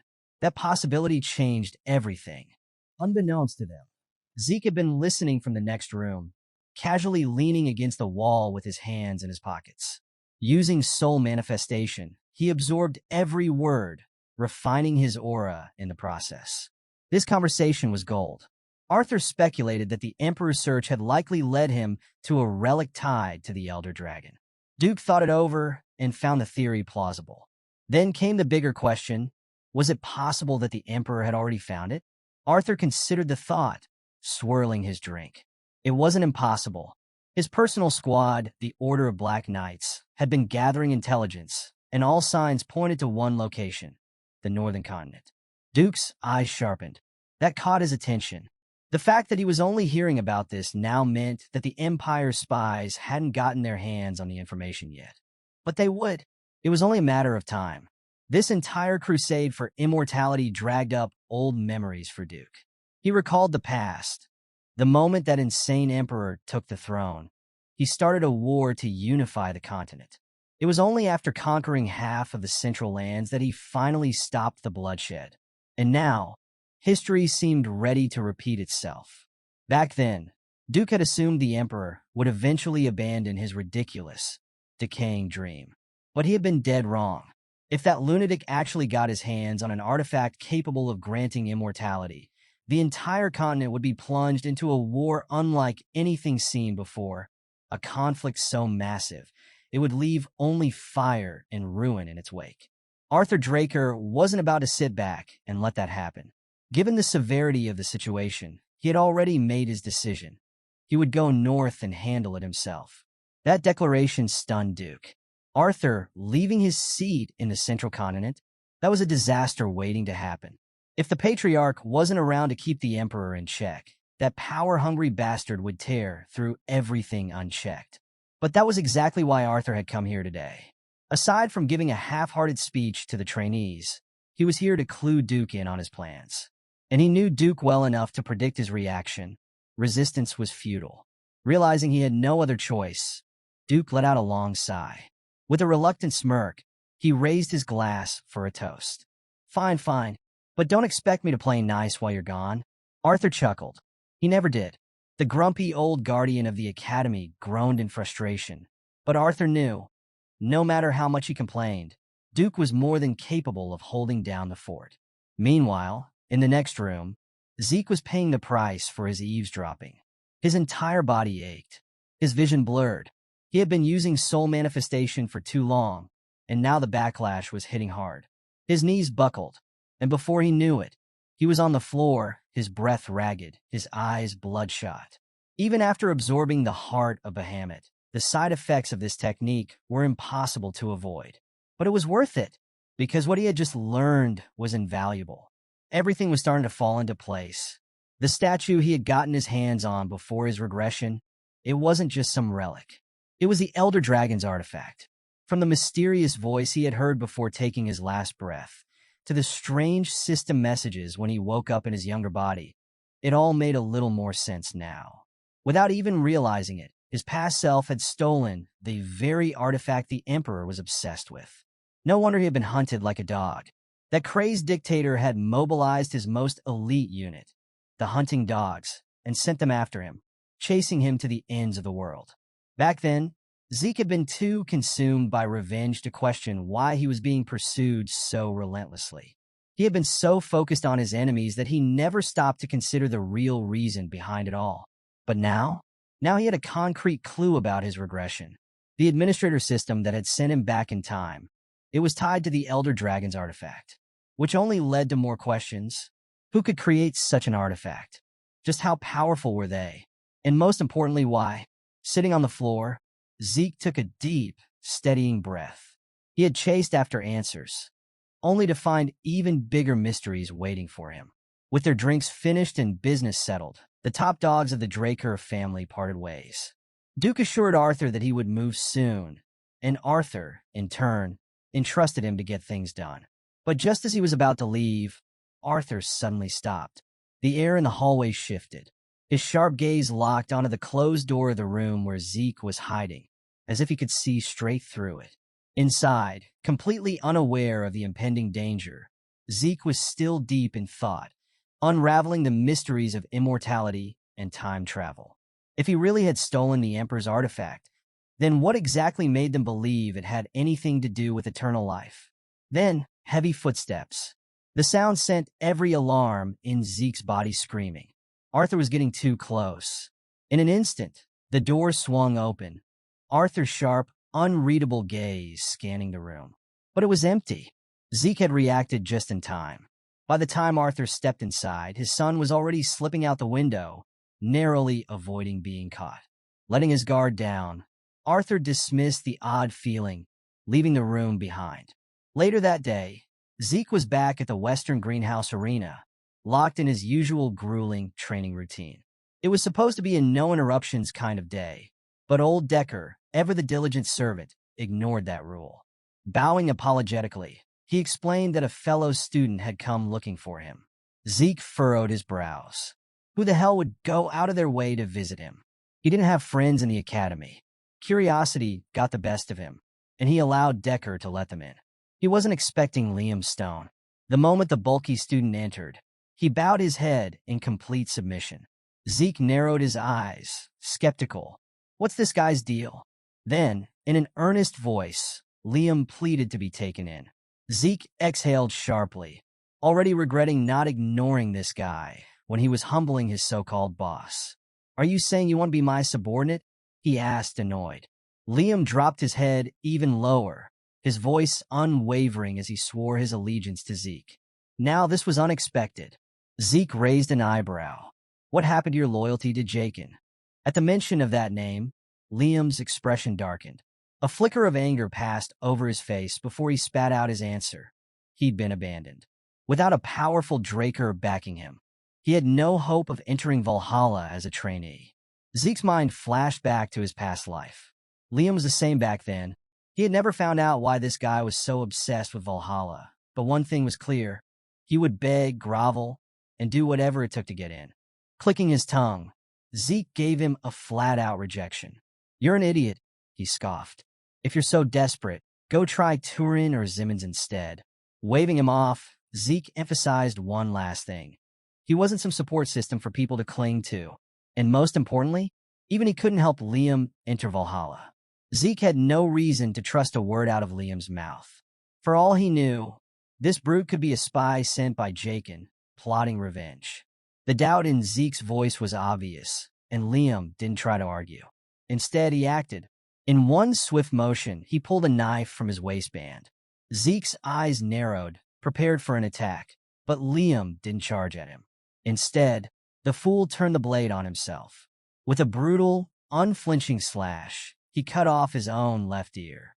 Blood splattered onto the arena floor. Zeke remained silent, watching as Liam dropped his severed ear on the ground like it was nothing. Liam took a shaky breath, his expression unwavering. I get it, he admitted. You have every reason to doubt me, but I'll do whatever it takes to prove myself to you. Then, with frightening sincerity, he took it a step further. If you want me mute, I'll cut out my tongue. If you want me crippled, I'll take off my own foot. Zeke couldn't deny it. This was an extreme, borderline psychotic display of loyalty. Liam wasn't bluffing. The sheer desperation in his voice, the blood dripping down his face, it wasn't an act. Watching him tremble, gritting his teeth through the pain, Zeke's mind flashed back to another moment. Another severed ear. It wasn't a memory he enjoyed. Not at all. Yet, as he looked at Liam, pushing himself to the absolute limit, all for a chance to follow him, he couldn't help but remember a time when he was in the same position. A battle-worn, scarred veteran with hate-filled eyes, kneeling before his past life master, begging to be made stronger than anyone. Liam's voice shook as he pleaded over and over again, desperate for Zeke to accept him. Zeke finally moved. Without a word, he tossed a training sword at Liam's feet. If you can withstand one strike from me, Zeke declared, I'll take you in. Liam's body swayed from the blood loss, but his face lit up. Hope! Even in his delirious state, he grinned through the pain. Thank you, he rasped, barely standing. Zeke wasn't heartless. He gave the idiot some time to get his wound treated before their match. Liam clutched the training sword, his mind racing. He thought it would be easy. After all, he possessed Draker Aura too, even if only to a certain extent.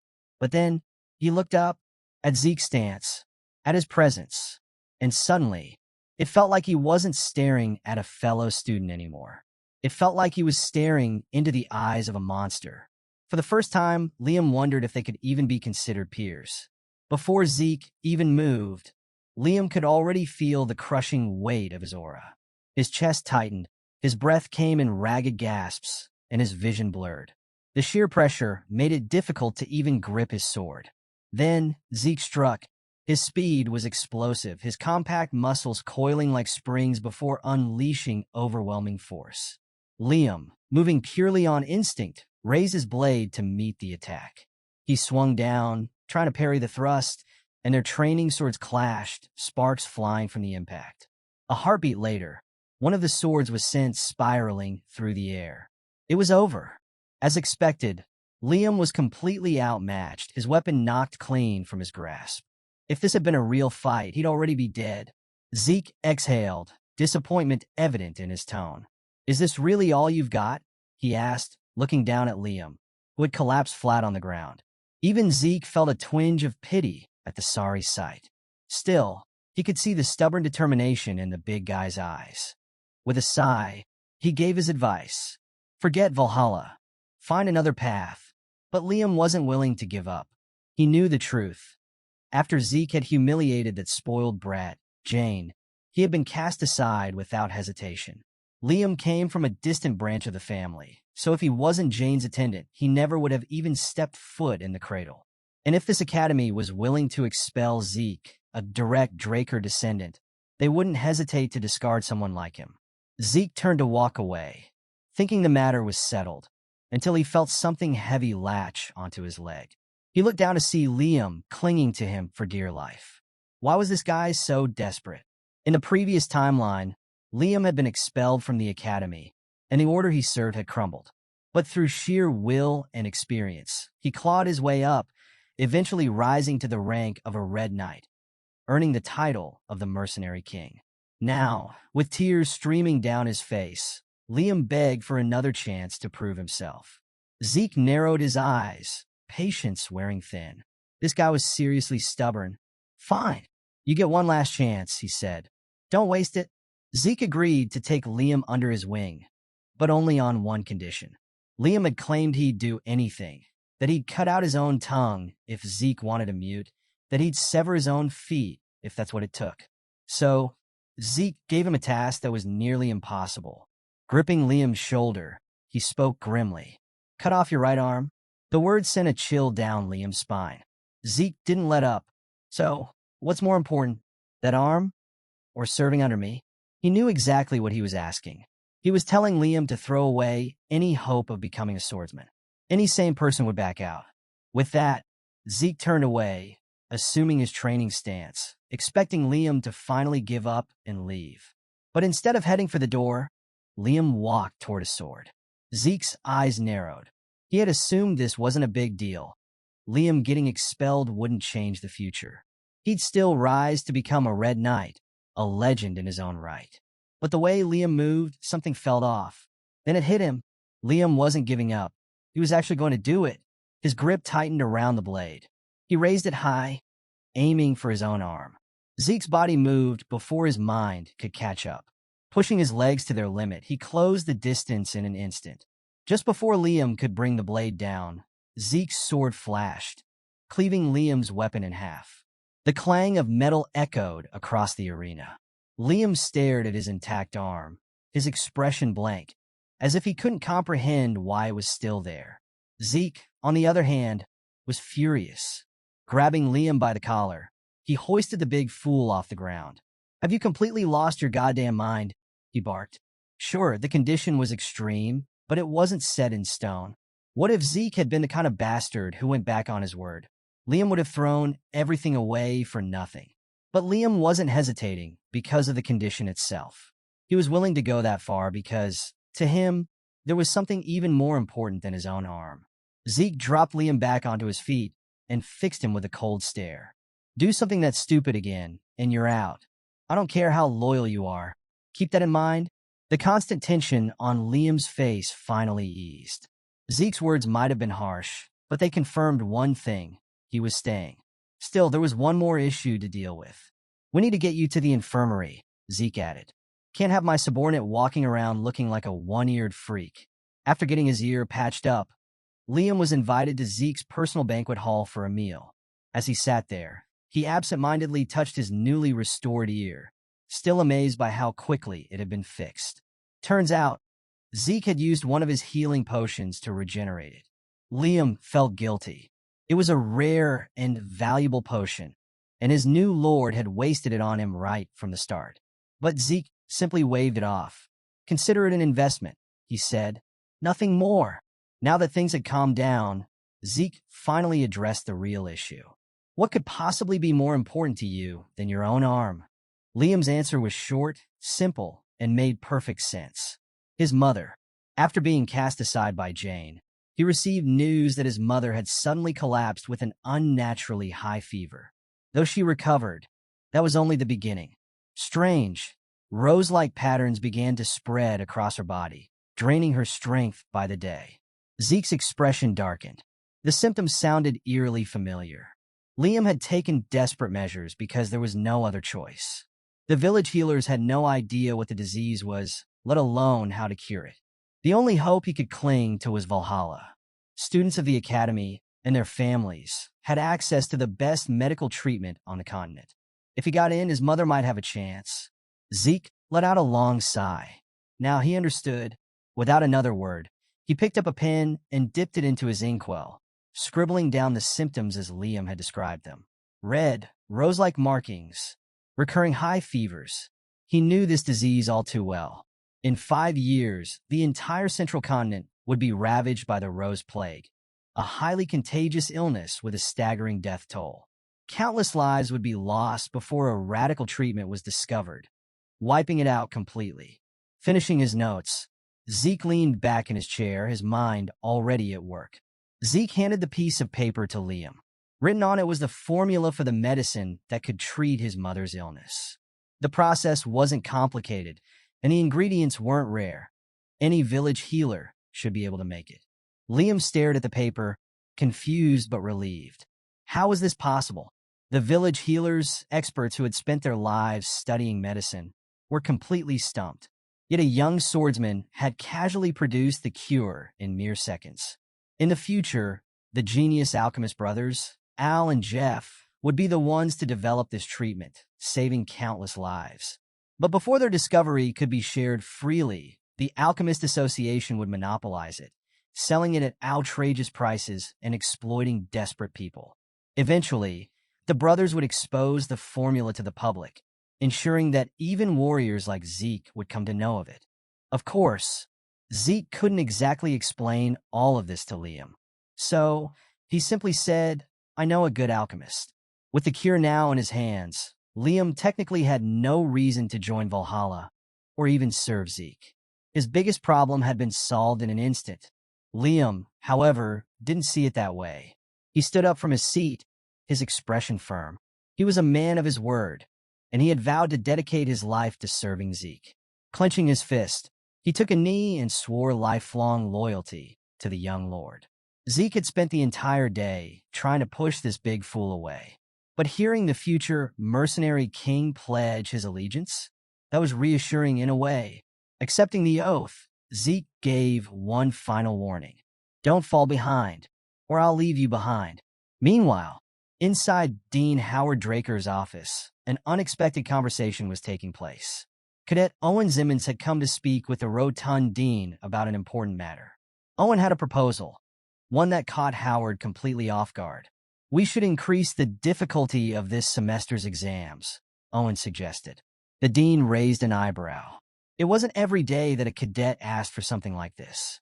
Owen quickly apologized if he sounded arrogant, but explained his reasoning. This year's first years are unusually strong. Many of the great families have sync candidates, and on top of that, we have 2 pureblood awakeners. If the exam remains at last year's difficulty, it won't properly test their abilities. Howard mulled it over. The kid had a point. After a brief silence, The dean gave a small nod, acknowledging the logic behind Owen's request. With a respectful bow, Owen excused himself and left the office. Howard leaned back in his chair, gazing out the window and thought. The apple doesn't fall far from the tree, he muttered to himself. Owen Zimmons was already thinking several steps ahead, just like his father. He was identifying future issues and handling them before they even became problems. A few days later, the semester exam for dungeon exploration had arrived. All the first-year cadets gathered outside the ruins, ready to begin. The semestral evaluation at Draker Academy was a unique test, pairing students together and challenging them to escape a dungeon within a set time limit. Each duo was assigned a dungeon at random, with varying levels of difficulty. Naturally, Zeke and Liam were paired up. Even though they were packed and ready, Liam couldn't shake his nerves. Zeke, noticing this, reassured him. It's normal to be nervous. Just don't let it control you. Too much anxiety leads to mistakes, but getting too relaxed makes you careless. Stay sharp. Around them, some students chatted excitedly, while others waited in tense silence. Suddenly, a guard called out, Zeke Draker and Liam Stone. Without hesitation, the two stepped forward, heading toward the nearest ruined entrance.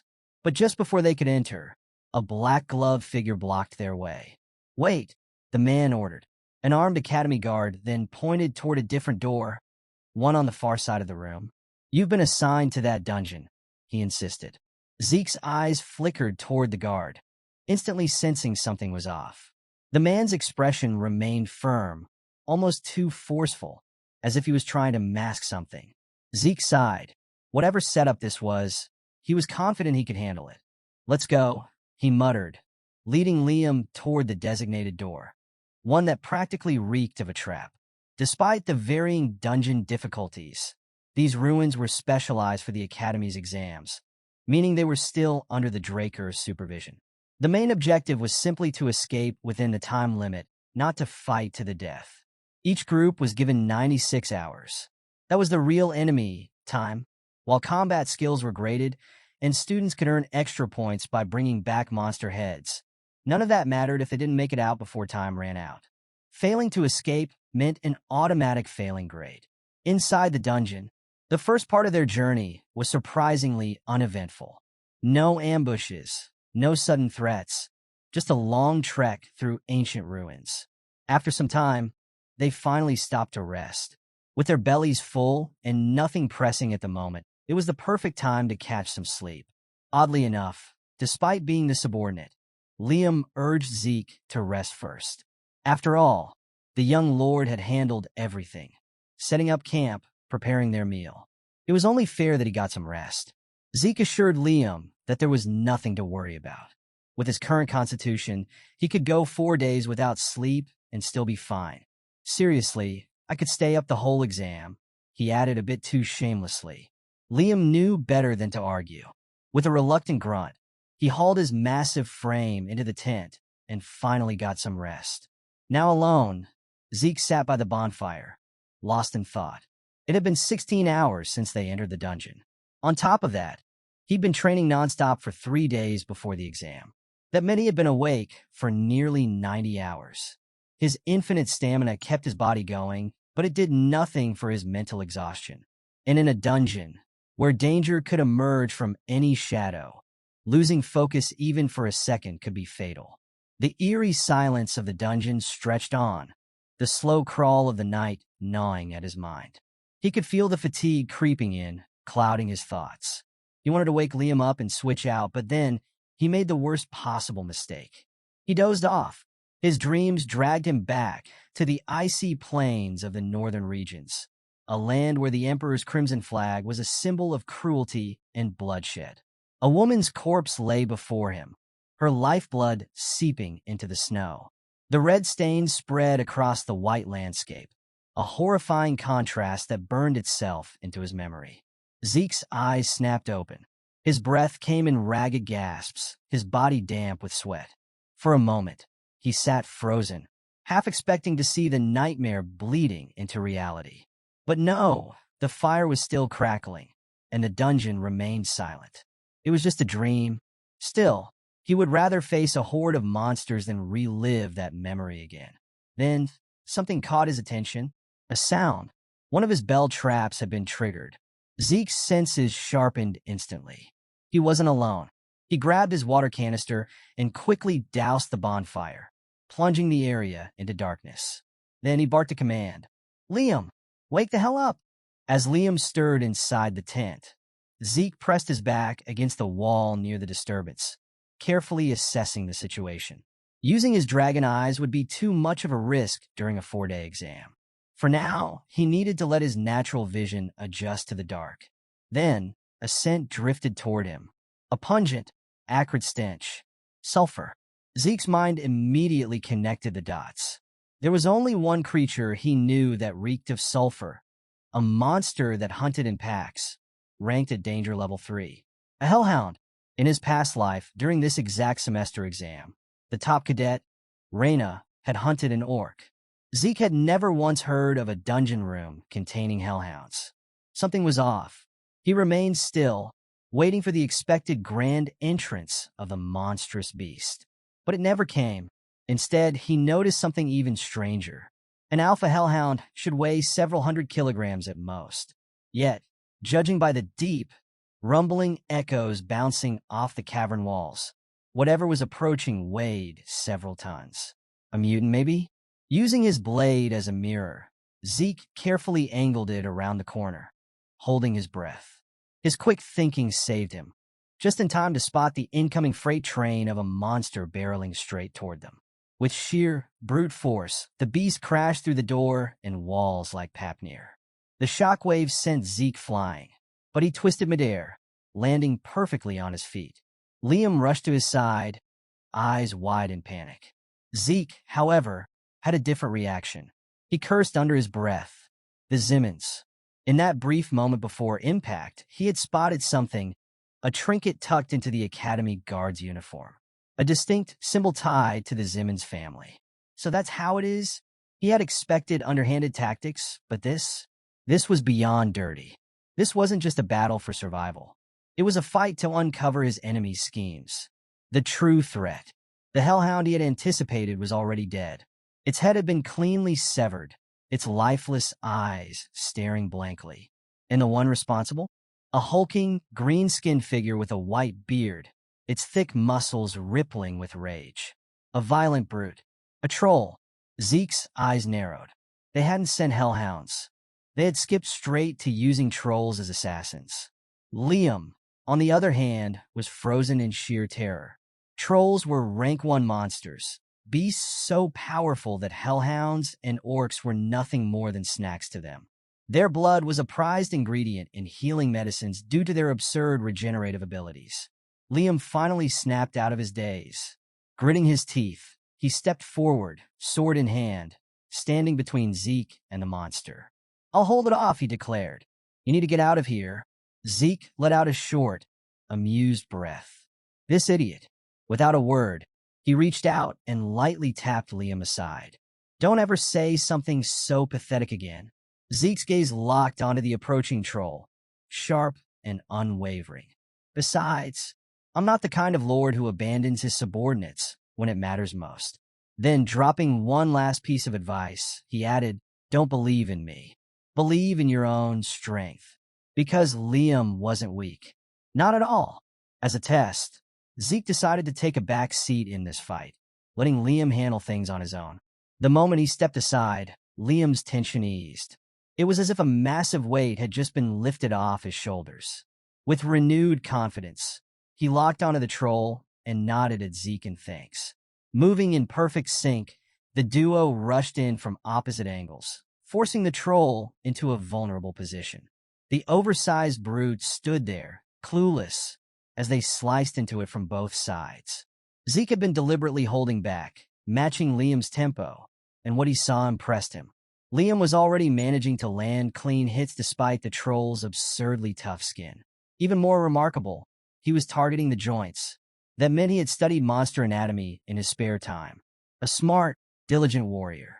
Zeke couldn't ask for a better underling. That said, Liam still had a long way to go. One of his shortcomings nearly cost him his life. The troll's massive, spiked club came swinging down, ready to turn Liam into paste. Zeke instantly shifted gears. In a flash, he closed the distance, effortlessly parrying the incoming strike. Without even sparing a glance, he sliced the troll's weapon clean in half. Liam stumbled back, shaken but unharmed. "Sorry, my lord. I should have handled that better." Zeke shook his head. "No need to apologize. You did well for your first real life-or-death battle." The troll, now weaponless, roared in blind fury. Its muscles bulged as it raised its massive arms, ready to fight barehanded. Before Liam could get himself into another close call, Zeke took control of the situation. "All right," he said, raising his blade. "Time to wrap this up." Then, in a whirlwind of blinding speed, he tore through the troll with a relentless flurry of attacks.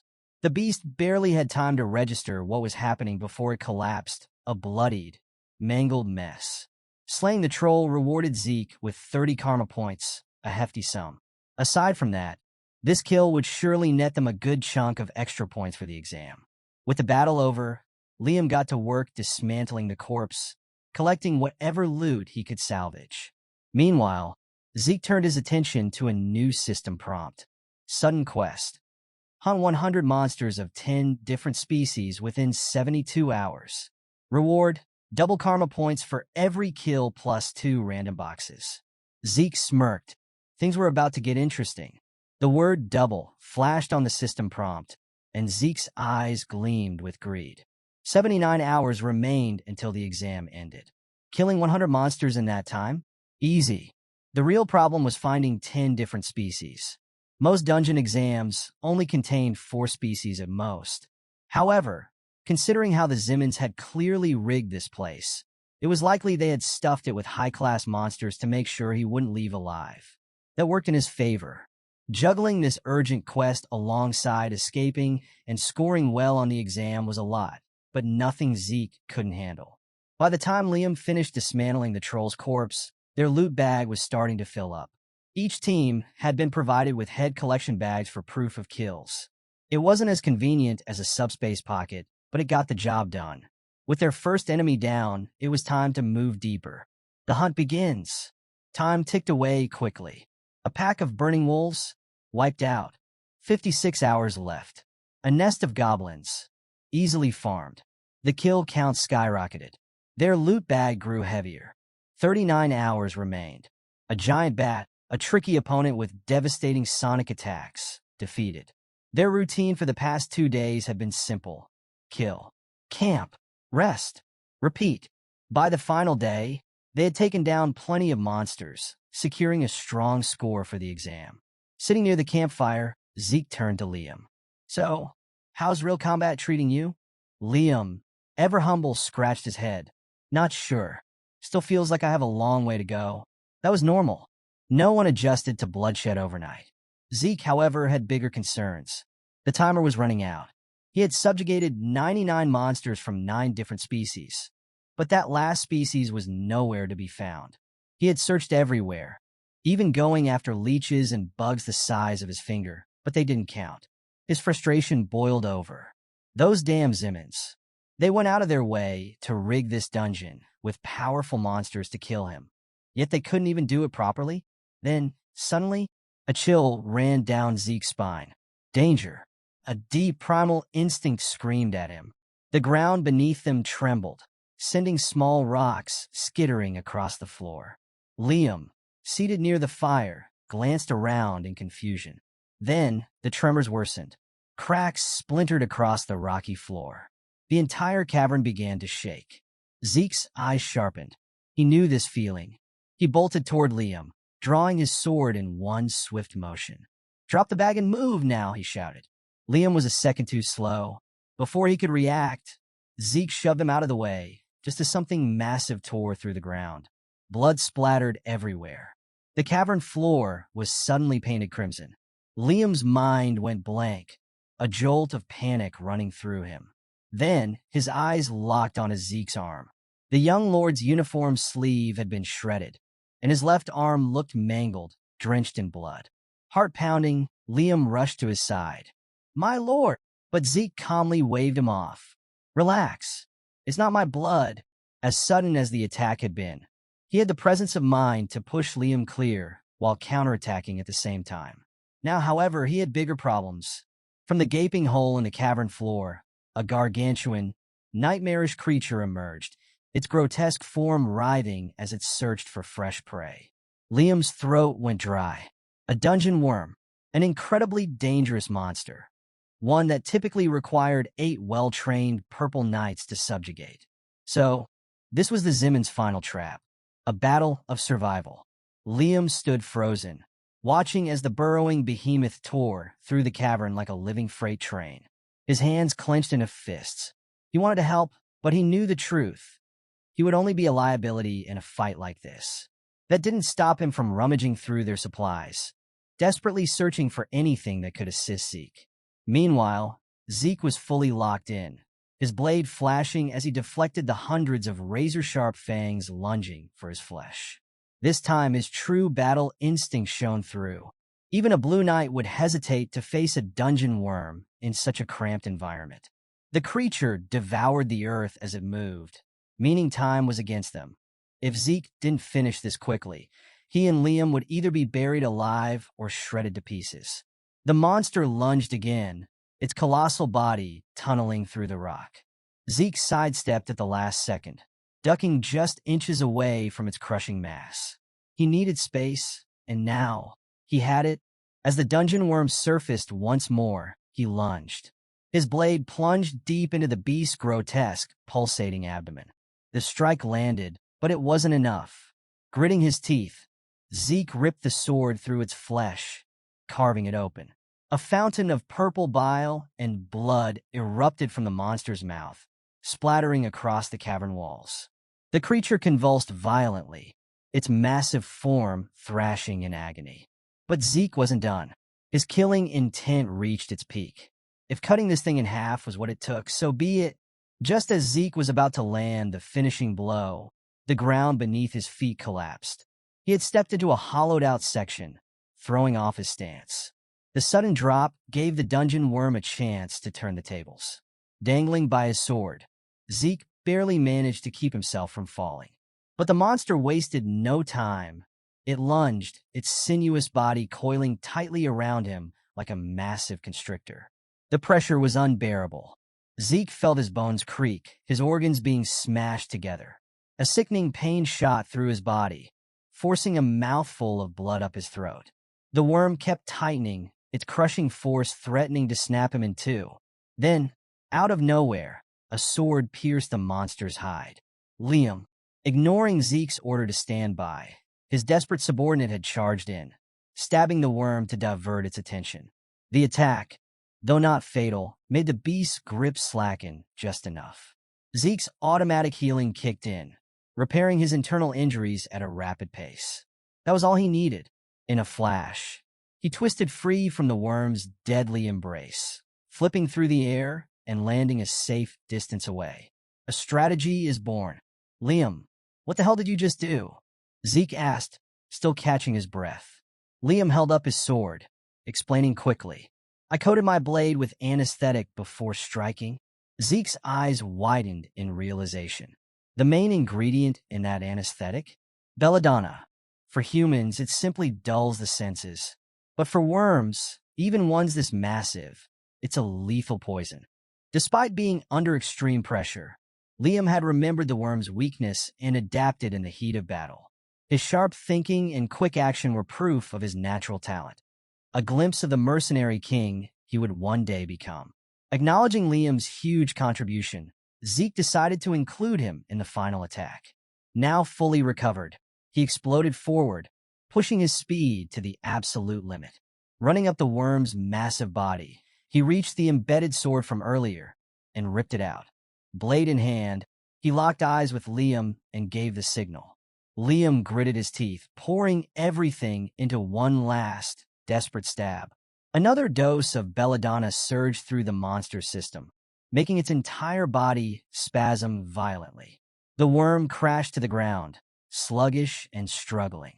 That was Zeke's cue, activating soul manifestation. His blade ignited with a hazy, purple aura. Just as promised, Zeke delivered one smooth, clean, and effortless slash, slicing the dungeon worm in half. The monstrous corpse collapsed, its severed halves twitching before finally going still. Zeke landed back on solid ground, looking effortlessly cool as system notifications flooded his vision. Quest complete. The sudden quest had been successfully completed. As promised, all the karma points he had earned were doubled. On top of that, he received 2 random boxes to open at his convenience. His current balance? 780 karma points, and a whole lot of options. The scene opens just outside the dungeon gates on evaluation day. The cadets are gathered in a wide formation. Their instructor strides in, voice firm, calling out for those who made it out of the dungeon to step forward for scoring. The rest are dismissed. When Turin's name is called, he steps ahead. The instructor fixes his gaze on him and says it's time to begin the assessment. Turin gives a respectful nod. Yes, sir. Glancing at his clipboard, the instructor begins. Escaping the dungeon nets you 30 points. On top of that, you took down 20 goblins, 2 hobgoblins, and an orc. That brings your total to 180. A low murmur ripples through the cadets. They're stunned. He's just shy of Abel's record of 200. The kind of result you'd expect from a pureblood. The instructor continues, noting Turin passed by a margin of 130. Turin gives another polite nod and thanks him. Next up is Owen. The instructor informs him that his score stands at 120, 70 above the minimum. Not bad, he says. Rihanna Theorem stands to the side, silent but watching. Her gaze sharpens as she quietly tells herself that pride will only hold her back. She won't let herself fall into that trap again. But another thought creeps in, colder and darker. If Owen becomes a threat, they'll handle him like they handled Zeke. Suddenly, a voice speaks from nearby, casual and light. Man, how long's it been since I saw sunlight? Owen's eyes dart around before locking onto the speaker. Zeke. He steps out from behind a jagged tusk, gripping a beast's severed head. Gasps break out among the cadets. Whispers fly. How is he even alive? Is that a dungeon WIRM? Wasn't the orc supposed to be the dungeon boss? Did he and Liam really take that thing down? Liam silently steps forward and places an urn on the ground. Zeke chuckles dryly and locks eyes with Owen. You look surprised. Don't tell me you're happy to see me. Owen's jaw tightens as he mutters through clenched teeth, cocky bastard. Zeke crouches slightly, a mocking grin on his face. That poker face of yours? Way better when it cracks. Owen doesn't say a word. He turns sharply and storms off. Behind him, Zeke watches with a smirk. Leaving already? He calls out, mocking. Owen mutters under his breath as he walks away, voice low and bitter. Pure bloods, always acting like I'm beneath them. One day, they'll pay for it. Some of the cadets glance between Zeke and Owen, gripping their gold tokens tightly, uncertain of what to think. Zeke just shrugs, letting out a small laugh. Terrifying, he says, dryly amused. Instructor Andre steps forward, his expression stern as he cuts through the tension. Are you finished showing off? Zeke tilts his head slightly. It's been a while. With a sigh, Andre pulls on a pair of gloves. Let's start your evaluation. Zeke glances at the WRM's head. Is this really necessary? I've got nothing else. Andre's tone hardens. As long as I'm the one evaluating, nothing gets skipped. He eyes Zeke's side. Your collection bag's missing. Zeke nods. Yeah, lost it. Andre crouches by the WRM's head, inspecting it closely. You got lucky. Zeke says nothing, but the memory flashes in his mind. The WRM had ambushed him. Everything he'd gathered over 3 grueling days gone. He couldn't afford to walk away empty-handed. So he took the creature's head. Only someone like Andre would examine its teeth so closely, noticing the embedded scraps of leather and flesh from its past meals.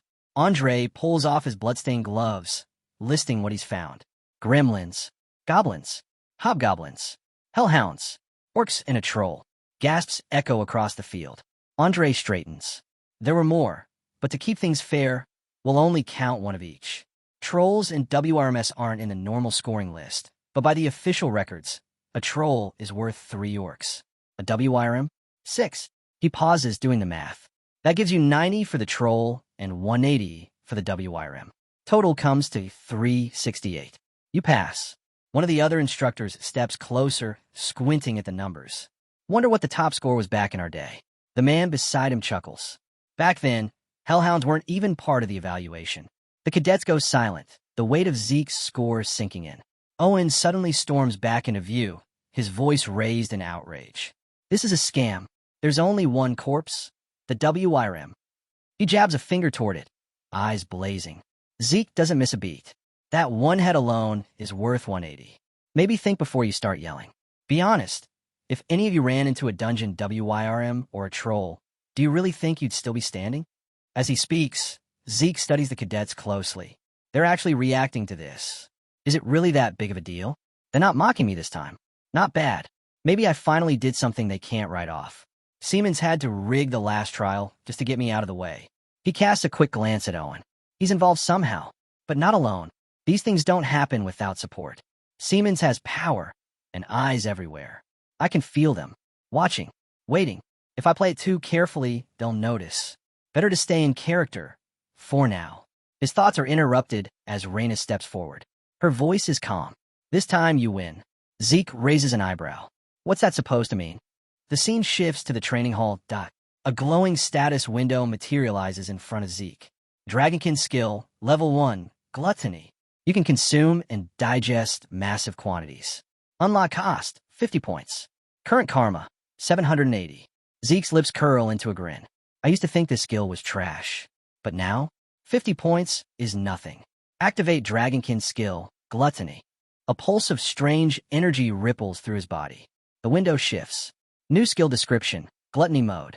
Anything consumed becomes raw energy. If the target has blurry line powers, you can absorb its ability. Zeke's eyes gleam, so I can absorb monster powers. Should have tried this sooner. He reaches into his bag and pulls out a piece of dried meat. Let's test the conversion. As gluttony activates, the meat jerks from his hand and vanishes into a swirling black void, like it's been swallowed by a bottomless swamp. Zeke's eyes narrow. What was that? A message flashes in front of him. Missing energy replenished with absorbed energy. Zeke steadies himself, blinking as the pressure behind his eyes fades. The headache vanishes, replaced by a strange clarity. Feels more like I just woke up from a nap? No, better. His limbs feel lighter, the weight of exhaustion gone. His mind is sharp, his ether restored. A small recovery, but it's real. Then another message appears in front of him. Activating Dragonkin skill, gluttony. His fists clench, a wave of satisfaction crashing over him. It was worth it. Now he can regulate the energy cost of every ability. No more mental crashes. No more feeling like his bones might shatter from fatigue. And with infinite stamina activated alongside it, a fire flickers in his eyes. He grins. I can train nonstop. No food, no sleep, no limits. It starts now. His grin sharpens into something darker. I can go 24 hours straight. No breaks.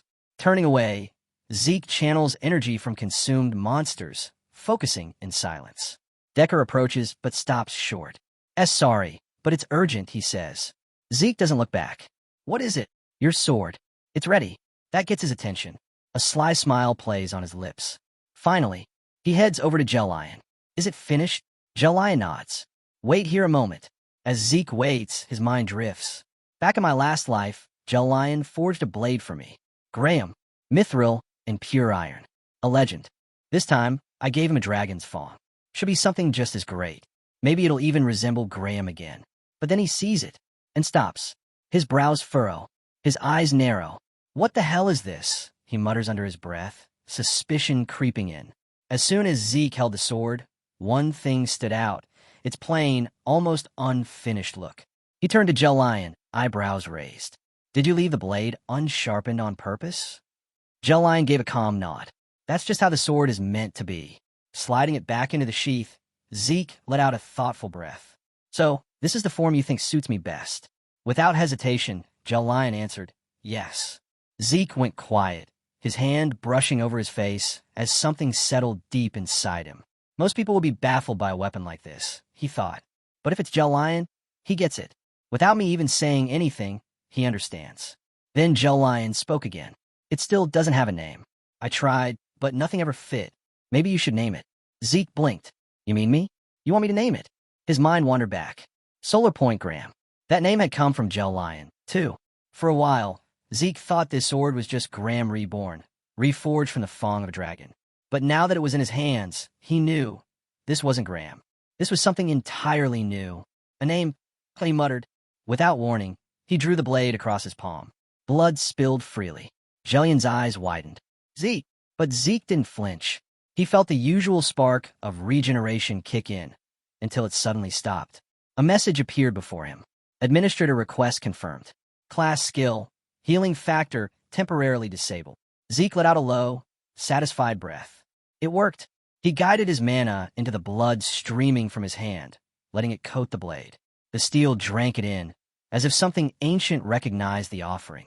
From the side, Jellion stared in disbelief. Is this a sword naming ritual? He'd only ever read about it. A forgotten rite from the Age of Dragons. The sword naming ritual. To name a weapon in this way, the wielder had to merge their aura, or mana, into their blood.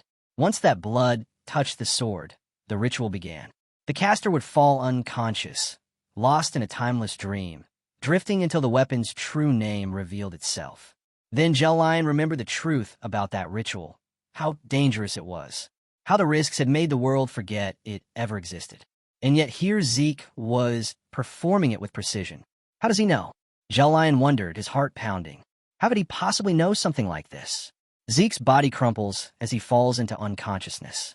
Inside that strange, endless void, countless names twist and spiral around him.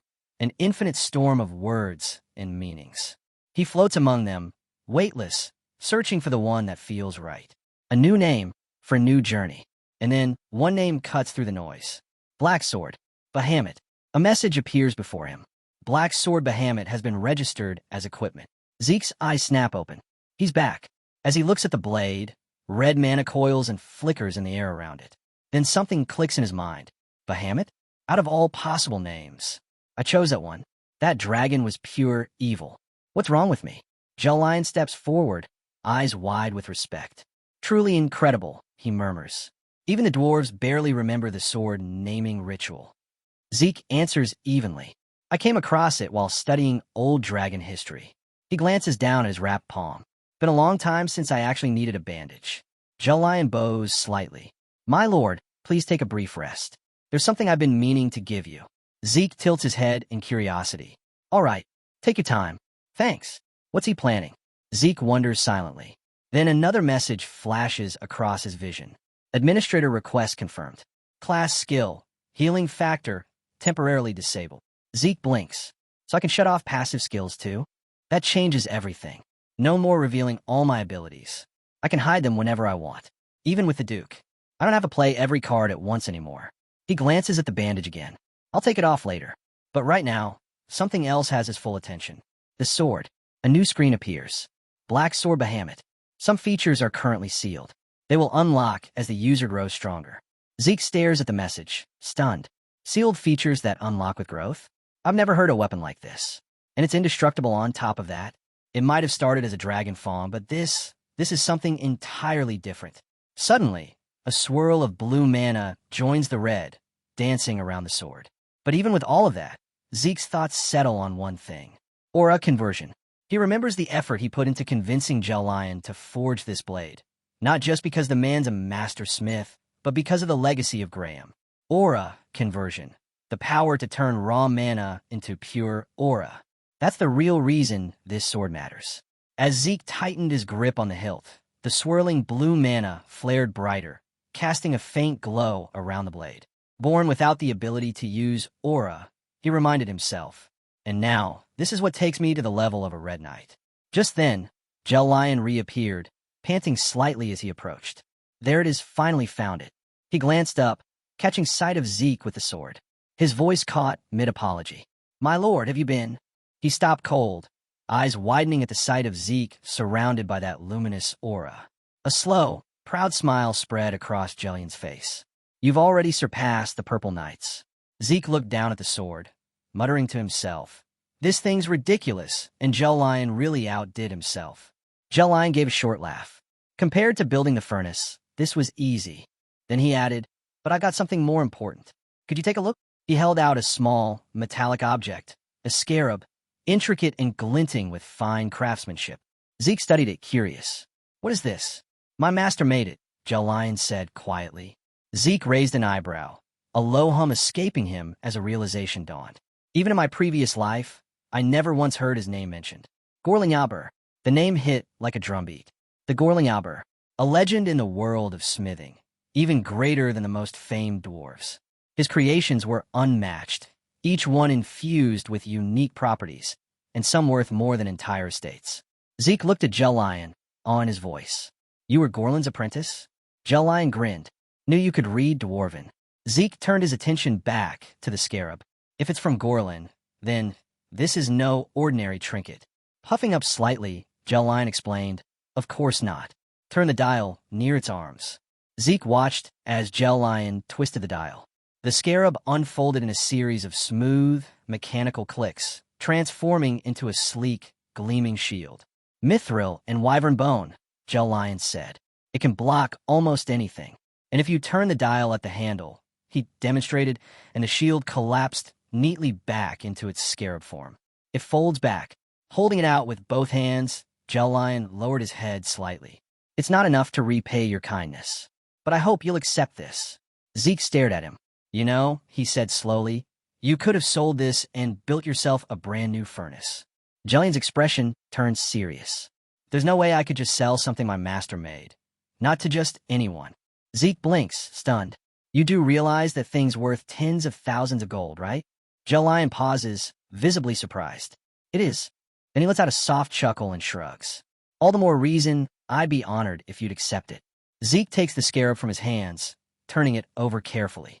It's small compared to the sword. But if this really came from Gorlin Yabur, he gently places the scarab atop the blade.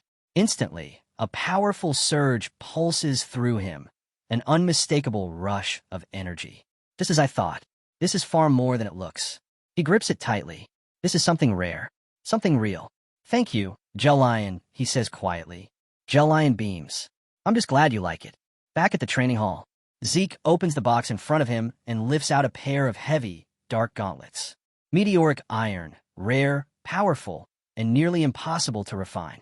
As he studies them, a system message appears. "Special ability locked. Requires full meteoric iron set, equipped to activate." Zeke's eyes narrow in thought. So these aren't just some basic drop. He remembers the moment he received them. 2 random boxes from Surprise Quest Reward. He had assumed they were just another pair of treasure chests. Clearly, he was wrong. Turning toward the second box, curiosity gets the better of him. He flips the lid open. His eyes widen. What is this? Inside is a map. Before he can make sense of it, a system message pops up. He's just uncovered a map linked to someone named Grandmaster Gezer. That name rings a bell. Zeke furrows his brow. Could it be connected to hero King Kaiser, the legendary figure from that famous story? The tale of hero King Kaiser and the Knights of the Clock Tower, who built the Kingdom of Crones, is known across the entire continent. But most dismiss it as nothing more than a fantasy. Too dramatic, too perfect, and with no proof to back it up, history never took it seriously. Now Zeke isn't so sure. What if Kaiser was real all along? Right then, another message flickers to life. Analysis complete. The map's final coordinates are now marked on his mini-map. A new image appears. It's the Gain Mountains, remote and dangerous terrain. Zeke recognizes the location right away. That's deep in barbarian territory. Oddly enough, this gives him some confidence. Maybe this won't be as bad as he thought. Just then, more notifications roll in. One announces the end of the tutorial thanks to his skills. Another reveals he's obtained a potential quest item, unlocking achievement quest data. Reading through everything, Zeke starts to piece it together. This tutorial wasn't just a warm-up. It was a deliberate structure, crafted to build up his abilities for what comes next. A final message confirms it. The tutorial for a low-tier administrator is about to begin. Zeke doesn't flinch. He knows now. This is where the real trial begins. No more hand-holding. No more easy wins. He glances at the reward list. Compared to earlier, these are on a whole new level. And he's ready to take them all. Opening his status screen, he makes his move, finally spending the points he's been saving. The system responds instantly. 50 points used to unlock level 2 Draconian skills. A follow-up message confirms the skills are now active and viewable. As he browses the list, he sees the next tier is locked. 80 points required. He's still sitting on a lot of points, but chances like this won't come easy again. Still, instead of using them all now, he opts for a careful approach, picking key upgrades and reserving 400 points for the road ahead. Ready for what's next, he moves forward, eyes set on the future. Another message pops up, Draconian skill activated. Zeke looks down as his hand starts to morph. transforming into a fearsome, scale-covered dragon claw. The sheer force radiating from it stuns him. Curious to test its strength, he unleashes a burst of power. The result shocks him. It's far stronger than he ever anticipated. A small grin forms as he acknowledges it exceeded all expectations. He then grabs his sword and triggers another ability, Dragon Scale Armor. In a flash, scales ripple across his body, forming a sleek, protective layer. He swings his blade at full power, but instead of slicing through, the strike ricochets harmlessly off his own armor. He hadn't even infused aura into the hit. It was a clean, serious strike, yet it didn't leave a mark. To him, the armor's durability is no different from wearing reinforced plate, even with bare hands. He makes a mental note: Dragon Claw for offense, Dragon Scale Armor for defense. With newfound confidence, Zeke knows everything has changed. The real game begins now. Feeling fully prepped, he nods to himself. All right, time to move.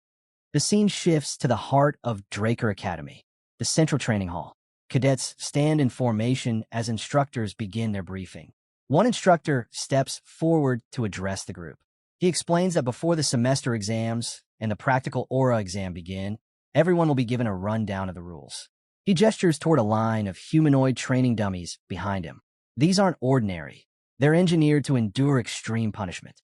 Pure physical attacks won't even leave a dent. To prove it, the instructor gathers aura into his fist and lands a clean blow. The dummy shatters. He turns back to the group and emphasizes the point. With proper aura control, taking one down is easy. But here's the deal. If a cadet fails to even leave a mark on their dummy, they automatically fail. No second chances. All exams canceled. Straight back to basic training. The weight of that sinks in. Whispers ripple through the cadets. No one wants to imagine what it's like to start over from scratch. Then the instructor calls out the first name. Aaron. Aaron steps forward, a hint of nerves in his expression, but he doesn't hesitate. Owen watches from the sidelines, noting how the first few cadets always seem a bit rattled. He can't help but compare it to his own training back home. After all, the very foundation of aura instruction at the academy was built by his family, the Zimmons. Even if someone was a born awakener, Owen knows they wouldn't match his level of aura control. Then comes his name. He steps forward with total ease, sword drawn from his shield, and starts channeling his aura. Whispers ripple through the crowd. Is that sword resonance? One instructor raises an eyebrow, impressed. At 13? That's rare.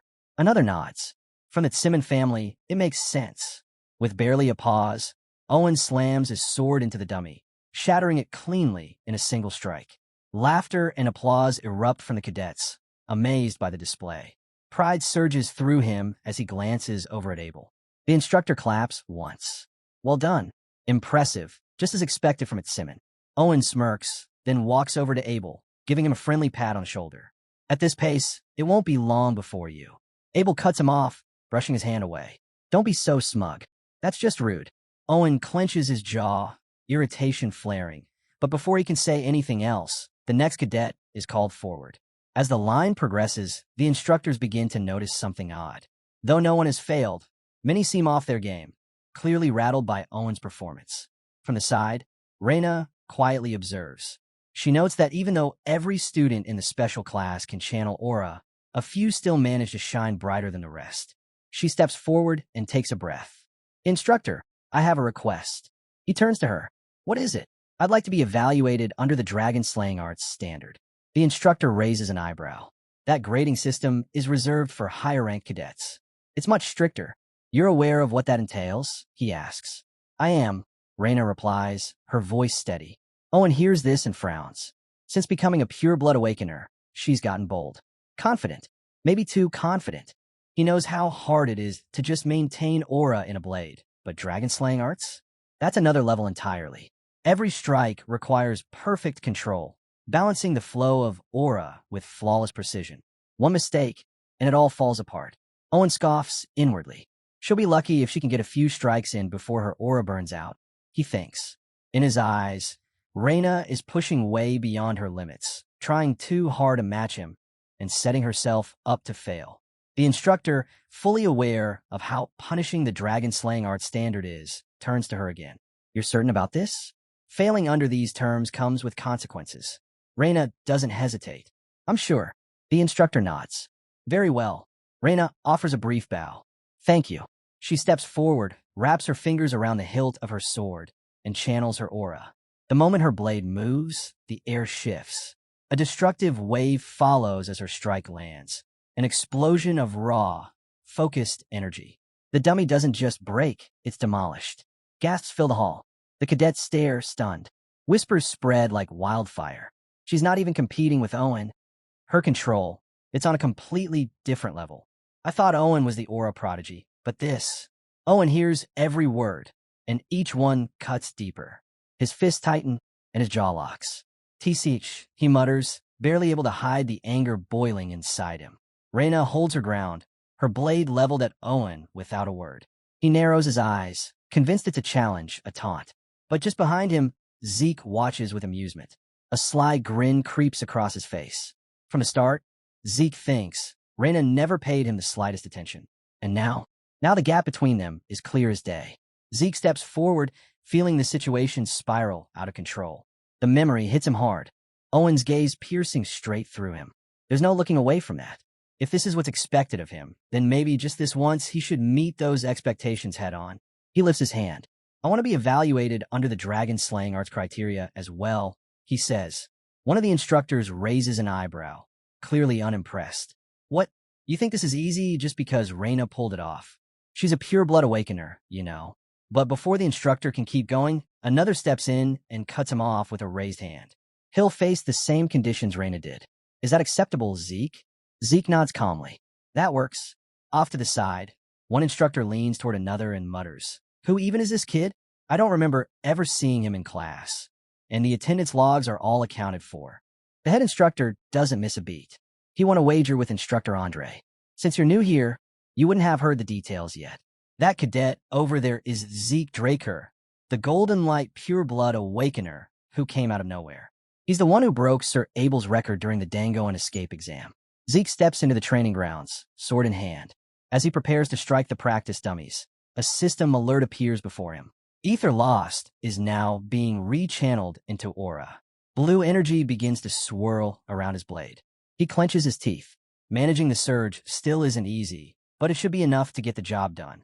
With a solid grip, he readies himself. Reina watches from the sidelines, eyes widening in shock. The stance, she knows it well. Dragon Slaying Arts. Chapter 1, Verse 4. Sky Slice Strands. A sharp breath escapes her. He hasn't just picked it up, he's perfected it. His form might even rival instructor Andre's. Every movement is crisp, refined. Not a single flaw in his technique. Zeke swings. The dummies explode, shredded apart by the sheer force and control behind the strike. In his thoughts, Zeke reflects quietly. The technique isn't just something he learned. It's become part of him. He spent 2 years before his regression drilling it into his body until it was automatic. Every step, every shift of aura, it's all instinct now. As the final ripple of his strike fades, Zeke exhales slowly. There was a time when he thought the dragon slaying arts were boring.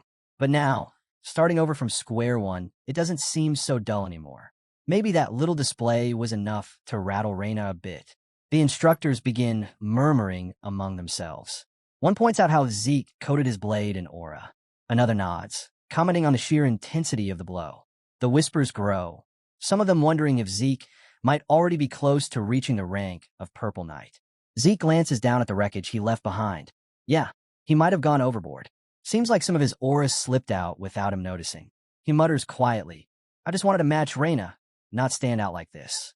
Nearby, one instructor stares at the destruction, lips parted in disbelief. A first year, already a Purple Knight, he says under his breath. At the edge of the training field, Owen watches, fists clenched tight. Reina stands quietly, but the curve at the edge of her lips reveals a shadowy smile. The scene shifts. In a headmaster's office, the man offers a cup of tea and brings up Zeke's surprising results from the semester exam. Zeke replies humbly, I just got lucky. The headmaster chuckles, his tone light, but knowing. Becoming a Purple Knight at 13? That's not luck. Zeke doesn't know what to say to that, but the headmaster doesn't wait. Tell me, Zeke, how would you feel about taking the grade advancement exam? Zeke blinks. The advancement exam? Does that mean skipping a grade? The headmaster leans back slightly, explaining that the system allows for such moves when a cadet's ability justifies it. It could be 1 grade, maybe even more.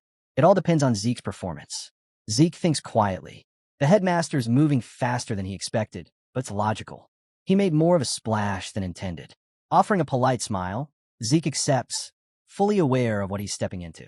As he exits the office, he mutters under his breath, the headmaster's definitely scheming something. Still, he decides to play along for now. Back inside, the headmaster turns slightly to the person seated across from him. Both Raina Draker and Zeke Draker, he says, pure-blooded awakeners, they've agreed to take the exam. The figure across from the headmaster gives a small nod. Understood, they say. I'll make the necessary arrangements. The headmaster folds his hands, a slight smile forming. Things are about to get very interesting. Inside the upper-class Aura training hall at Draker Academy, Zeke and Raina stand shoulder to shoulder. The atmosphere is tense, heavy with silence. Raina's eyes are fixed on Zeke, unblinking. Zeke lets out a quiet sigh. Wait, kill her to stop staring? Before the silence can stretch any further, a voice calls out from the far end of the hall. Apologies for the wait. A tall man strides into the room, clad in gleaming armor. This is Sir Al Draker, official examiner for the Great Advancement Exam and a knight of the Draker main family. Zeke's expression shifts the moment he sees the man. He mutters the name under his breath. Al Draker, could it really be him? The one they used to call Dieback Blade? His thoughts drift. A memory flickers cold night air, the weight of a lifeless body in his arms, and fingers scraping earth to dig a grave. In that vision, another version of Zeke, Zeke Murray, approaches the scene. He pauses, puzzled by the stranger's presence. His tone is sharp. Empire's mutt, he mutters. He moves to the body, kneels down, and presses the shovel into the soil. Even if you say no, I'd still do it. He introduces himself, Zeke Murray from the Northern Allied Forces. Then he looks up at the man. You a Draker? The man shakes his head. That life's behind me. Zeke lets out a short laugh. Yeah, I walked away too. So what should I call you then? The man meets his eyes and replies with quiet certainty. Dieback Blade. The memory fades, and Zeke blinks, whispering the name to himself. Al. That name suits Dieback Blade all too well. He snaps back to the present just as formalities begin. He and Raina both bow deeply. Sir Draker, they say in unison. An instructor steps forward, laying out the exam rules. This follows the Illumini Cradle method. A sword duel, no time limit. It ends only when one party yields or is incapacitated. Give it everything. Without hesitation, Raina steps forward. I'll go first. But Dieback, calm and composed, raises a hand. No need to take turns, he says. Come at me together. Both Zeke and Raina freeze. Their eyes widen in sync. Together? The realization hits hard. They're not taking turns. They're facing him at the same time. After Dieback boldly dares them to attack together, Zeke casts a glance toward Raina. In a level voice, he tells her to stay cool. There's a clear difference in their abilities, and the test has already begun. Raina throws him a sharp look, clearly annoyed, but Zeke remains unbothered. He warns her. Charging in without thinking will only cost her points. She doesn't respond. Her gaze snaps forward, sharpening in focus. Zeke gives a small, hidden smile. That quick thinking of hers, still as sharp as ever. He leans in, voice low, and says they only need one clean hit. There's a way to do it. Both of them ready themselves. Zeke draws his sword, a weathered wandu from the Eastern Empire. It's old, but it fits his grip like a second skin. He senses Raina's pride has taken a hit, but pride won't win here. This isn't about emotions or ego. They have a plan. Stick to it. He glances her way. They move. The clash is instant, blades striking with explosive force and speed. Steel screams through the air as they press Dieback together. Raina grits her teeth. This is what true power feels like. Just as Zeke had said, she's been targeting weak spots, but she can't even land a hit, let alone do any damage. Then Zeke hears the words echo in his head. Dragon's Lying, Chapter 3, Verse 1. His blade pulses, glowing with blue mana. This strike needs intent to kill. He launches in, blade cutting through the air. But Dieback shifts aside, smooth and effortless. With one swift move, he strikes back, slamming Raina from the side. Her defense breaks. Blood spills as she crashes to the ground. The instructor yells out, asking if Lady Raina Dracker is okay. Raina forces herself up, breathing ragged. I'm fine, she replies, then warns them to stay back. This isn't safe. And in that moment, something hits her. She blacked out, just for a second. If she can't even stay conscious, how can she hope to create an opening? She realizes it now. With where her skills are, she doesn't stand a chance. Reina's eyes narrow, disbelief flickering across her face. Zeke Draker can't be serious. There's no way she'll stoop to such a disgraceful tactic.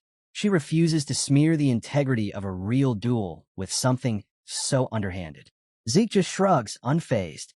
Honor doesn't feed you, he says flatly. This isn't some noble showdown. It's an exam, one meant to test whether we can kill. He claps a hand on her shoulder, as if that seals it. Reina exhales sharply. She knows she was the one who asked for his help. Still, she questions it. Does he honestly believe strategy alone can take down someone like Dieback? Zeke's confidence doesn't budge. We're not overpowering him, he says. Just cracking the door open.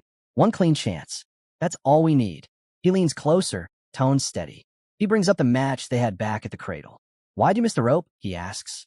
Reina scowls, thinking back. I didn't expect you to use something like that. Exactly, he replies. And Dieback won't either. Hoisting his blade onto his shoulder, Zeke points at her with a knowing glint in his eye. Wait for my signal, he says. It'll work. Just one opening. Then, without waiting for a reply, he bolts forward. The edge of his sword ignites. The dragon-slaying arts awaken, energy racing along the blade like wildfire. Dieback's eyes tighten. He knows this move. It's Sir Duke's technique. With composed ease, he sidesteps. Zeke grins. No more holding back, yeah? Their swords collide, and a burst of light explodes between them. Dieback flinches, stumbling for half a second. He catches a glint in the mana. His eyes widen. Mana inheritance. The raw light of a pure-blood awakener floods the space, a blinding flare engulfing everything. Tisich, cheap tricks, Dieback mutters. Blinding me won't be enough. But the doubt is there. How is Zeke still moving so precisely inside this swirling dark? The shadows swallow everything, yet he glides through like the light never left. Concealed in the pitch black, Zeke lets a small smirk slip. Perfect time to test it. The new draconian skill. I won't spill anything anyway. The air pulses just once. Dragon Claw. Yellow mana bursts from Zeke's blade, slashing through the dark in jagged arcs, tearing the veil of shadow clean apart. Dieback tenses. This kind of power. There's no way it belongs to a first-year cadet. But Zeke Draker isn't fighting like one anymore. He glances at Reina. She's still struggling in the dark. Unlike Zeke, she can't move cleanly through this suffocating black. Could all that energy Zeke unleashed have been just to block Dieback's sight? It's a tactic that usually only works on weaker opponents. But then Zeke strikes again. Dieback narrowly dodges, yet something doesn't add up. Zeke's flow hasn't broken. His attacks are fluid, deliberate, sharp. And then, Zeke vanishes. Dieback spins around, searching, but there's nothing. Only a faint shape drifting like mist in moonlight. The air flickers with mana, glowing trails twisting through the shadows. Strange echoes bounce across the hall. Movement stirs from every direction. Zeke's presence dissolves into a seamless illusion. Dieback grits his teeth. He can't trust anything his senses are telling him. Then Zeke appears again, blade drawn, eyes calm, smile steady, and swings. Suddenly, alarms blare. A loud screech slices through the hall. Dieback's mind jolts. He's seen this setup before. Some kind of one-time mechanism. Simple parts. Compact design. The magic inside doesn't need to destroy. Just light. Just sound. It's enough. A thunderous blast erupts. Zeke throws up his arms to guard his ears, just as Reina makes her move. The noise hits Dieback like a hammer. He staggers, hands flying to his head. Too late. He mutters a curse. He had underestimated her, and now he's paying the price. Reina and Zeke rush in, blades glowing in sync. Together, they unleash a technique from dragon-slaying Earth. Chapter 4. Verse 1. Full Moon Slash. Twin arcs cut through the air, sharp, beautiful, deadly. But Dieback's instincts roar to life. He grits his teeth and moves just in time. The strike misses. After a brutal clash, Zeke and Reina both drop to the ground, overwhelmed by their wounds. Medics hurry in with stretchers, whisking them off the field. The examiner gives Dieback a short nod and simply says, "Well done." That's when Duke makes his entrance, brushing some dirt from his shoulder and raising a hand in greeting. He tells Dieback that the owl seems to have thrown someone else's whole technique out of sync. With a smirk, he turns to the knight of the galley and asks if he's still just as stiff, wondering how his own discipline stacks up these days. Dieback doesn't respond. Instead, his thoughts drift to Duke's final move. He remembers how Duke dropped his sword mid-fight, just to put up a guard, deliberately giving up a perfect chance to counter. Does he never fight to win? Dieback wonders. Does he only show just enough to get by? His eyes land on his injured hand. He silently reflects. Zeke Draker. He's beyond anything I can judge. The scene shifts to a stately meeting hall. The instructors are gathered with the dean to make the final decisions on the exam. The dean stands and assumes there are no disagreements. One by one, the instructors nod. Silent agreement. The decision is unanimous. The results go up on the board. Reina and Zeke have both advanced 3rd and 5th grade. Zeke's voice comes in, narrating. After that day, he says his life quieted down.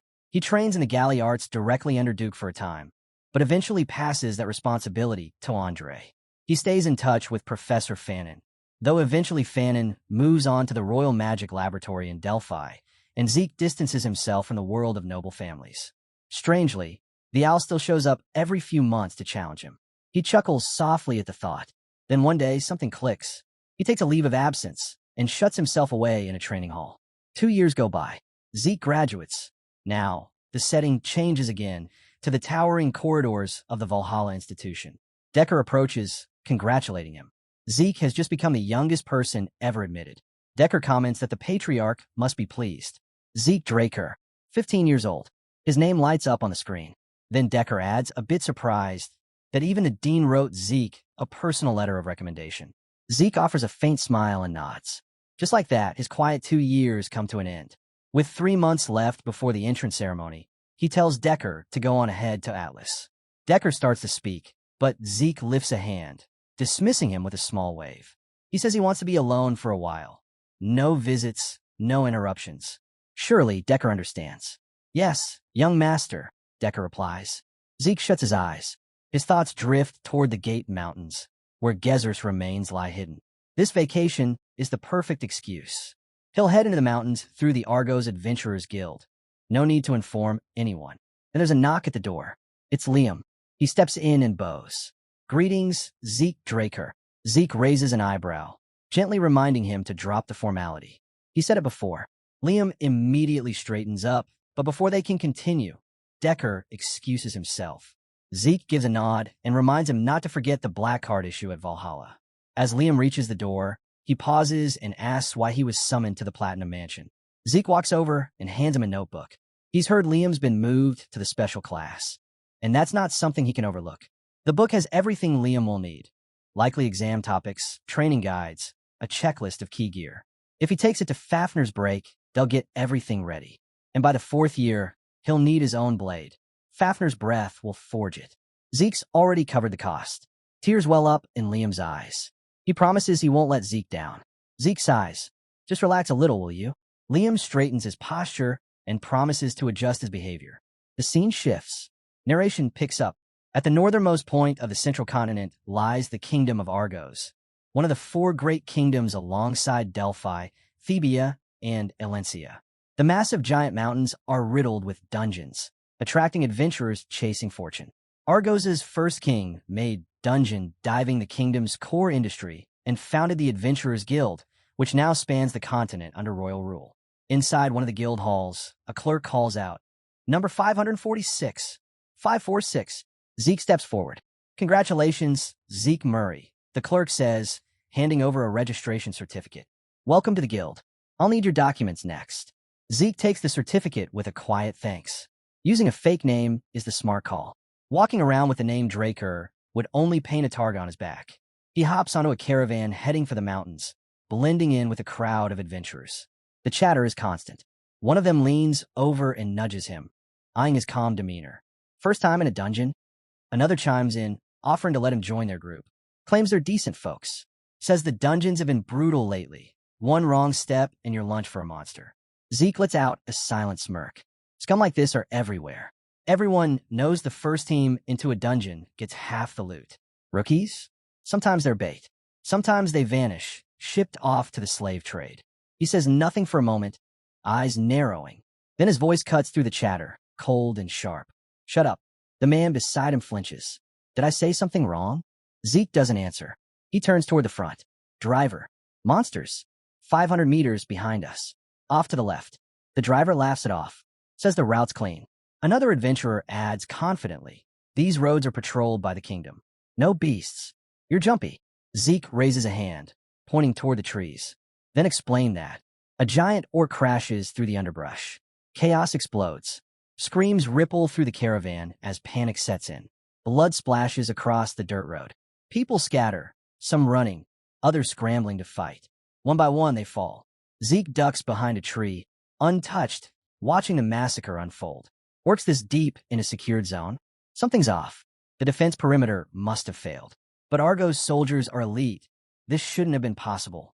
And judging by the strength of these adventurers, no regular monster would have made it this far. Then, in the midst of the chaos, Zeke sees it. This isn't a monster ambush. It's a setup. A human's behind this.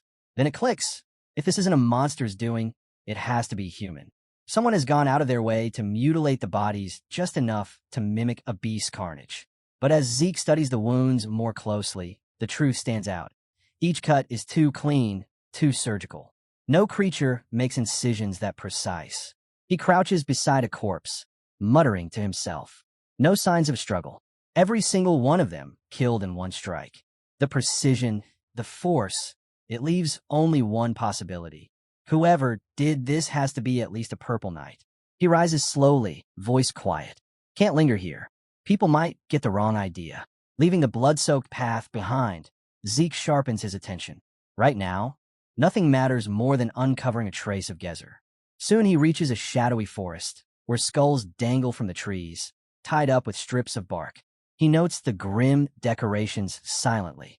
This is the mark of barbarian territory. His mini-map flickers. He's close now. The ruins of Gezer are just ahead. But then a troubling thought interrupts him. What are the umpire's hunting dogs doing here? These elite knight trainees serve under the umpire's direct command, trained for tracking and killing. For now, the world doesn't know they exist. But soon, they'll become the umpire's core force in the looming Continental War. Zeke's eyes narrow. He's been tracking them the whole way. The trail, the movement patterns, it's them. Their methods are unmistakable. Duke's confidence makes more sense now. The umpire's fanatical hunt for immortality has pushed them to every corner of the continent. Even before his regression, Zeke remembers how obsessed they were with rare artifacts. Uniting the continent is only part of their goal. They're after something deeper, stranger. Eternal life. Have they already found Gezer's ruins? He has to see for himself. In the blink of an eye, Zeke disappears. The hunting dogs and guards jolt in shock. One reaches for his pistol, but before his fingers can touch it, Zeke materializes. Steel flashes. A single, precise cut severs the man's hand. The pistol drops with a metallic clink. Unfazed, Zeke watches as a golden flare shoots into the sky. An emergency signal. That one's the leader. Zeke scans the area, puzzled. Only 3 operatives? That doesn't add up. He turns to the one writhing on the ground, voice steady as he asks if they're the perimeter team. There should be 12. That means something's off. He demands names. Wants to know who sent them. Silence. Suddenly, one of the men lunges at him in desperation. Zeke shifts with ease, stepping aside like the attack never mattered. His voice drops low. You still don't get it. I'm the one asking the questions now. He glances between the last 2 standing. 2 mouths. One left to die. So, which one of you talks? They hesitate. Then a light flickers across Zeke's screen. He's tapped into their live feed. The image shows a cluttered, makeshift base, packed with gear and personnel. This is it. Their operations center. The damage to the knights. The wreckage. It all lines up. If they've really found Gezer's ruins, he'll know soon enough. And if anyone dares move against Musician, they'll be buried. Far beyond the edge of barbarian territory, 2 guards stand watch over a sealed basement. One scoffs, saying it's pointless to guard a place so cursed. The other agrees. Right before a sharp sound snaps through the air, the first drops without a sound. A second later, so does the other. Deeper in, another man calls out, asking where the others went. Did he hear something earlier? No, comes the reply. But before the next word can be spoken, Zeke steps out from the darkness. Steel flashes. One goes down instantly. Another tries to shout, but Zeke's blade silences him mid-breath. The moment echoes a memory. A raid. The tension. The precision. Just like the operation against the Pabila cartel. The strike that ended a 5-year war in one night. Same rhythm. Same blood in the air. Then someone new steps into view, the boss. He studies Zeke's movements and narrows his eyes. Southern knife work, he mutters. Musician? Pabila. He shrugs. Doesn't matter. You come too far to back out now. His tone sharpens. Surrender, and I'll make it quick. Zeke sizes up the so-called commander. Rookie. At best, he's blue knighthood material, and even that's generous. He's nowhere near the level of the true hunting dog Zeke once knew. And now, this man has the nerve to offer mercy? If they truly mourn their dead, they'd be clawing at him already. But they don't. That says enough. These aren't locals. They're Central Continent agents. Zeke accepts it without emotion. Another charges at him in a desperate attempt to strike back. Zeke moves like drifting smoke. One smooth flick of the wrist, and the man drops. Then another, and another. Each one falls in a single move, clean and final. He stops, scanning the carnage. Is this really it? Have the hunting dogs gone soft? Or has he simply grown beyond them? Either way, it's irrelevant. A notification flashes on his interface. Kills confirmed. Mana reflection triggered. Then everything goes black. The base loses power. Lights flicker out. Panic stirs. The commander stiffens, caught mid-thought. He tries to figure it out. A Dragonslayer's interference? But Zeke came with no visible weapons. No aura. No mana trail. Just a blade. A shadow. Maybe it's just a system fault. He calls out, trying to calm the team. Tells them to stay sharp. The power will return. Hold your ground. But something begins to glow. Faint, pulsing light rising from the corpses. The commander stares, frozen. So it's true. The Empire isn't just interested. They're desperate. They're hunting Hero King Gezer's ruins. Murmurs ripple across the room. Some of the soldiers don't even know what ruins are being mentioned. Zeke now stands behind the commander. Blade drawn. He needs no confirmation. No more guesses. He'll find the ruins himself. The commander begins to beg, swearing he knows nothing. But it doesn't matter. The blade falls. It's over. Zeke steps back and mutters quietly. Musician will take the blame for all of this. The thought drifts through his mind. Musician, the syndicate he built from the wreckage of the fallen Cuzco kingdom. Born from chaos, ruled by blades and gold. He could vanish without a trace using draconian techniques. Wipe the scene clean. But he doesn't. He leaves the knife work. The signature mark. Everything pointing straight to Musician. Let the Empire hunt ghosts. Let them strike back. If the cartel burns, so be it. It all serves his larger plan. He thinks back to the intercepted letter. The Emperor's obsession runs deeper than anyone imagined. The only command, find the ruins. But the search zone has expanded, beyond the Central Continent, past the eastern waters, across the dark seas. Hunting dogs have been unleashed everywhere. Even Angiotron has surfaced. Zeke's fears are confirmed. The hunting dogs are back in full strength. But they still haven't found Gezer. That means he still has time. Then, a streak cuts across the sky. Crimson. A red flare. Zeke's gaze snaps upward. A disaster signal. Zeke dashed through the snowy jungle, eyes darting as he searched for an escape. But it was too late. The pursuers were already closing in. That's when it hit him. The 5-part red flare signal. The absolute snare. A deadly strategy where a central flare draws hunters and dogs to corner the target with no room to run, only to be captured or killed. He remembered activating that exact tactic when he made off with the artifact. Now, the Northern Continent's Imperial troops were using it against him. Opening his system, he realized he had a similar trap at his disposal. Without another thought, he stopped running and turned to face the chase. His enemies drew closer, surrounding him. One of them, a man with a scar cutting across his forehead, lunged with his sword raised high. Zeke didn't flinch, with a blade in each hand, one poised behind him, the other ready to counter.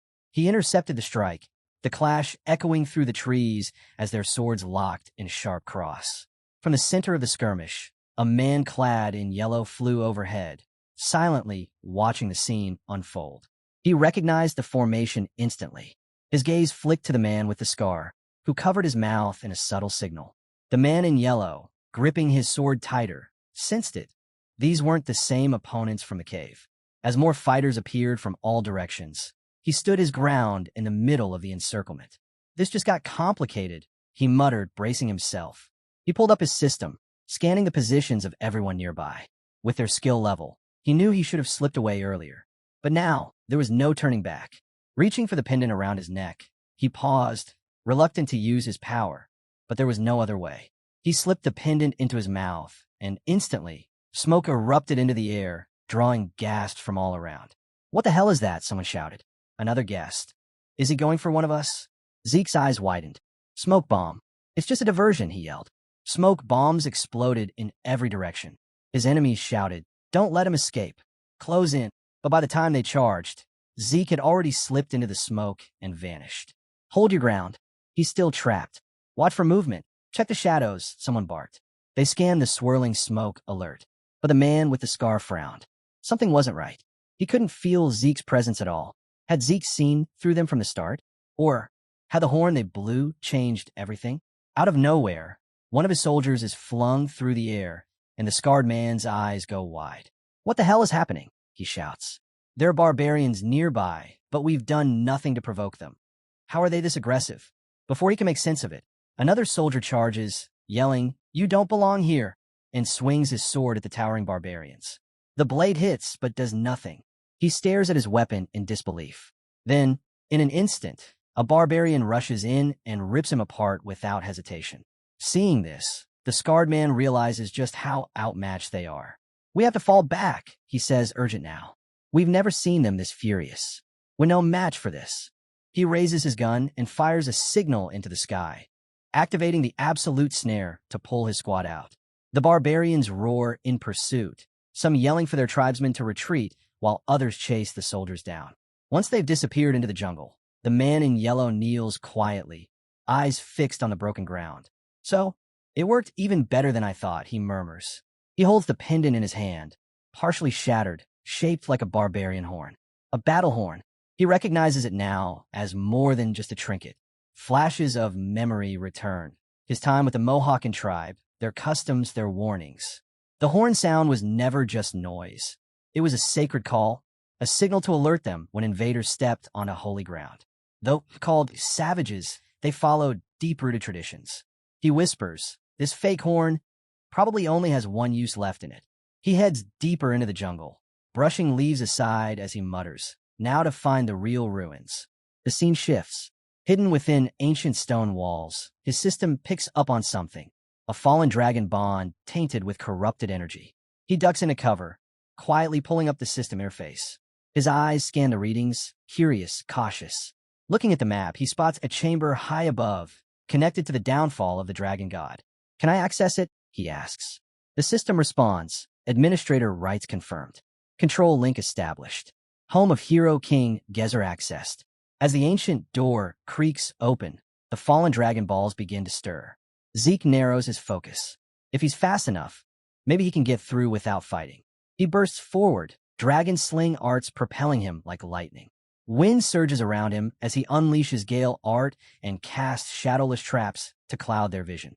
A mana shield pulses to hide his path. Using the traps for cover, he makes a break for the door. Just as he nears it, a monstrous fallen dragon ball rises behind him, jaws stretching open to devour him whole. Without hesitation, Zeke whirls, sword in hand, and unleashes dragon sling arts. Chapter 7, Verse 1, Dragon Head Severance. His blade tears through the beast, but a spray of its blood splashes onto him. Breathing heavy, Zeke examines the blood on his body. "So, this is what fallen Dragon Ball blood looks like. Is it supposed to be aesthetic?" he mutters. His system pings, class kill healing factor activated. He remembers something chilling, the 9-headed Hydra from his previous life. A creature with blood, just as strange, nearly impossible to kill. Back then, he barely survived. Now, all 9 of the Hydra's heads turn toward him. Zeke readies his stance. This time, he's not running. This time, he'll see how far his power can really go. Smoke and rubble swirl as Zeke weaves through the onslaught, his sword flashing with every dodge.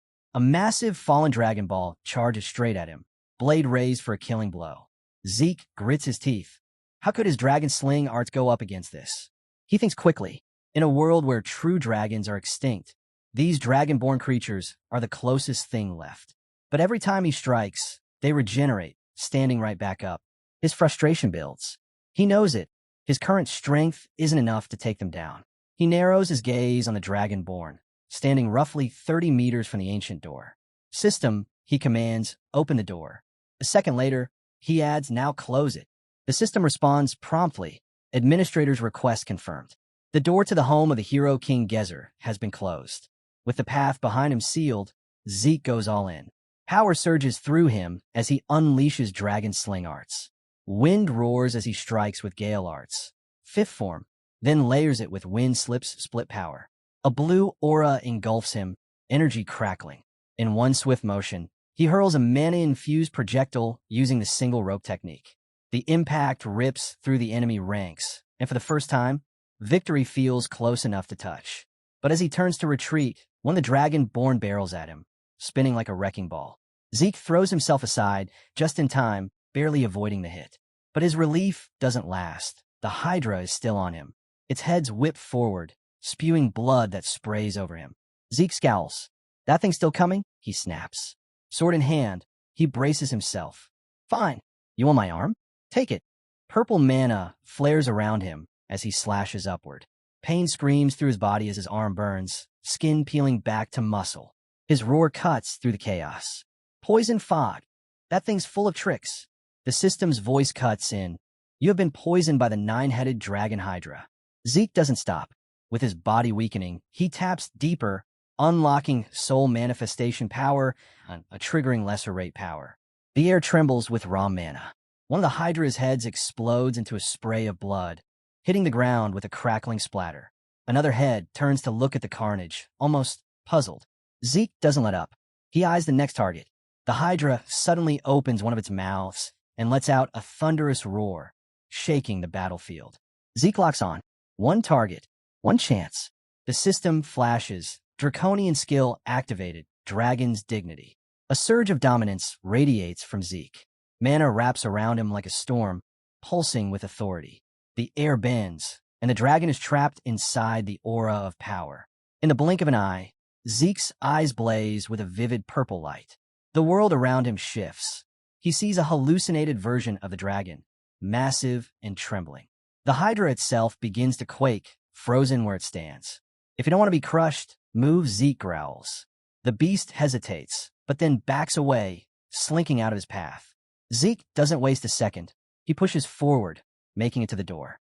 Panting, barely holding himself together, he mutters under his breath, "Why didn't I just use Dragon's dignity back there against the Dragon Bond?" His fingers fly across the system interface, scanning for any signs of deterioration. Infinite stamina is active, but the creeping poison still gnaws at his strength. His worry grows.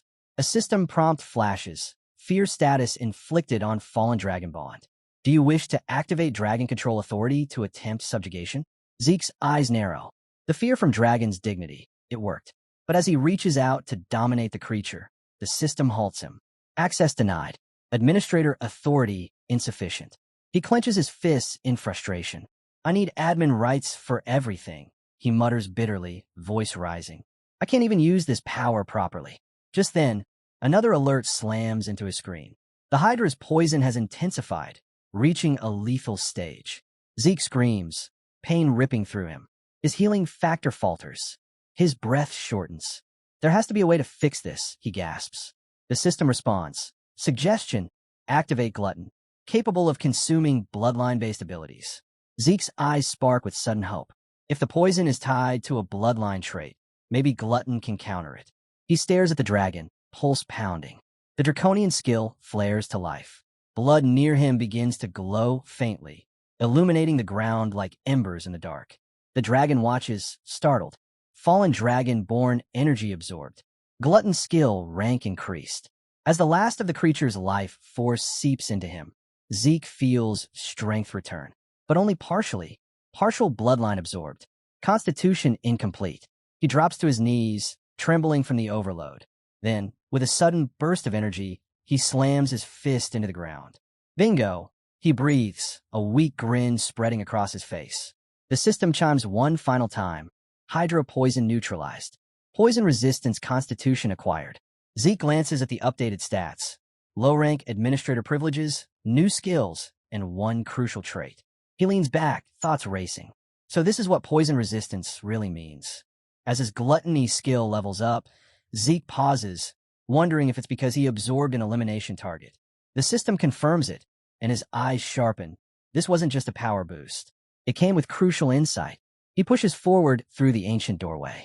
Time to get moving, he mutters. That Hydra cost me too much time. His thoughts drift to the legend, Hero King Gezer. A half-human, half-fairy born from the union of a wise sage and the fairy monarch. From the moment of his birth, fate challenged him.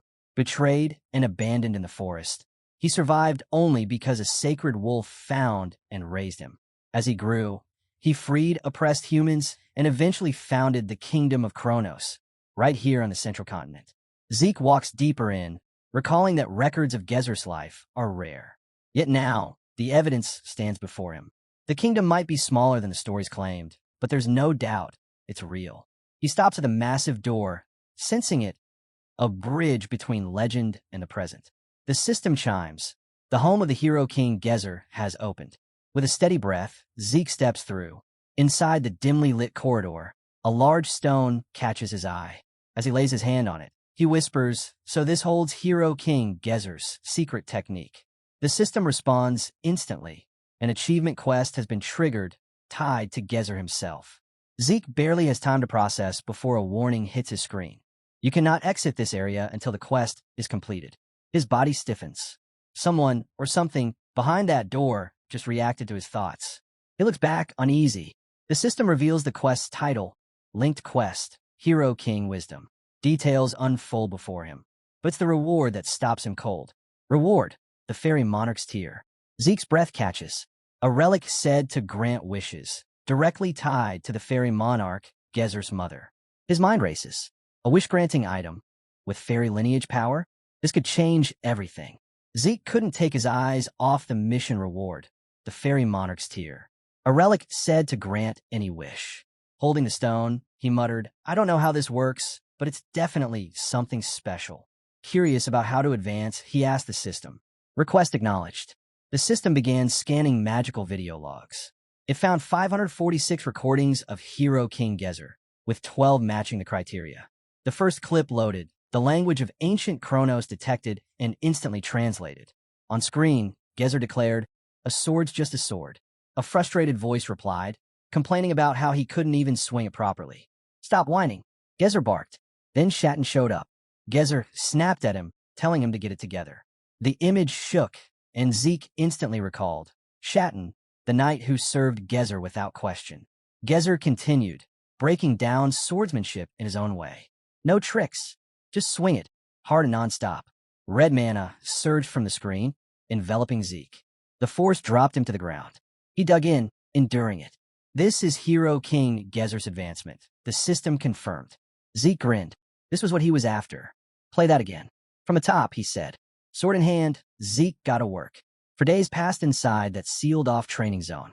Across from the entrance, 3 rooms waited, one packed with enough supplies to last for months, another for rest and basic needs, and the third holding a library and gear for training. He looked around, guessing this might be a legacy chamber for Gezer's chosen successor. The setup made sense. He dove back into training, swinging his sword tens of thousands of times. He nailed the form, but the feeling behind each movement still eluded him. Then came a notification. Advancement acquired. Hero King Gezer's technique. The word elemental flashed across the screen. Curious, Zeke asked for details. The system responded, advancement, morning speed, Hero King Gezer's specialty. Out of nowhere, the spirit of Hero King Gezer appears before Zeke. The legendary monarch steps forward, and the system confirms his identity, sovereign of the ancient kingdom of Kronos. Zeke stares, frozen in awe. Without a word, Gezer draws his sword and launches an attack.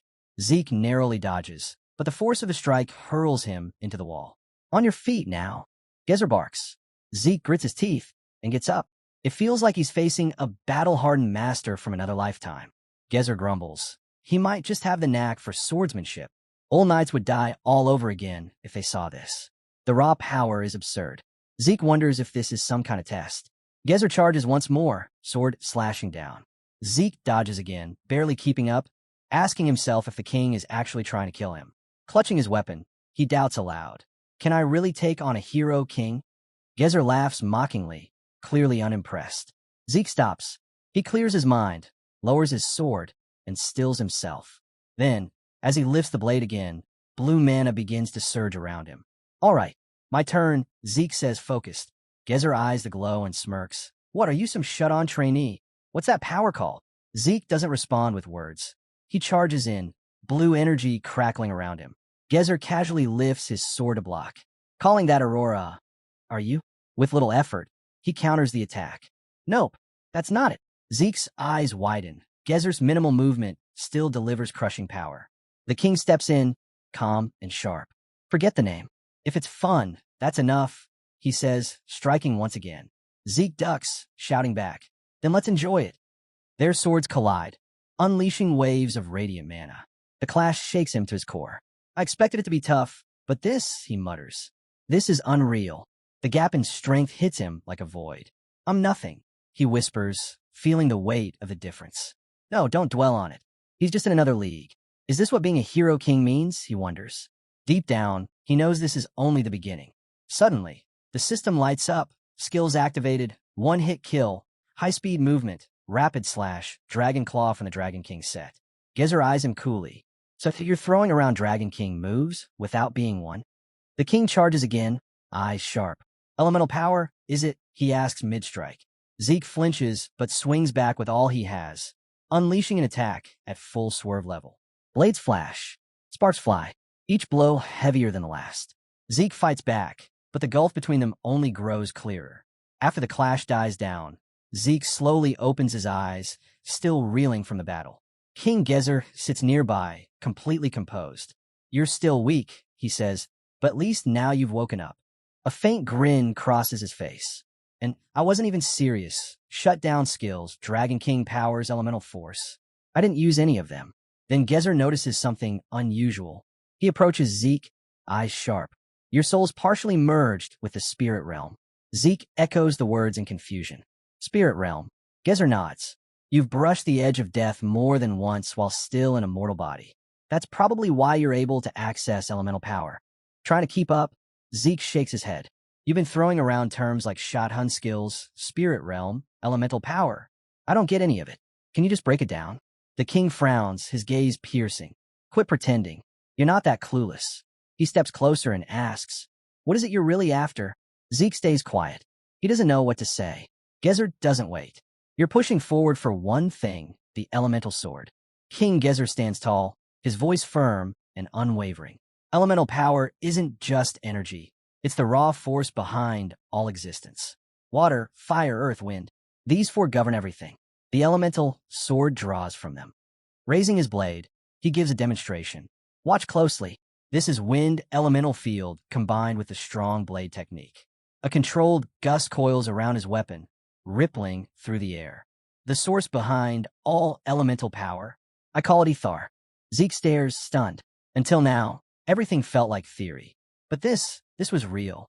Elemental power wasn't just some concept, it breathed before him.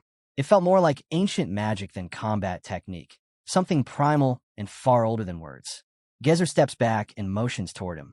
Your turn. Show me what you've grasped. Zeke hesitates. If Ethar fuels elemental power, he asks, then why can't I sense it in you?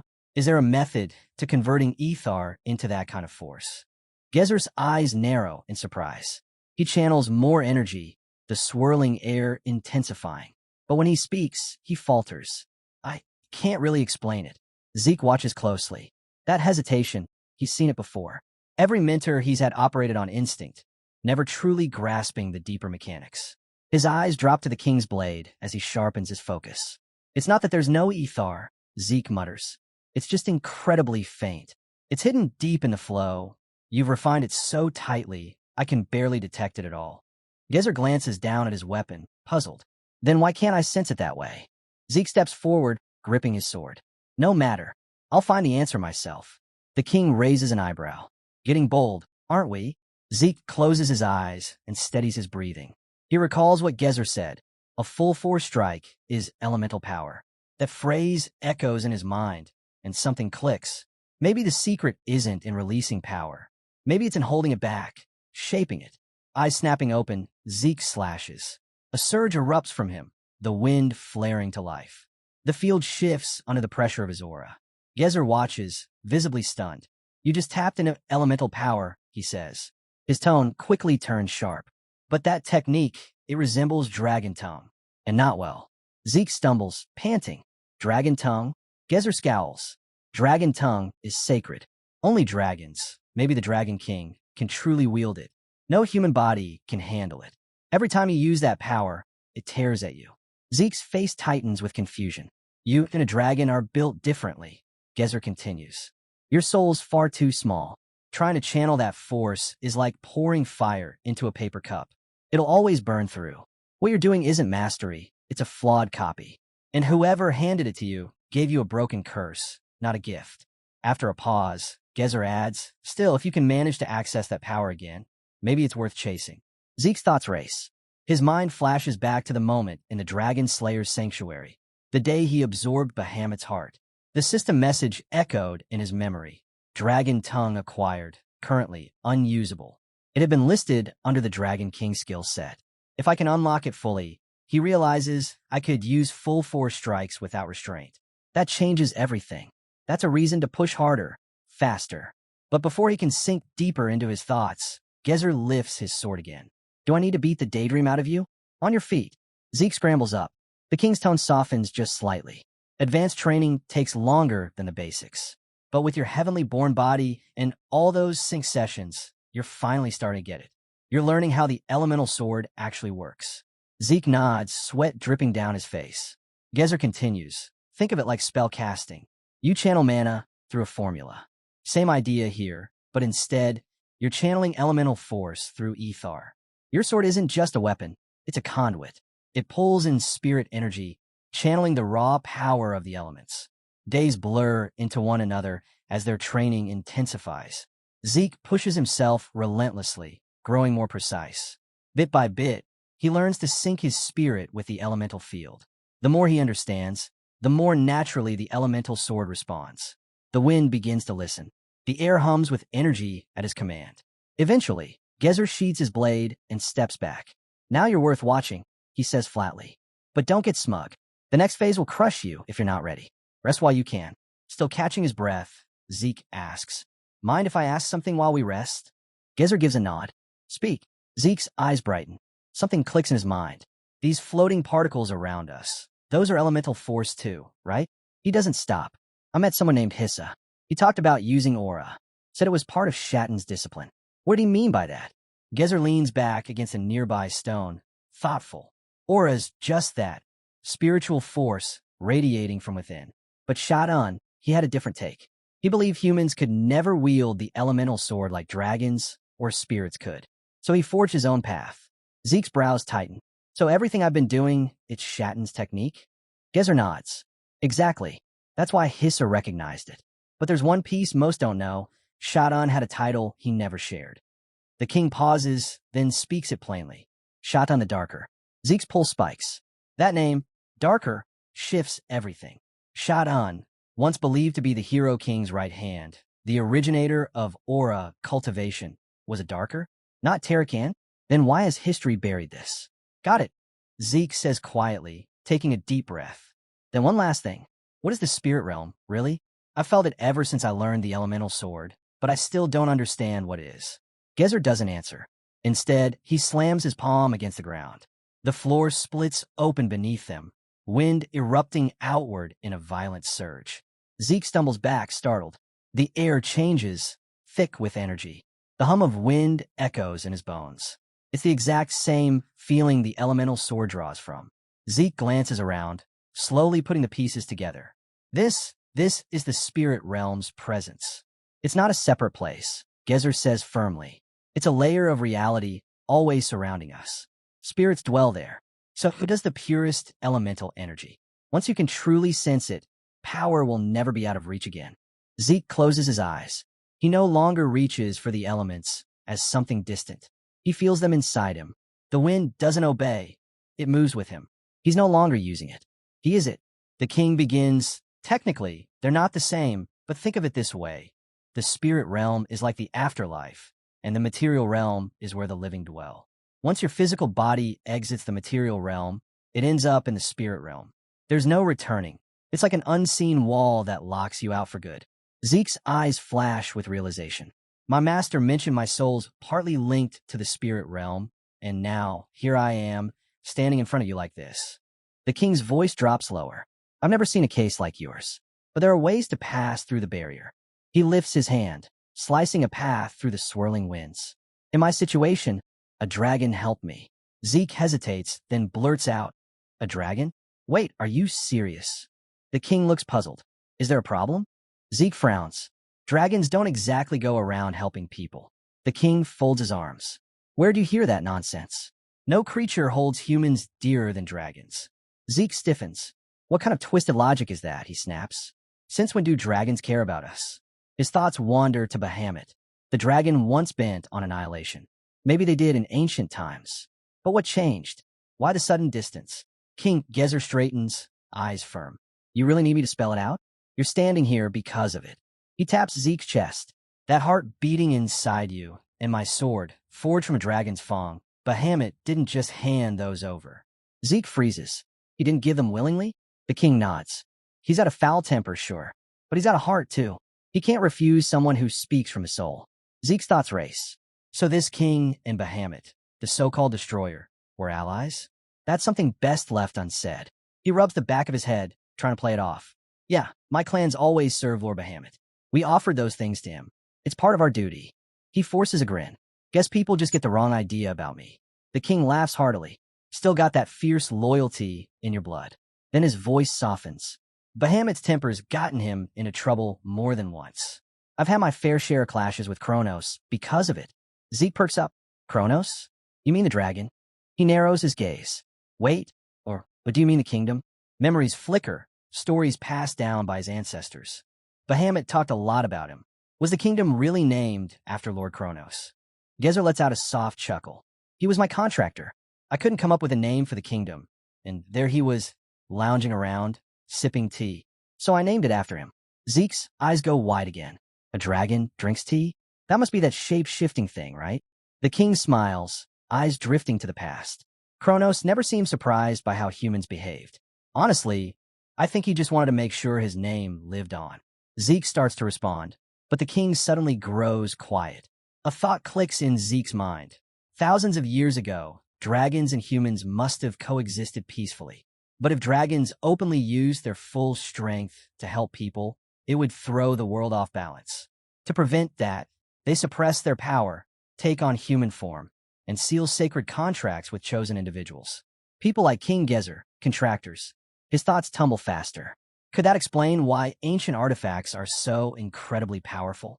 Were they created through dragon cooperation? But what happened? Why did that bond fade? Gezer lifts his hand abruptly. If you think any harder, my head's gonna fall off from waiting. Snapping out of it, Zeke sighs. Maybe it's time he actually read those old records. He strolls up to the king, smirking. You waited 2,000 years for someone to take your place. A few more minutes won't kill you. The king grins. Still got that attitude, huh? His gaze sharpens, reading Zeke carefully. Let's see how long that confidence holds up. It's time for your final training. He lifts his sword. We're going to spar. The air grows heavy. Gezer raises the blade, its edge gleaming. But this won't be like our usual fights. There's a twist. A stillness settles over the field, the wind pausing mid-breath. From noon onward, no food, no rest. The match ends only when I say it does. He levels the sword at Zeke. And you're restricted. Only the elemental sword. No other techniques allowed. Zeke tilts his head. What if I decide to break the rules? The king's smirk deepens. In one swift motion, he unleashes the elemental sword, igniting the field of fire. Flames explode around him, surging in chaotic waves as he activates Flame Dance. The temperature spikes, the air turning thick with heat and raw force. He steps forward, fire trailing in his wake. His eyes lock on Zeke. Want to break the rules? His grin widens. Then I hope you've got a few lives to spare, cause you're gonna need him. Sunlight pours down as Zeke slowly opens his eyes, flat on his back. He blinks against the brightness, groggy. Did I black out during the test? He wonders. Then it hits him. This is the second time he's passed out like this. The first was back when he got partnered with Duke. A chime sounds. The system speaks. Warning, excessive skill usage has breached fatigue threshold. Emergency shutdown of consciousness has been triggered for user safety. Zeke sighs internally. Last time, I pushed the Dragon King's abilities too far, and the system knocked me out.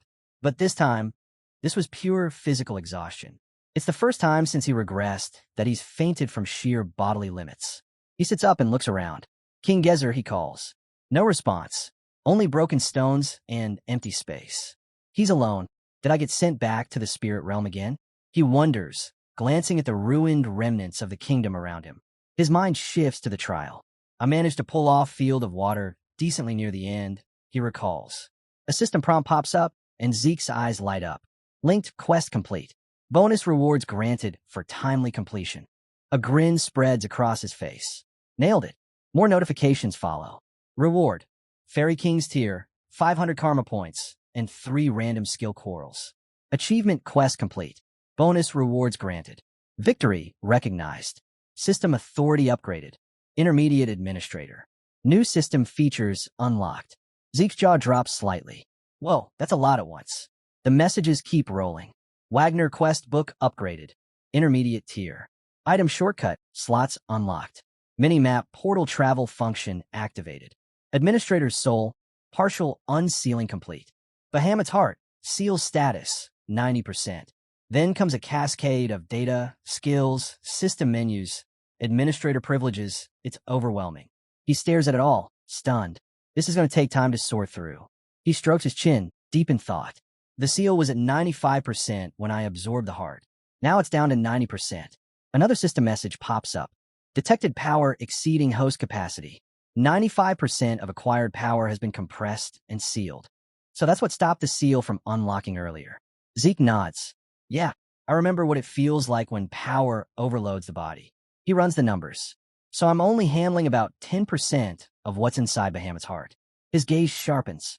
Even the dragon tongue skill, the one karma points can't touch, and the dragon-type domination ability, they might be tied to this seal. He mutters quietly, I'll have to monitor this closely. Then he notices the reward boxes waiting. With a thought, he opens them. Item acquired. Boots, forged from mature iron.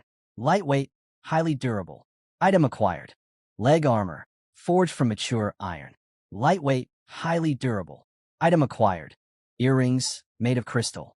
Unique effect, plus 15% mana regeneration speed. Zeke whistles softly. These are seriously high-grade items. Zeke holds the earrings up, admiring the craftsmanship. These could fetch a serious price, he mutters. Then he grins. And now I've got boots and leg armor to match the gauntlets. Almost have the full set. Turning his head slightly, he whispers, All right, time to check out those random skill cards. He taps the option, and the system responds. Skill unlocked. Static electricity, C rank. The system details the ability. The second notification comes in. Skill unlocked, flash bomb. Another explanation follows. Then the third card reveals itself. The system registers it. Zeke frowns. All C rank. He sighs but quickly shakes it off. If high-tier skills were just handed out, everything I went through would be meaningless. The system alerts him as static electricity activates. His sword crackles, small arcs of lightning running along the blade's edge. Zeke raises an eyebrow. This is C rank. The effect is surprisingly strong and flexible. He nods, thinking it over. If I chain Flash Bomb with Dissonance, that might work even better than the artifact I used during the rank advancement test. Glancing at his status window, he mutters, The system upgrade gave me access to new features. He taps one and opens it. Item shortcut, slots unlocked. Items can now be used as skills. Zeke comes thoughtfully. That's handy. Good backup when I need it. He scans through his options. If I've got infinite stamina and a healing factor, maybe I don't need potions in these slots. But something nags at him. No skill is perfect. He remembers Gezer, an opponent beyond raw endurance. There's no telling when I'll run into someone like him again. And who knows if the healing factor has an actual limit. He doesn't hesitate. Quickly, he clicks the up button. Top grade healing potion purchased. Item registered to shortcut slot. Zeke checks the remaining karma points, nodding. Worth it. He examines the potion's effect, details, and murmurs. This is my failsafe.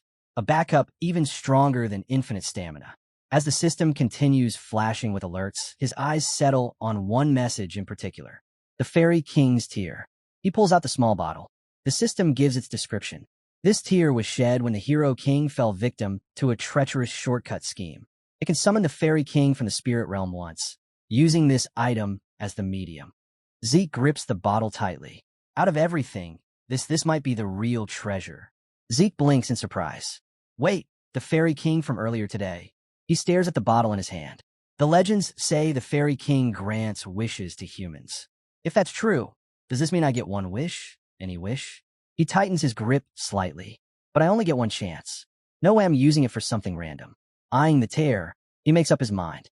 I'll hang on to this until the moment really counts. He turns and walks away from the ruins. Yeah, I'll know when the time is right. Before long, the scenery shifts. Zeke blinks again. This is the Adventurers Guild. He glances around, quickly realizing he's been teleported. That new system portal travel feature is the real deal. The system chimes in. Would you like to use system portal travel? Please select your destination. Zeke scrolls through the minimap, so I can pick where I want to go and just appear there. Notifications pop up. Required points for King Caesar's Century. 10. Required points for Argo's Kingdom's 8th Adventure Outpost. Why? Zeke nods. Distance affects the point cost, but there don't seem to be any major restrictions. If I've got enough points, I could even travel between continents. He smirks to himself. Not just convenient. It's perfect for avoiding people trying to track me. Definitely useful for what I've got planned. Just then, something catches his eye. He glances back. Huh. Flowers in winter. Looking more closely at his surroundings, he frowns in recognition. No way. This is Valhalla, the most elite knight training academy on the Central Continent. A voice interrupts his thoughts. In all my 10 years as principal, I've never seen a case like this. Zeke turns toward the speaker. The man sighs. A student showing up a whole month after the entrance ceremony. I didn't think I'd be stuck dealing with something like this for 4 months. Zeke catches sight of a guide holding a recommendation letter. On it is clearly written, failure to attend the entrance ceremony may result in admission at the principal's discretion. Waiting until next year is an option. Zeke knows what he has to do. I need access to the secured achievers. No matter what, I've got to convince him. He steps forward and bows slightly. While training alone, I entered a trance to overcome my weaknesses. I lost consciousness and was out for quite some time. Principal Flaubert Borges pauses mid-snip with his scissors. A trance. His eyes narrow. That's your excuse for missing the entrance ceremony? Zeke can feel the weight of the man's presence. Flaubert Borges, former longest-serving captain of the Royal Guard, revered across the continent. It still talked about how a third-bracket official personally visited him 3 times to offer the principal role. Zeke steels himself. This won't be easy. Zeke quickly gauges the situation. Trying to win him over with emotion or excuses will only backfire. A man like him values discipline above all else. He lowers his head and says firmly, there's no excuse for missing the entrance ceremony, not even if I had 100 mouths to explain. But I'm telling the truth, Principal. Flaubert Borges studies him for a moment, then goes quiet. After a pause, the principal finally speaks. Falling into a trance isn't something that just happens. If it were anyone else saying this, I'd call it arrogance and throw them out for good. His eyes narrow. But you were personally recommended by the academy head. He leans back slightly. I'll arrange a test. If I find that your training holds more value than the time you missed, I'll allow your admission.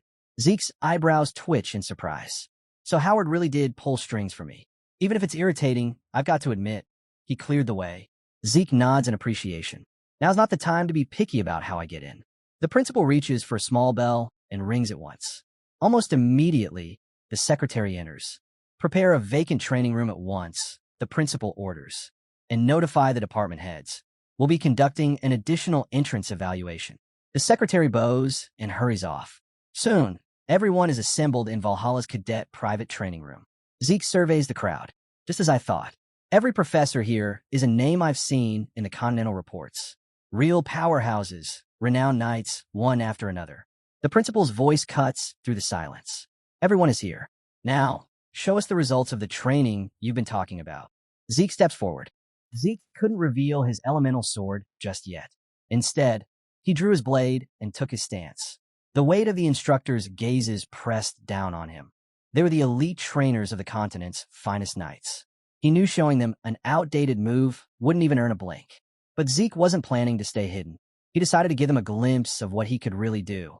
A powerful surge of energy burst from him, flooding the hall. He focused it all into his sword. The instructor's eyes widened as his aura began to glow brilliantly. They were witnessing something rare, an aura blade. Stunned, they stared. Zeke had already reached the level of a Blue Knight, at just 15 years old. The previous record? Abel, who became one at 19. It was unbelievable. The instructors quickly assumed his early breakthrough was thanks to him being a Golden Awakener. That's when Zeke realized he'd made a mistake. He remembered asking Kaiser what he thought of aura. The Hero King had dismissed it as a cheap trick for the weak. After sparring with Kaiser, Zeke had forgotten how to suppress his own aura. Watching the instructors argue over his level, he felt a wave of relief. They only thought he was a Blue Knight. Before crossing paths with Kaiser, that's exactly what he was. But after mastering the elemental sword, his aura had evolved. He had entered the realm of a Red Knight. The difference between the two wasn't small. Both could use the aura blade, a technique that coats a sword in a deadly, razor-thin layer of energy. But while a Blue Knight could only summon and maintain it, a Red Knight could reshape it freely without losing its edge. Zeke was glad he stopped when he did. Had he gone further, the situation might have spiraled out of control. As he watched the instructors, a loud voice suddenly broke through the tension. Someone shouted that he was incredible. Zeke flinched in surprise. The voice belonged to Flaubert, who was now smiling. The dean looked at him and said Zeke had shown more in one moment than others did in a month at Valhalla. He added that, if it were just about awakening potential, Zeke could have skipped several years of training. As Zeke sheathed his sword, he couldn't help but be taken aback. Flaubert's demeanor had completely changed. Zeke bowed his head and apologized to the dean for missing the entrance ceremony, calling it a failure on his part. Flaubert just laughed it off and told him not to worry. Turning to the instructors, Flaubert asked if anyone had any objections to Zeke joining.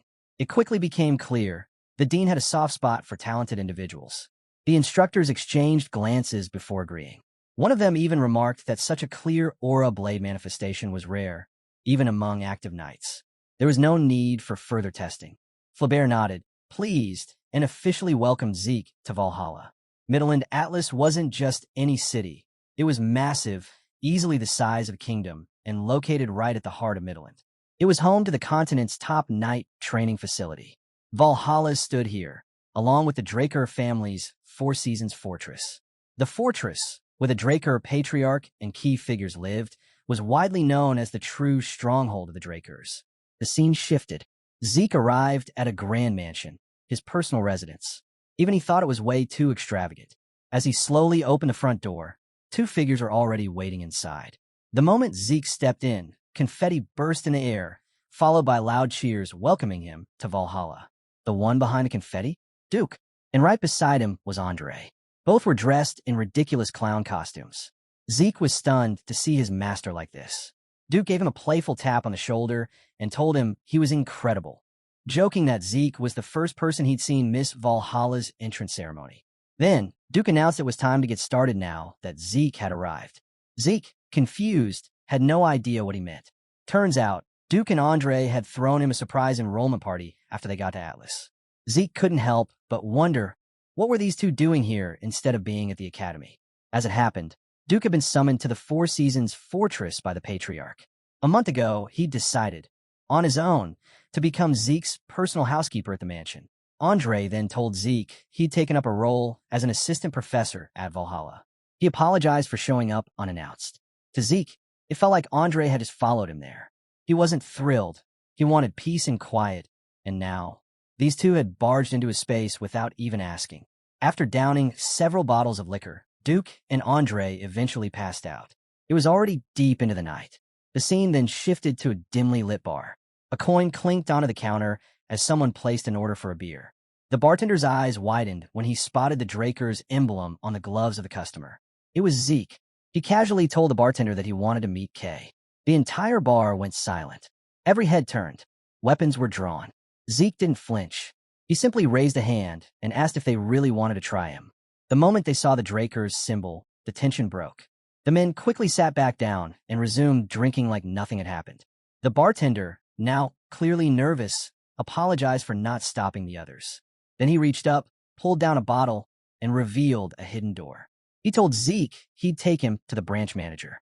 As they walked through the tunnel, Zeke noticed layers of protective magic, second and third tier enchantments. He immediately recognized Kay's handiwork. Before Zeke's regression, there were two major intelligence networks that ruled the continent: the Draker's Order of the Black Knights and the Rome Empire's Intelligence Bureau. But there was one more, one far less known: the Syndicate. It started as a loose group of smugglers. But once Kay joined, everything changed. She turned their smuggling routes into the foundation of a highly efficient intelligence network. In Zeke's past life, around this time, he would have been expelled from the academy. He would have ended up under McCain's command, struggling just to stay alive, eventually climbing his way up as one of their hitmen. Back then, Kay was a branch leader. She sought him out with a job, clear out a critical transportation route. She was trying to expand their control and reshape the syndicate into something that could rival the Black Order and the Bureau. Thanks to her skill and persistence, she succeeded. The syndicate became hers. Later, after Zeke lost everything to the Empire, Kay visited him again. She handed him information about the artifact the Emperor was chasing. She warned him it wouldn't be easy, and she told him to be careful. Kay had thrown her full support behind Zeke's revenge. She said it was simply her way of repaying him for helping her transform the syndicate into what it had become. Zeke understood. Without her, he never would have gotten close to the artifact. He wouldn't have had a shot. He knew one thing for sure. Information was a weapon. And with the future uncertain, staying informed was his best bet. The bartender knocked on a door, then opened it for him. Zeke figured maintaining a connection with Kay through this deal could only help. As he stepped inside, he saw someone seated in the shadows.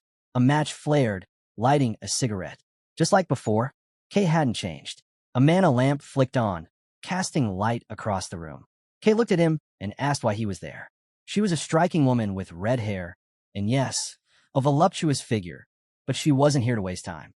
She told Zeke to skip the small talk and get straight to the point. Zeke didn't hold back. He told her he wanted to establish a trade deal with the syndicate. Kay raised an eyebrow.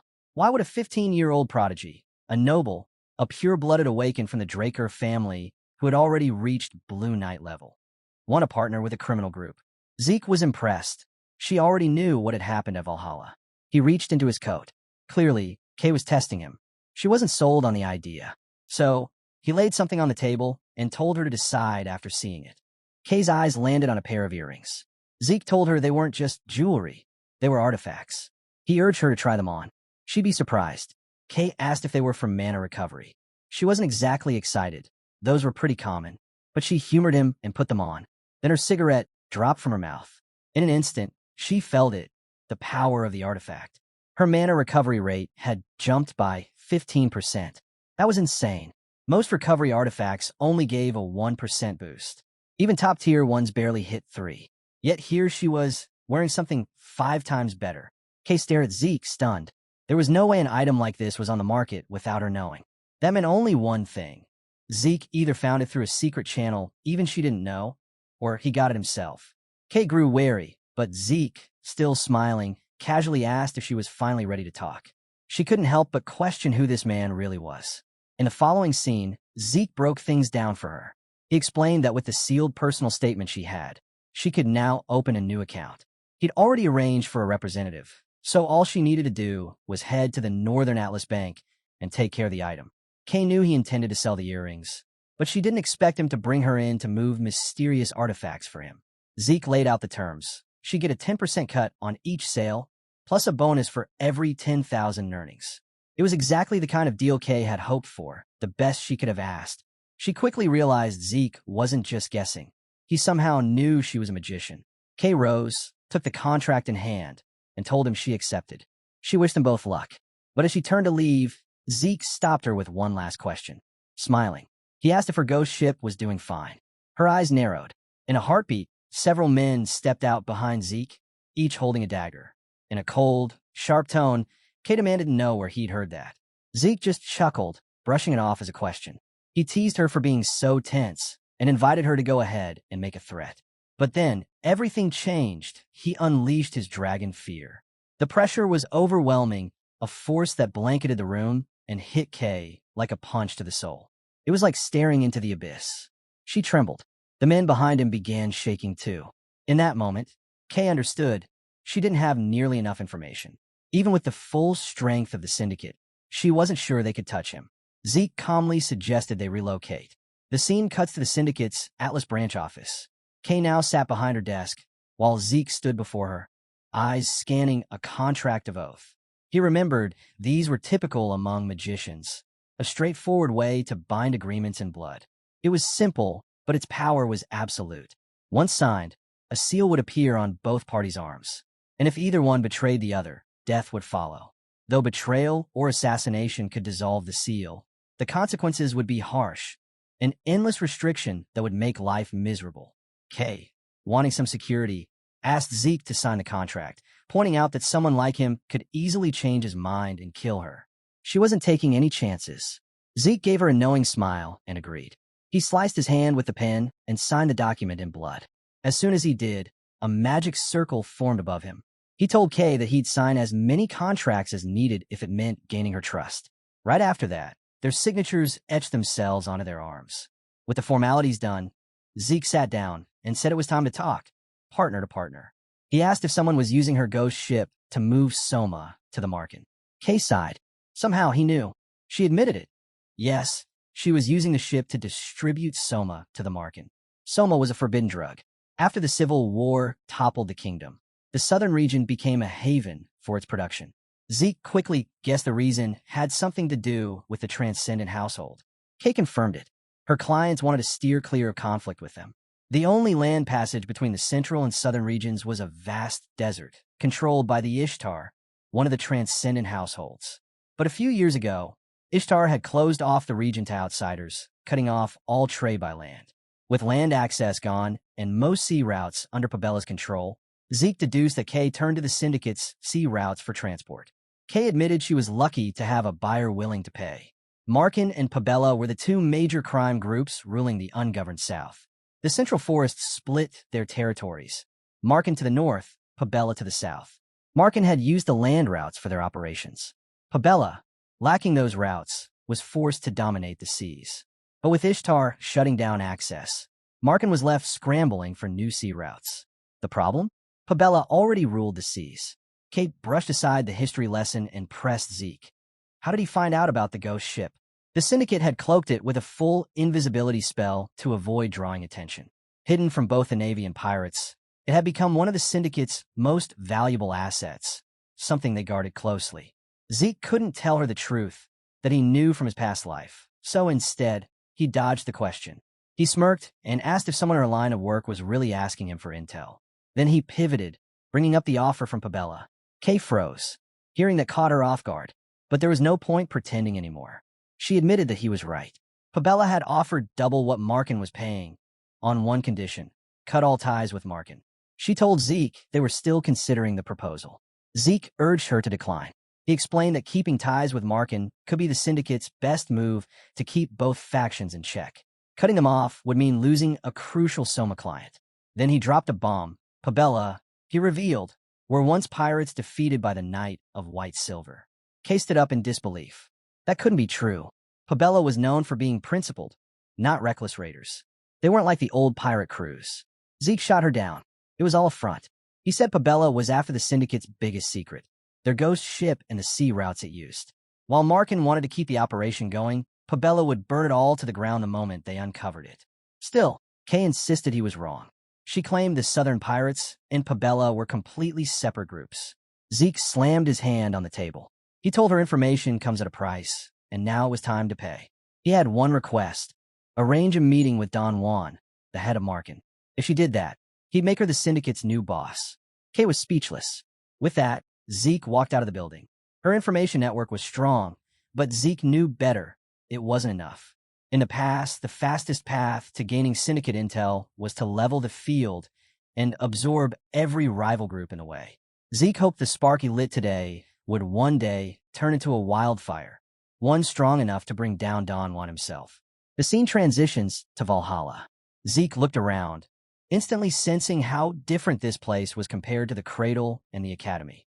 It felt unrestrained, almost chaotic. While taking in his surroundings, he wondered when the guide assigned by the dean would show up. Right then, someone called out to him. A boy with a tattoo on his face strolled up, grinning, and held out a fist bump. Zeke just stared. He had no idea why this guy was acting so friendly. The boy gave him a playful tap on the shoulder and joked that Zeke still had some academy stiffness in him. Zeke brushed his hand away and asked bluntly if he was the guide. Mocking Zeke's tone, the boy imitated his serious delivery, then grinned and told him to chill out. Throwing a rock and roll hand sign, he told Zeke to loosen up. Yes, he was the guide, the one handpicked by the dean to show Zeke every corner of Valhalla. And clearly, he loved to talk. Mid-sentence, he realized he hadn't introduced himself. With a flair, he announced his name, Diego. That caught Zeke off guard. Diego introduced himself as the evangelist of New Age fusion, combining Southern percussion with Central melodies. He even stuck out his tongue, adding that he hoped they'd get along. Zeke turned away and replied that he hoped so too. Surprised, Diego moved closer, asking if Zeke was already warming up to him. Zeke replied that it all depended on his mood. What Zeke didn't expect was to meet Diego Vaya, the man who would one day be known as the Metered Knight, one of the legendary 5 Divine Knights. These knights would become major figures in the Great Continental War. The first was Bishop Kastek, the Silent Knight. The second, Jeffrick Salma, the Haze Knight. Next up is Asta Eladolf, known across the land as the Illusory Knight. Then comes Reyna Draker, the Lightning Knight. And rounding it out, the fifth is Diego Vaya, the Metered Knight. While mulling things over, Zeke recalled hearing that all 5 Divine Knights were alumni of Valhalla. He figured now was a good time to dig into that rumor. If it turned out true, it could give him a solid advantage moving forward. As they walked, Diego glanced at Zeke and said, "Man, I'm starving. All that wandering worked up an appetite. You ever tried Southern food?" Zeke replied, "Can't say I have any fond memories of it." Diego chuckled, "Then you've never had the real deal." Cut to Zeke taking a bite of taco. "This isn't bad," he said. Diego grinned. "Of course it's good. This isn't just any taco. It's a special Valhalla Shark Dragon blend. Even a Southern guy like me respects it." Zeke admitted it was better than anything he imagined the South could offer. Diego raised an eyebrow. "Wait, you've actually been down there?" Zeke replied, "Not exactly. Just heard the stories." Once they finished eating, the two grabbed some tea. Zeke took a sip and asked, "So how did someone from the South like you end up here in Valhalla?" Diego leaned back and said, "That's a long one." Then he casually dropped a bomb. His parents rule a small kingdom in the southern continent. Zeke blinked. "Your royalty?" Diego nodded. The southern continent's made up of several little kingdoms, and back when the Cuzco kingdom collapsed after civil war, most folks migrated to the central lands. Raising his cup, Diego declared, "Yep, I'm a prince." "Big deal, right?" Zeke stared in disbelief. "A prince? Seriously? You?" He couldn't wrap his head around royalty being this informal. Diego just laughed and explained how a bunch of old folks back home still cling to the royal family's ancient twin sword technique. And because he's a prodigy with dual blades, they shipped him off to Valhalla. Then, with a big smile, Diego said, "But honestly, I couldn't care less about swordsmanship. I'm all in on my music." Zeke wondered aloud. "What about the people counting on you?" Diego waved it off and asked, "Hey, want to join the Southern Fusion New Age Music Research Club?" Zeke didn't even hesitate. "No thanks." The scene shifts to a lecture hall. Zeke glanced around and asked Diego, "Are we even allowed in the upperclassmen lectures like this?" Diego shrugged and said, "Stop acting like this is a regular academy. Valhalla's about freedom. If it helps you learn, it's fair game." He leaned in and added, "Besides, today's lecture is a rare one. I heard the school's pulling out something massive." Zeke rolled his eyes. "Don't you ever get tired of running your mouth?" As he tuned Diego out, he caught whispers around the room. Students were talking about him, calling him the youngest person to ever join Valhalla. Someone mentioned he was a direct descendant, a prodigy who even took down an instructor. Diego turned to him, stunned. "Wait, you're Draker." Zeke stared at him like he'd lost it. Lifting his gloved hand, he asked, "What did you think these were?" Diego blinked, confused. "Okay, what are they?" Zeke snapped, "You really are an idiot. These are pure-blood gloves. Only pure-blood Draker Awakeners wear them." Diego's jaw dropped. He remembered Zeke hadn't taken the gloves off while eating. "Man, I just thought you were a badass sticking to your style. I had no idea." Zeke chuckled, shaking his head. "You came all the way to Valhalla and didn't even know what pure-blood gloves are." He noticed Diego starting to freak out. That, Zeke thought, was the typical reaction people had around purebloods. It actually put him at ease. Finally, some quiet. But just as he enjoyed the peace, Diego spoke up again. "Now it all makes sense. No wonder you act like a snob." Zeke groaned. He honestly had no words for him. Diego slung an arm around Zeke's shoulders. "Hey, since you're Draker, you should have picked up the bill earlier." He burst out laughing. "Kidding, kidding." Everyone turned their heads as Diego's voice echoed through the hall. Zeke couldn't believe how loud he was getting. Just then, the dean clapped his hands, signaling for silence. Instantly, the room went still. Zeke scanned the crowd. So many people had shown up. It had to be for the dean's big special lecture. Seeing the packed hall, Dean Flaubert smiled and said, "Looks like everyone's excited for today's lecture." Diego, on the other hand, pulled out a book and showed it to Zeke. "Check this out. What do you think of these lyrics? The rhyme scheme's insane, right?" Zeke gave him a side glance. "Didn't you say we were here to listen? At least pretend to pay attention." Flaubert decided to skip the pleasantries. "Let's jump right in," he announced. It wasn't easy getting this guest. "Please welcome a returning Black Knight of the Drakers, fresh off the battlefield." Zeke's face lit up when he saw who it was. He remembered the man had just come back to the Four Seasons fortress. So he's finally stepping into the global scene, Zeke thought. The hall fell into stunned silence. It was Duke Draker. Whispers spread instantly. "The Gale Knight. He disappeared. I heard he was seen near the fortress, but I didn't believe it." Duke stood at the podium. "It's good to see so many of you still remember me after my time away from the front lines," he said. "Make sure you carve this lesson deep into your soul." He then revealed that he started out as a regular academy student, just like them, before rising to become a Black Knight. The lecture turned out far more engaging than Zeke expected.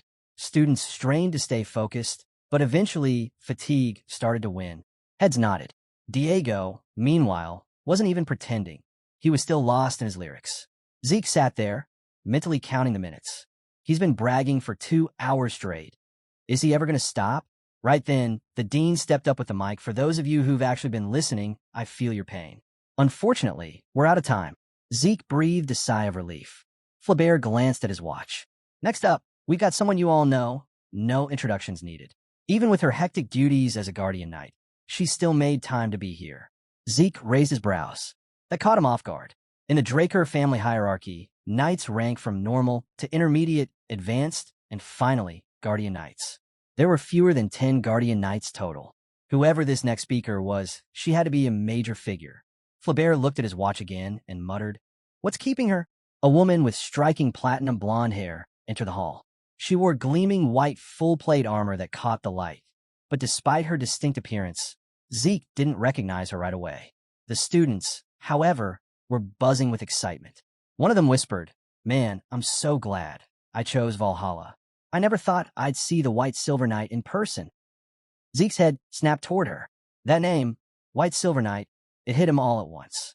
Of course, the first direct descendant of the Draker family, Carly Draker. His sister, Carly Draker, was a legend, especially in the port town of Isen, a key trade hub in the central continent. Today, Isen connected vital trade routes to the Dolta Republic, the southern continent, and even the east. But that wasn't always the case. Not long ago, the town was a haven for southern pirates, a lawless zone crawling with criminals. But after becoming a knight of the Draker family, Carly set out to purge Isen of its outlaws. And in just 5 years, she did it. The pirates vanished. Isen became the top port under Draker protection.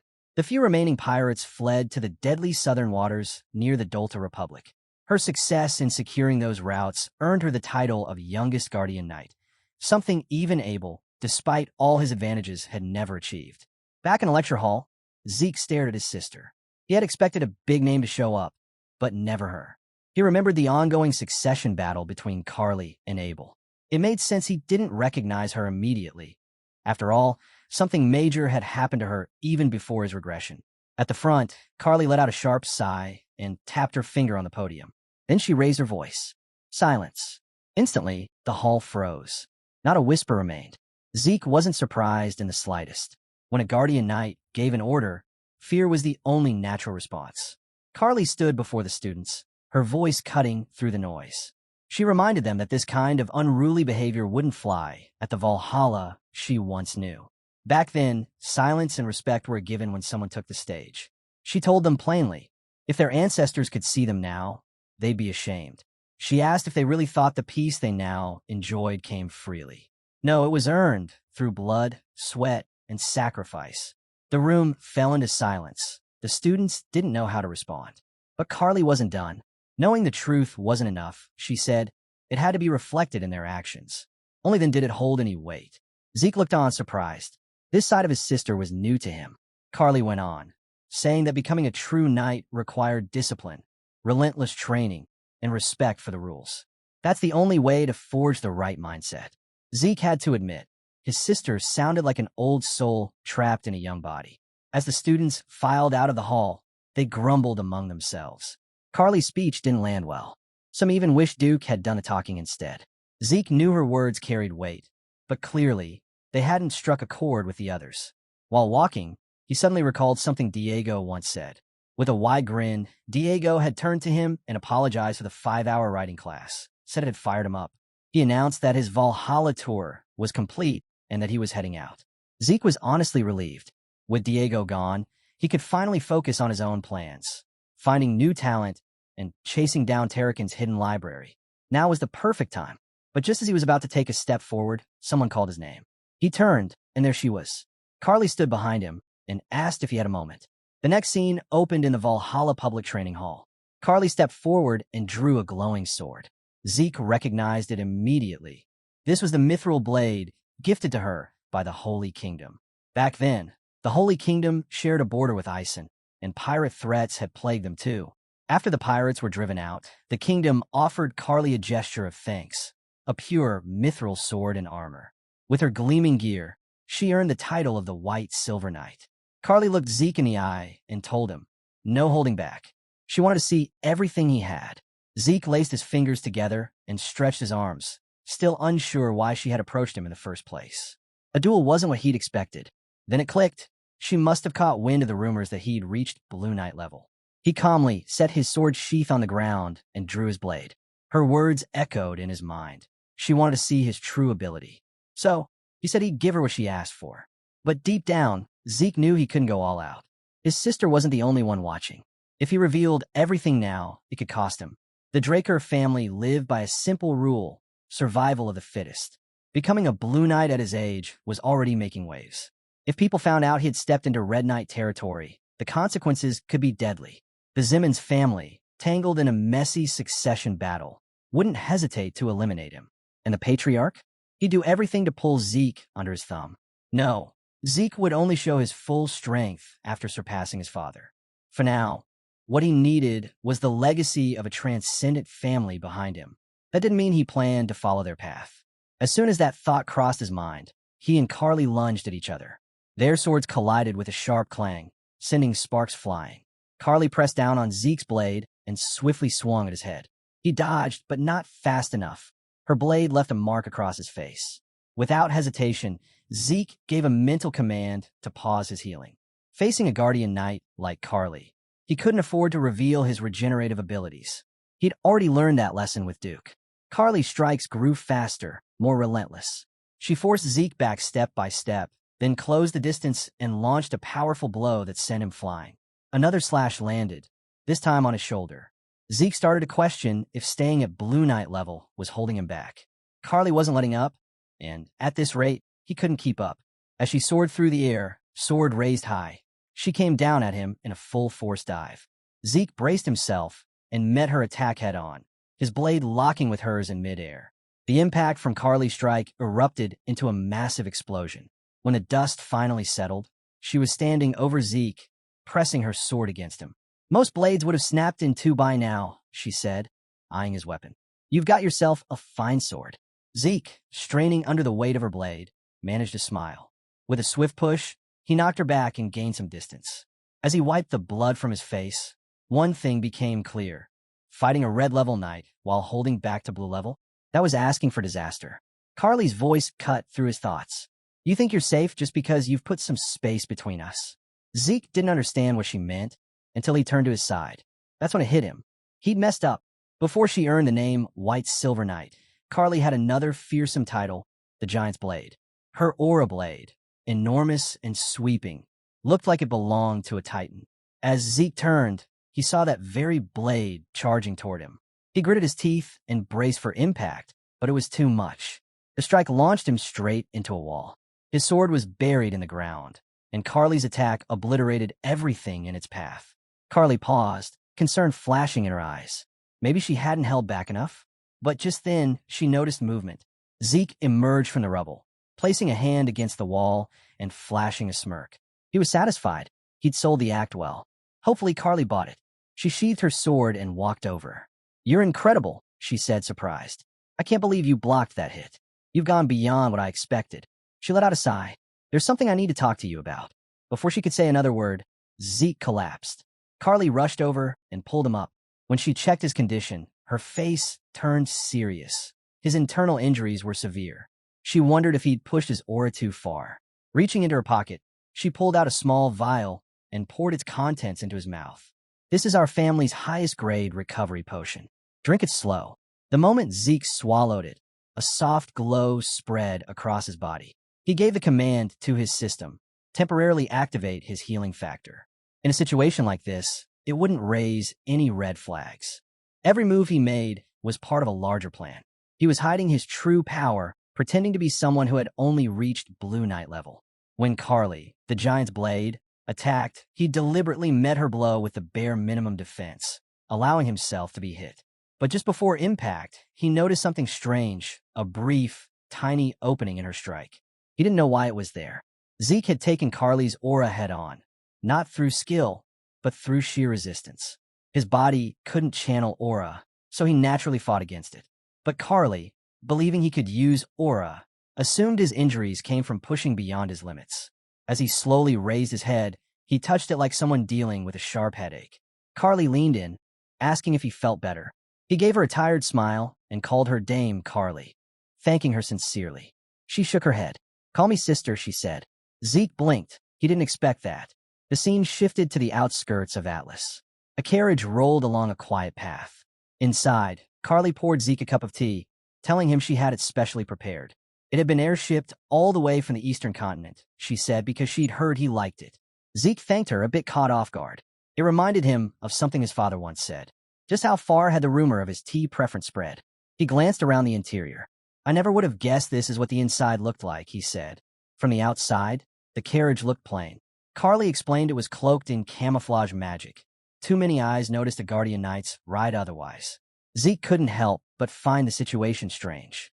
From training hall to the city outskirts, by carriage. He looked at her. "Is what you're about to tell me something others shouldn't hear?" Carly nodded. "It's about the Butchering Knight," she said. "I need more power to stop Abel." Zeke was caught off guard. "You mean the second son?" "I'll start from the beginning," she replied. She told him that one of the core tenets of their family was the oath of neutrality, staying out of national conflicts. But Abel had shattered that rule. He was currently backing the Rome Empire in their conflict against Elencia. Zeke realized then, Abel had been setting things in motion for a while now. Does the Four Seasons Fortress not know about this? "They're turning a blind eye," Carly said flatly. Carly told Zeke that the Four Seasons Fortress was no longer unified. A split had formed. Some of the elders in the assembly were now supporting the Empire, backing Abel. Zeke narrowed his eyes. "Are all the elders siding with the Empire?" She shook her head. "Some are still neutral." Zeke was stunned. The very assembly known for their rigid pride and high ideals. Just sitting on the fence? It didn't add up. "At this rate," he said, "it's only a matter of time before the rest of them fall in line." Carly nodded. "That's how I see it too." She admitted that she was searching for a way to stop Abel. Waiting for him to slip up wasn't an option. If they let him continue unchecked, things would spiral into all-out war. Zeke knew she was right. It had already been 3 years since he regressed. And in just 7 more, a war unlike any other would break out, led by the Draker family and the Rome Empire under Abel's command. Entire nations would crumble. The skies would turn black, and the continent would bleed. Carly said she'd made up her mind. She was going to gain the strength needed to stop Abel. Right now, Abel had sway over the higher ranks of their family, assuming the lower ranks would simply follow. But Carly didn't believe that. "True knights," she told him, "don't kneel to power. They follow justice." That's why she was gathering knights from around the Four Seasons Fortress, those who still held on to honor. Then she turned to Zeke and made something clear. "I won't force you to join me," she said. "You're still young. You're a pure blood awakener. Your future is already secure." Zeke quietly took a sip of tea, his gaze fixed on his sister. In that moment, he understood her completely. Carly wasn't just stubborn or proud. She was resolute, a woman of conviction, willing to bend if it meant upholding justice. She was as righteous as they came. Zeke figured out why there was a gap in the giant's blade. It was her worry for him that broke her focus. Though she seemed as unshakable as a Draker, deep down, she had a kind heart. Carly warned her brother that if things went sideways, he could be seen as a traitor. She urged him to think it through. Zeke appreciated her honesty. He set his cup down and got on one knee. With no hesitation, he told Carly he had made up his mind. He wanted to walk her path of chivalry. even if he wasn't ready for it. Carly was stunned. Then, quietly, she smiled and thanked him. The scene shifts to the Valhalla research facility. Zeke stares at a status window. Back in his previous life, he had learned about his family's activities through Kay. He never imagined that corruption had already rooted itself in the family long before the Continental War began. Zeke's original plan was to leave the family early, avoiding Abel's meddling while he built up his strength for the coming war. But now that someone shared his vision, staying seemed like a better move. In fact, he preferred it. Being close meant he could monitor Abel more easily. And with Carly in the spotlight, Zeke wouldn't have to deal with direct backlash. To push his plan forward, Zeke needed to become an official knight and win the public's favor for Carly. Despite being the eldest and a guardian knight, Carly lacked the bloodline of an awakener and wasn't from one of the great houses. In Zeke's past life, she lost her bid for the family to Abel's power. But if a pure-blood awakener like Zeke officially backed her, the odds would shift. Still, it felt strange to play the role of a knight. It just didn't suit him. As he mulled over the plan, he checked the map. He was almost there. Arriving at the massive central library in Valhalla, Zeke headed inside. His goal? Tarakin's hidden library. Deep within the towering shelves, he stepped into a restricted section. A system prompt flashed. He had reached his destination. Zeke could hardly believe this was the legendary secret library. Glancing around, he felt let down. Nothing stood out. Nothing looked important. Considering the system had guided him here, he had hoped for something dramatic, maybe Bahamut's heart or its fangs. He wondered if the whole trip had been a waste. But just as that thought crossed his mind, he took another step forward. Instantly, the system chimed in, alerting him that it had located a data storage point. As soon as the message appeared, a massive bookshelf materialized in front of him. Zeke was stunned, not just by the shelf, but by what popped up on his system screen. The system confirmed that he had discovered the hidden library of none other than Tarakin Draker, an administrator. Zeke couldn't believe Tarakin had access to the same system he was using. Realization hit him. This shelf must only appear through system recognition, which explained why no one had ever stumbled across it before. The system then notified him that all of Tarakin's data had now been synced and integrated into his own. From now on, Zeke would have permanent access to this secret trove. To make navigation easier, the system sorted the contents into 4 main categories: Organization Management Manual, Dragon Slaying Manual version 5.21, reference materials, and a collection of proverbs for personal growth. Zeke decided he'd dive into the categories later. For now, he asked the system to locate something that would most benefit his current growth. The system responded promptly, stating that it had found a suitable match. One of the books on the shelf began to glow. It appeared in his hand, and he read the title, The Secret Technique of the True Dragon Swordplay. Zeke had never come across this technique before. He flipped the book over to check the author, and froze. The name hit him like a bolt. It was written by none other than Sheltern Draker, the trusted advisor of the hero King Kaiser. In the next scene, Sheltern Draker sat in his study, pen in hand, jotting down his thoughts. He explained why he felt compelled to develop the true dragon swordplay. He began by recalling how the bond between dragons and humans first started with the great hero king. Thanks to him, even ordinary humans were able to forge contracts with these supreme beings. But dragons didn't lend their strength to humans out of kindness. They pitted humanity for being weak, for lacking the inherent gifts found in other races. Still, because of Kaiser, more humans became dragon contractors, spreading far and wide to build flourishing civilizations.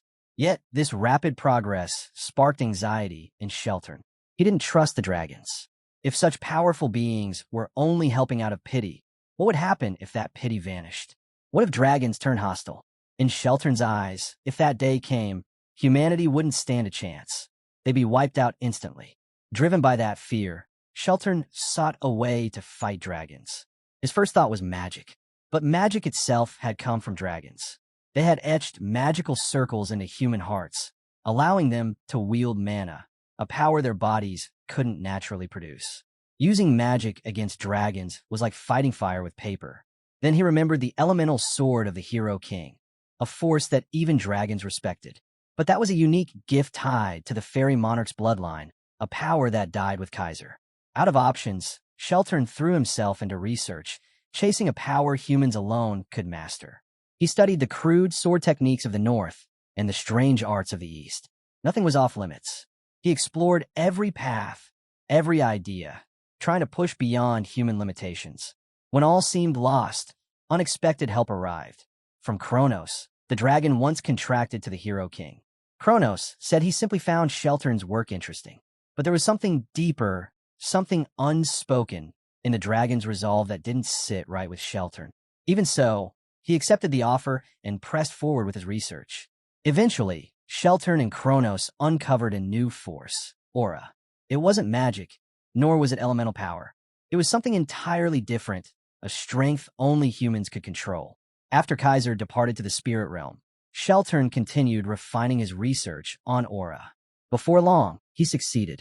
He not only uncovered its principles and uses, but also crafted a sword style designed to harness its full potential. He named it the True Dragon Swordplay and made it public. But the response was underwhelming. In a world where power could be gained quickly through dragon-made tools, few had interest in a path that demanded patience and hard work. His creation was largely ignored. As he documented his findings, Sheltern admitted he was relieved. The dragons hadn't betrayed humanity after all. But even with peace, he believed his sword style would one day become essential. He left behind his work with hope that someone would pick it up and master it. While flipping through the book, the protagonist received a message. A new quest had begun. Successor of Sheltern. Zeke was challenged to learn Sheltern Draker's secret techniques, with a time limit of 3 months. The reward? Coordinates to the Kronos Kingdom's treasury. He placed the book back on the shelf. The reward was tempting. He imagined legendary artifacts hidden within that treasure. But 3 months? That was tight. He started to wonder if this technique was even harder to learn than the elemental sword. Regardless, he decided to commit himself to mastering the true dragon swordplay. Ironically, Sheltern had been right. The dragons did betray mankind, and a liberation war eventually broke out. Reflecting on that, Zeke asked the system if there were any other valuable records in the secret library, something like Tarakin's journal. The system processed his request and found one matching record. It announced that a magical video log would now play. The library began to vanish. Zeke was stunned. It felt exactly like the beginning of the tutorial. Suddenly, he was in a desert. Confused, he looked around. The space seemed artificial, something the system had fabricated. But then he turned, and what he saw stopped him cold. Something massive and terrifying was emerging from the ground. He couldn't move. His mental defense skill kicked in immediately, but even that wasn't enough to stop the tremors running through him. The creature before him felt terrifyingly real. Zeke could barely wrap his head around the fact that he was standing face to face with what was once hailed as the king of all creations, a dragon. As fear gripped him, a voice rang out, calling the beast by name, Bahamut. Zeke froze. That was the evil dragon? He turned sharply to find the source of the voice and was stunned. He hadn't even sensed the man until he spoke. And now, standing behind him, was a figure cloaked in power, more like a monster than a man. The stranger's blurred figure walked straight through Zeke. That's when it hit him. He wasn't really there. He was watching a recording, likely a memory embedded in Tarakin's journal. Zeke guessed this might be the legendary showdown between Bahamut and Tarakin Draker, the battle told in the tales of the Dragonslayer. Bahamut raised one colossal claw and slammed it into the ground. Zeke watched, exhilarated.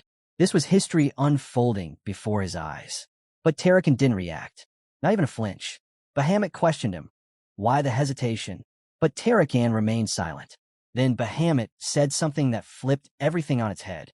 He called Tarakin his contractor. Disappointment laced his voice. Zeke was stunned. Tarakin had been Bahamut's contractor, just like Kaiser was to Kronos? None of the legends ever mentioned that. It made no sense. If Tarakin had been the dragon's partner, how had he come to defeat him? What really happened in the battle that made him a legend? Zeke's thoughts spiraled as strange distortions started flickering through the scene. The world in front of him began to glitch. Something wasn't right. Then he noticed Tarakin speaking, but the words were muted, lost in the broken playback. Frustrated, Zeke called out to the system, asking it to repair the visual error. But the system refused his request. He clenched his teeth, frustrated. Why now? Then, turning back, he saw Tarakin clearly. A memory surfaced, his talk with Kaiser. Zeke had once asked the Hero King if a dragon could ever turn on its contractor. Kaiser had just laughed and dismissed it, saying that kind of betrayal was impossible. If anything, it was the humans who betrayed the dragons. As that memory resurfaced, Zeke suddenly saw Tarakin withdrawing his sword from Bahamut's skull. The massive dragon's body began to crumble, slowly turning to ash until there was nothing left. Zeke stared in disbelief. Once the remains vanished, something appeared in front of Terrakin, Bahamut's heart and Fong, the same one Zeke had received back at the Dragonslayer's residence. Zeke began to question whether dragons always left behind something after death. He remembered the pure blood gloves he wore were crafted from dragon hide. Still, he suspected that Bahamut might have been a rare exception. As he considered this, the sky fractured with a massive glitch, pulling him out of the scene. He wondered if the recording had ended. Sitting on the ground, Zeke tried to collect his thoughts. What he'd seen didn't quite add up. He decided to head back. That's when he discovered something new. Terrakin's secret library was now fully integrated into the system, and he could access it whenever he wanted. He immediately tried to replay the scene, hoping to catch the final exchange between Bahamut and Terrakin. But the distortion was still there. Their last words remained lost to him. Still, the experience hadn't been for nothing. Zeke had learned something valuable. He found out that the renowned dragon-slaying arts had their roots in the true dragon sword play. Terrakin had taken Sheltern's complex techniques and distilled them into a more practical form, resulting in the combat style known today. But the streamlining came at a cost: raw power. The refined version lacked the destructive force needed to take down a full-blooded dragon. Even so, the dragon-slaying arts had one key advantage. By fusing the technique with a user's natural talents, it became much more potent. Though less overwhelming, the art gained utility and adaptability through this modification. What nagged at Zeke most was the gap between the legend and what the journal revealed. The accepted story claimed Terrakin had enslaved Bahamut and brought in a new era of peace. Just another glorified hero tale. But Terrakin's own records never even mentioned their contract. And that wasn't a detail someone could just forget. The scene shifted to Zeke, standing alone outside as a messenger pigeon landed nearby. He retrieved a letter. It was from Kay. She'd done what he asked, scoured the continent for every version of the Dragonslayer legend. Still, she couldn't understand his sudden obsession with these old myths. Kay explained that she'd even reviewed untranslated texts. But no matter where she looked, there was no mention of any contracts between dragons and humans. Nothing about the specific dragons linked to Terrakin or Kaiser. Yet something odd stood out. All the records used eerily similar phrasing, as if someone had carefully curated the narrative. The deeper she dug, the clearer it became. Something wasn't right. And just as she was starting to uncover more, she got a warning. The Draker family had stepped in. Her syndicate pulled out immediately, unwilling to challenge one of the continent's most powerful bloodlines. Zeke read her message in silence, then burned it without hesitation. Alarm settled in his gut. The Drakers, his own family, were suppressing information about Terrakin. But why? They'd built their prestige on Terrakin's legend, the so-called first Dragon Slayer. It made no sense for them to hide the truth about him or Bahamut. Still, Zeke couldn't ignore the feeling. Something was being kept from him. Determined to find the missing piece, he turned back toward the house. As he stepped inside, he called out to the system. But before the command left his lips, something fell off. He paused, shutting the door quietly and scanning the room. Everyone should have been gone today. Decker and the staff were off, and both Duke and Andre were tied up with business. If no one was supposed to be here, then who was watching him? Zeke walked upstairs on high alert. He commanded the system to bring up the mini-map in his mind. It responded instantly, highlighting two unknown presences, one inside, one outside. He considered the possibility that the hunting dogs from the giant mountains had followed him, but he dismissed it just as quickly. He hadn't drawn a sword or used any dragon-slaying techniques. Even they wouldn't be able to trace him from that. No, someone else had sent them, and Zeke intended to find out who. Zeke already had someone in mind. As he stepped into his room, the intruder inside kept his eyes locked on the door. But his focus betrayed him. Zeke emerged silently from the window behind, clinging to the wall like a shadow. His voice cut through the silence. "Did Abel send you?" The man flinched, spinning around. Zeke didn't need confirmation. He was sure Abel had caught wind of his alliance with Carly and had sent an assassin to tie up loose ends. Zeke dropped down and summoned a dagger from his inventory. "You don't need to answer," he said coolly. Without hesitation, he blinked forward and slashed. The blade was stopped just shy of the intruder's throat. Zeke didn't let up. "I've got plenty of ways to make you talk." Their blades collided again and again, sparks lighting up the room. Zeke pressed forward, relentless. But the man was fast, blocking every strike with precision. When Zeke tried to finish it with a heavy blow, the man countered and shoved him back. Pushing off the ceiling with one leg, Zeke flipped and landed smoothly. During the exchange, he started to piece things together. Even with a disguise, true swordsmanship couldn't be hidden. This fighting style, it was unmistakable. It came from the Gorka Kingdom in the north. The rangers from that region were considered elite, the finest scouts and warriors of the northern continent. Wielding a distinct kukri blade, they were often called the continent's guardians. Their expertise made them valuable assets in the central lands, especially for sensitive missions. Now it was clear, this wasn't Abel's doing.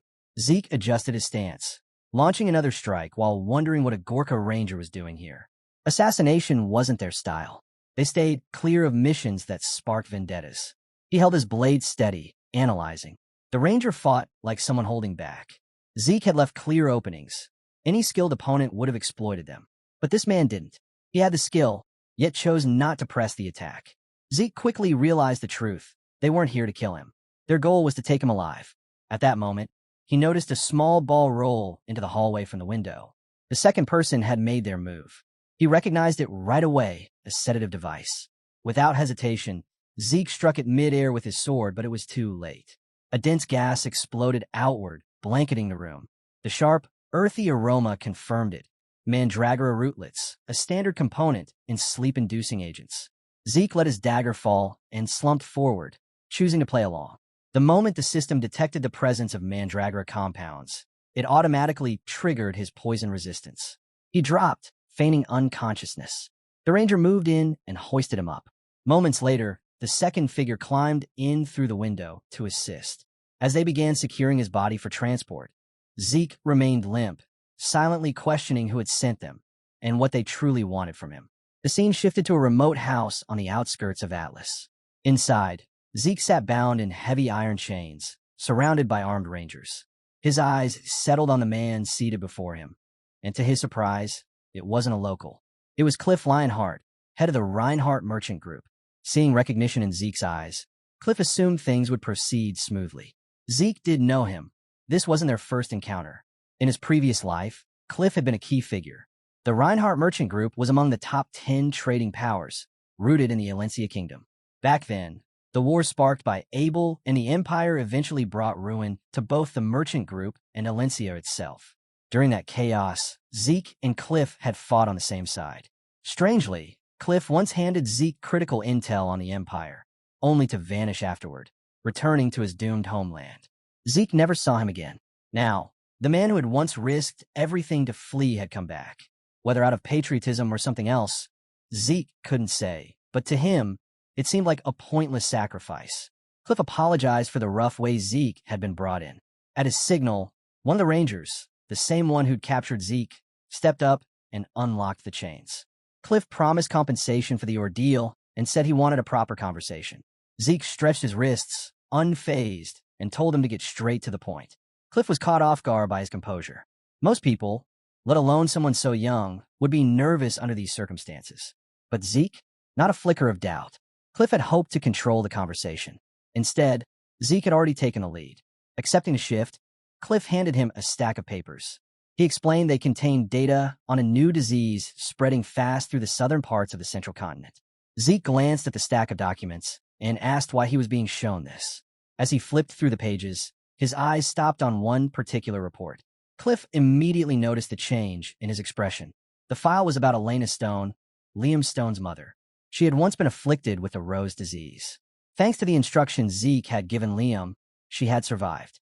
Without a word, Zeke tossed the paper onto the table and demanded an explanation. Cliff calmly replied that the new outbreak was indeed the Rose disease, a brutal illness with a guaranteed death rate. But Elena had made a full recovery. Cliff said he'd questioned her attending physician, but the man had refused to speak. He then asked Zeke directly if he knew anything. Zeke gave a slight smile.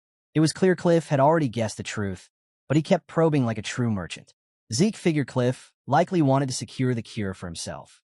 With a disease this lethal, it was a smart move. The cure's value was beyond comprehension. Even draining the wealth of the entire continent wouldn't match its worth. Still, Zeke knew Cliff well. He wasn't someone who acted purely for gold. No merchant would dare abduct a member of a transcendent family unless there was more at stake. Zeke acknowledged that he was the one who had provided the cure. At that, Cliff's face lit up. He stood, clearly thrilled, and eagerly asked Zeke to name his price. He'd pay anything. But Zeke simply raised a hand, grinning, and asked why he was so worked up. He pointed out that Cliff didn't sound like a merchant right now. The comment hit a nerve. Cliff looked annoyed. That confirmed it. Money wasn't his reason. He was trying to save someone close to him. Zeke leaned back and said they should make a deal. Cliff took a seat again. Zeke offered the formula in return for 3 favors to be fulfilled in the future. Cliff immediately asked what kind of favors. Zeke replied he didn't know yet, but when the time came, he'd let him know. He assured Cliff it would never be beyond what the merchant group could handle and told him not to worry.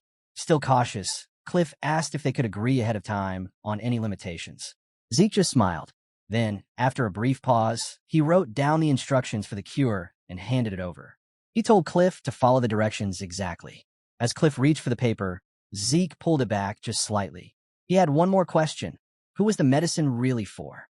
Cliff stiffened. He hesitated, then gave a nervous reply, claiming it was just a business move, the pursuit of a valuable product. But Zeke wasn't buying it.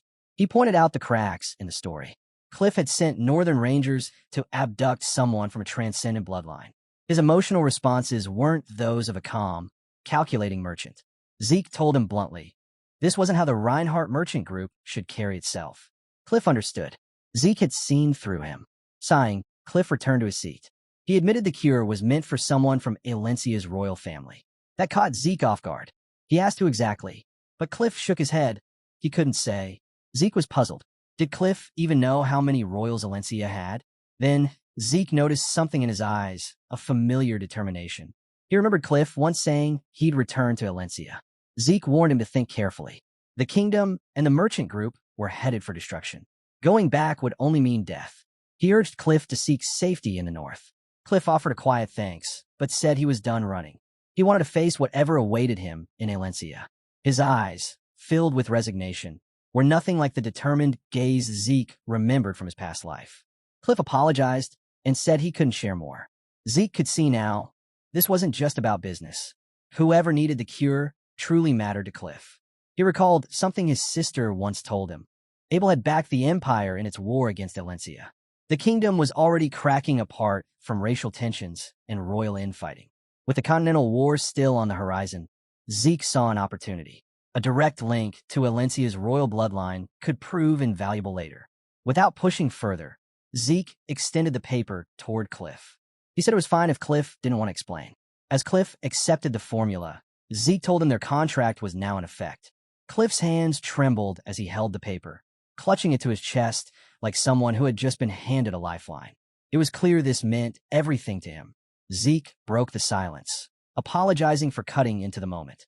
Then, casually, he asked if Cliff would be all right with him cashing in his first favor immediately.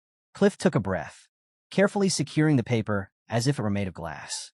He nodded, saying Zeke could request anything, as long as it was within the reach of the Reinhardt Merchant Group. Zeke smiled. His first request was simple. He wanted them to hire him. And that wraps up today's video. If you want more recaps like this, drop a comment below and let me know. Don't forget to hit that like button and subscribe for more awesome content. Catch you in the next one.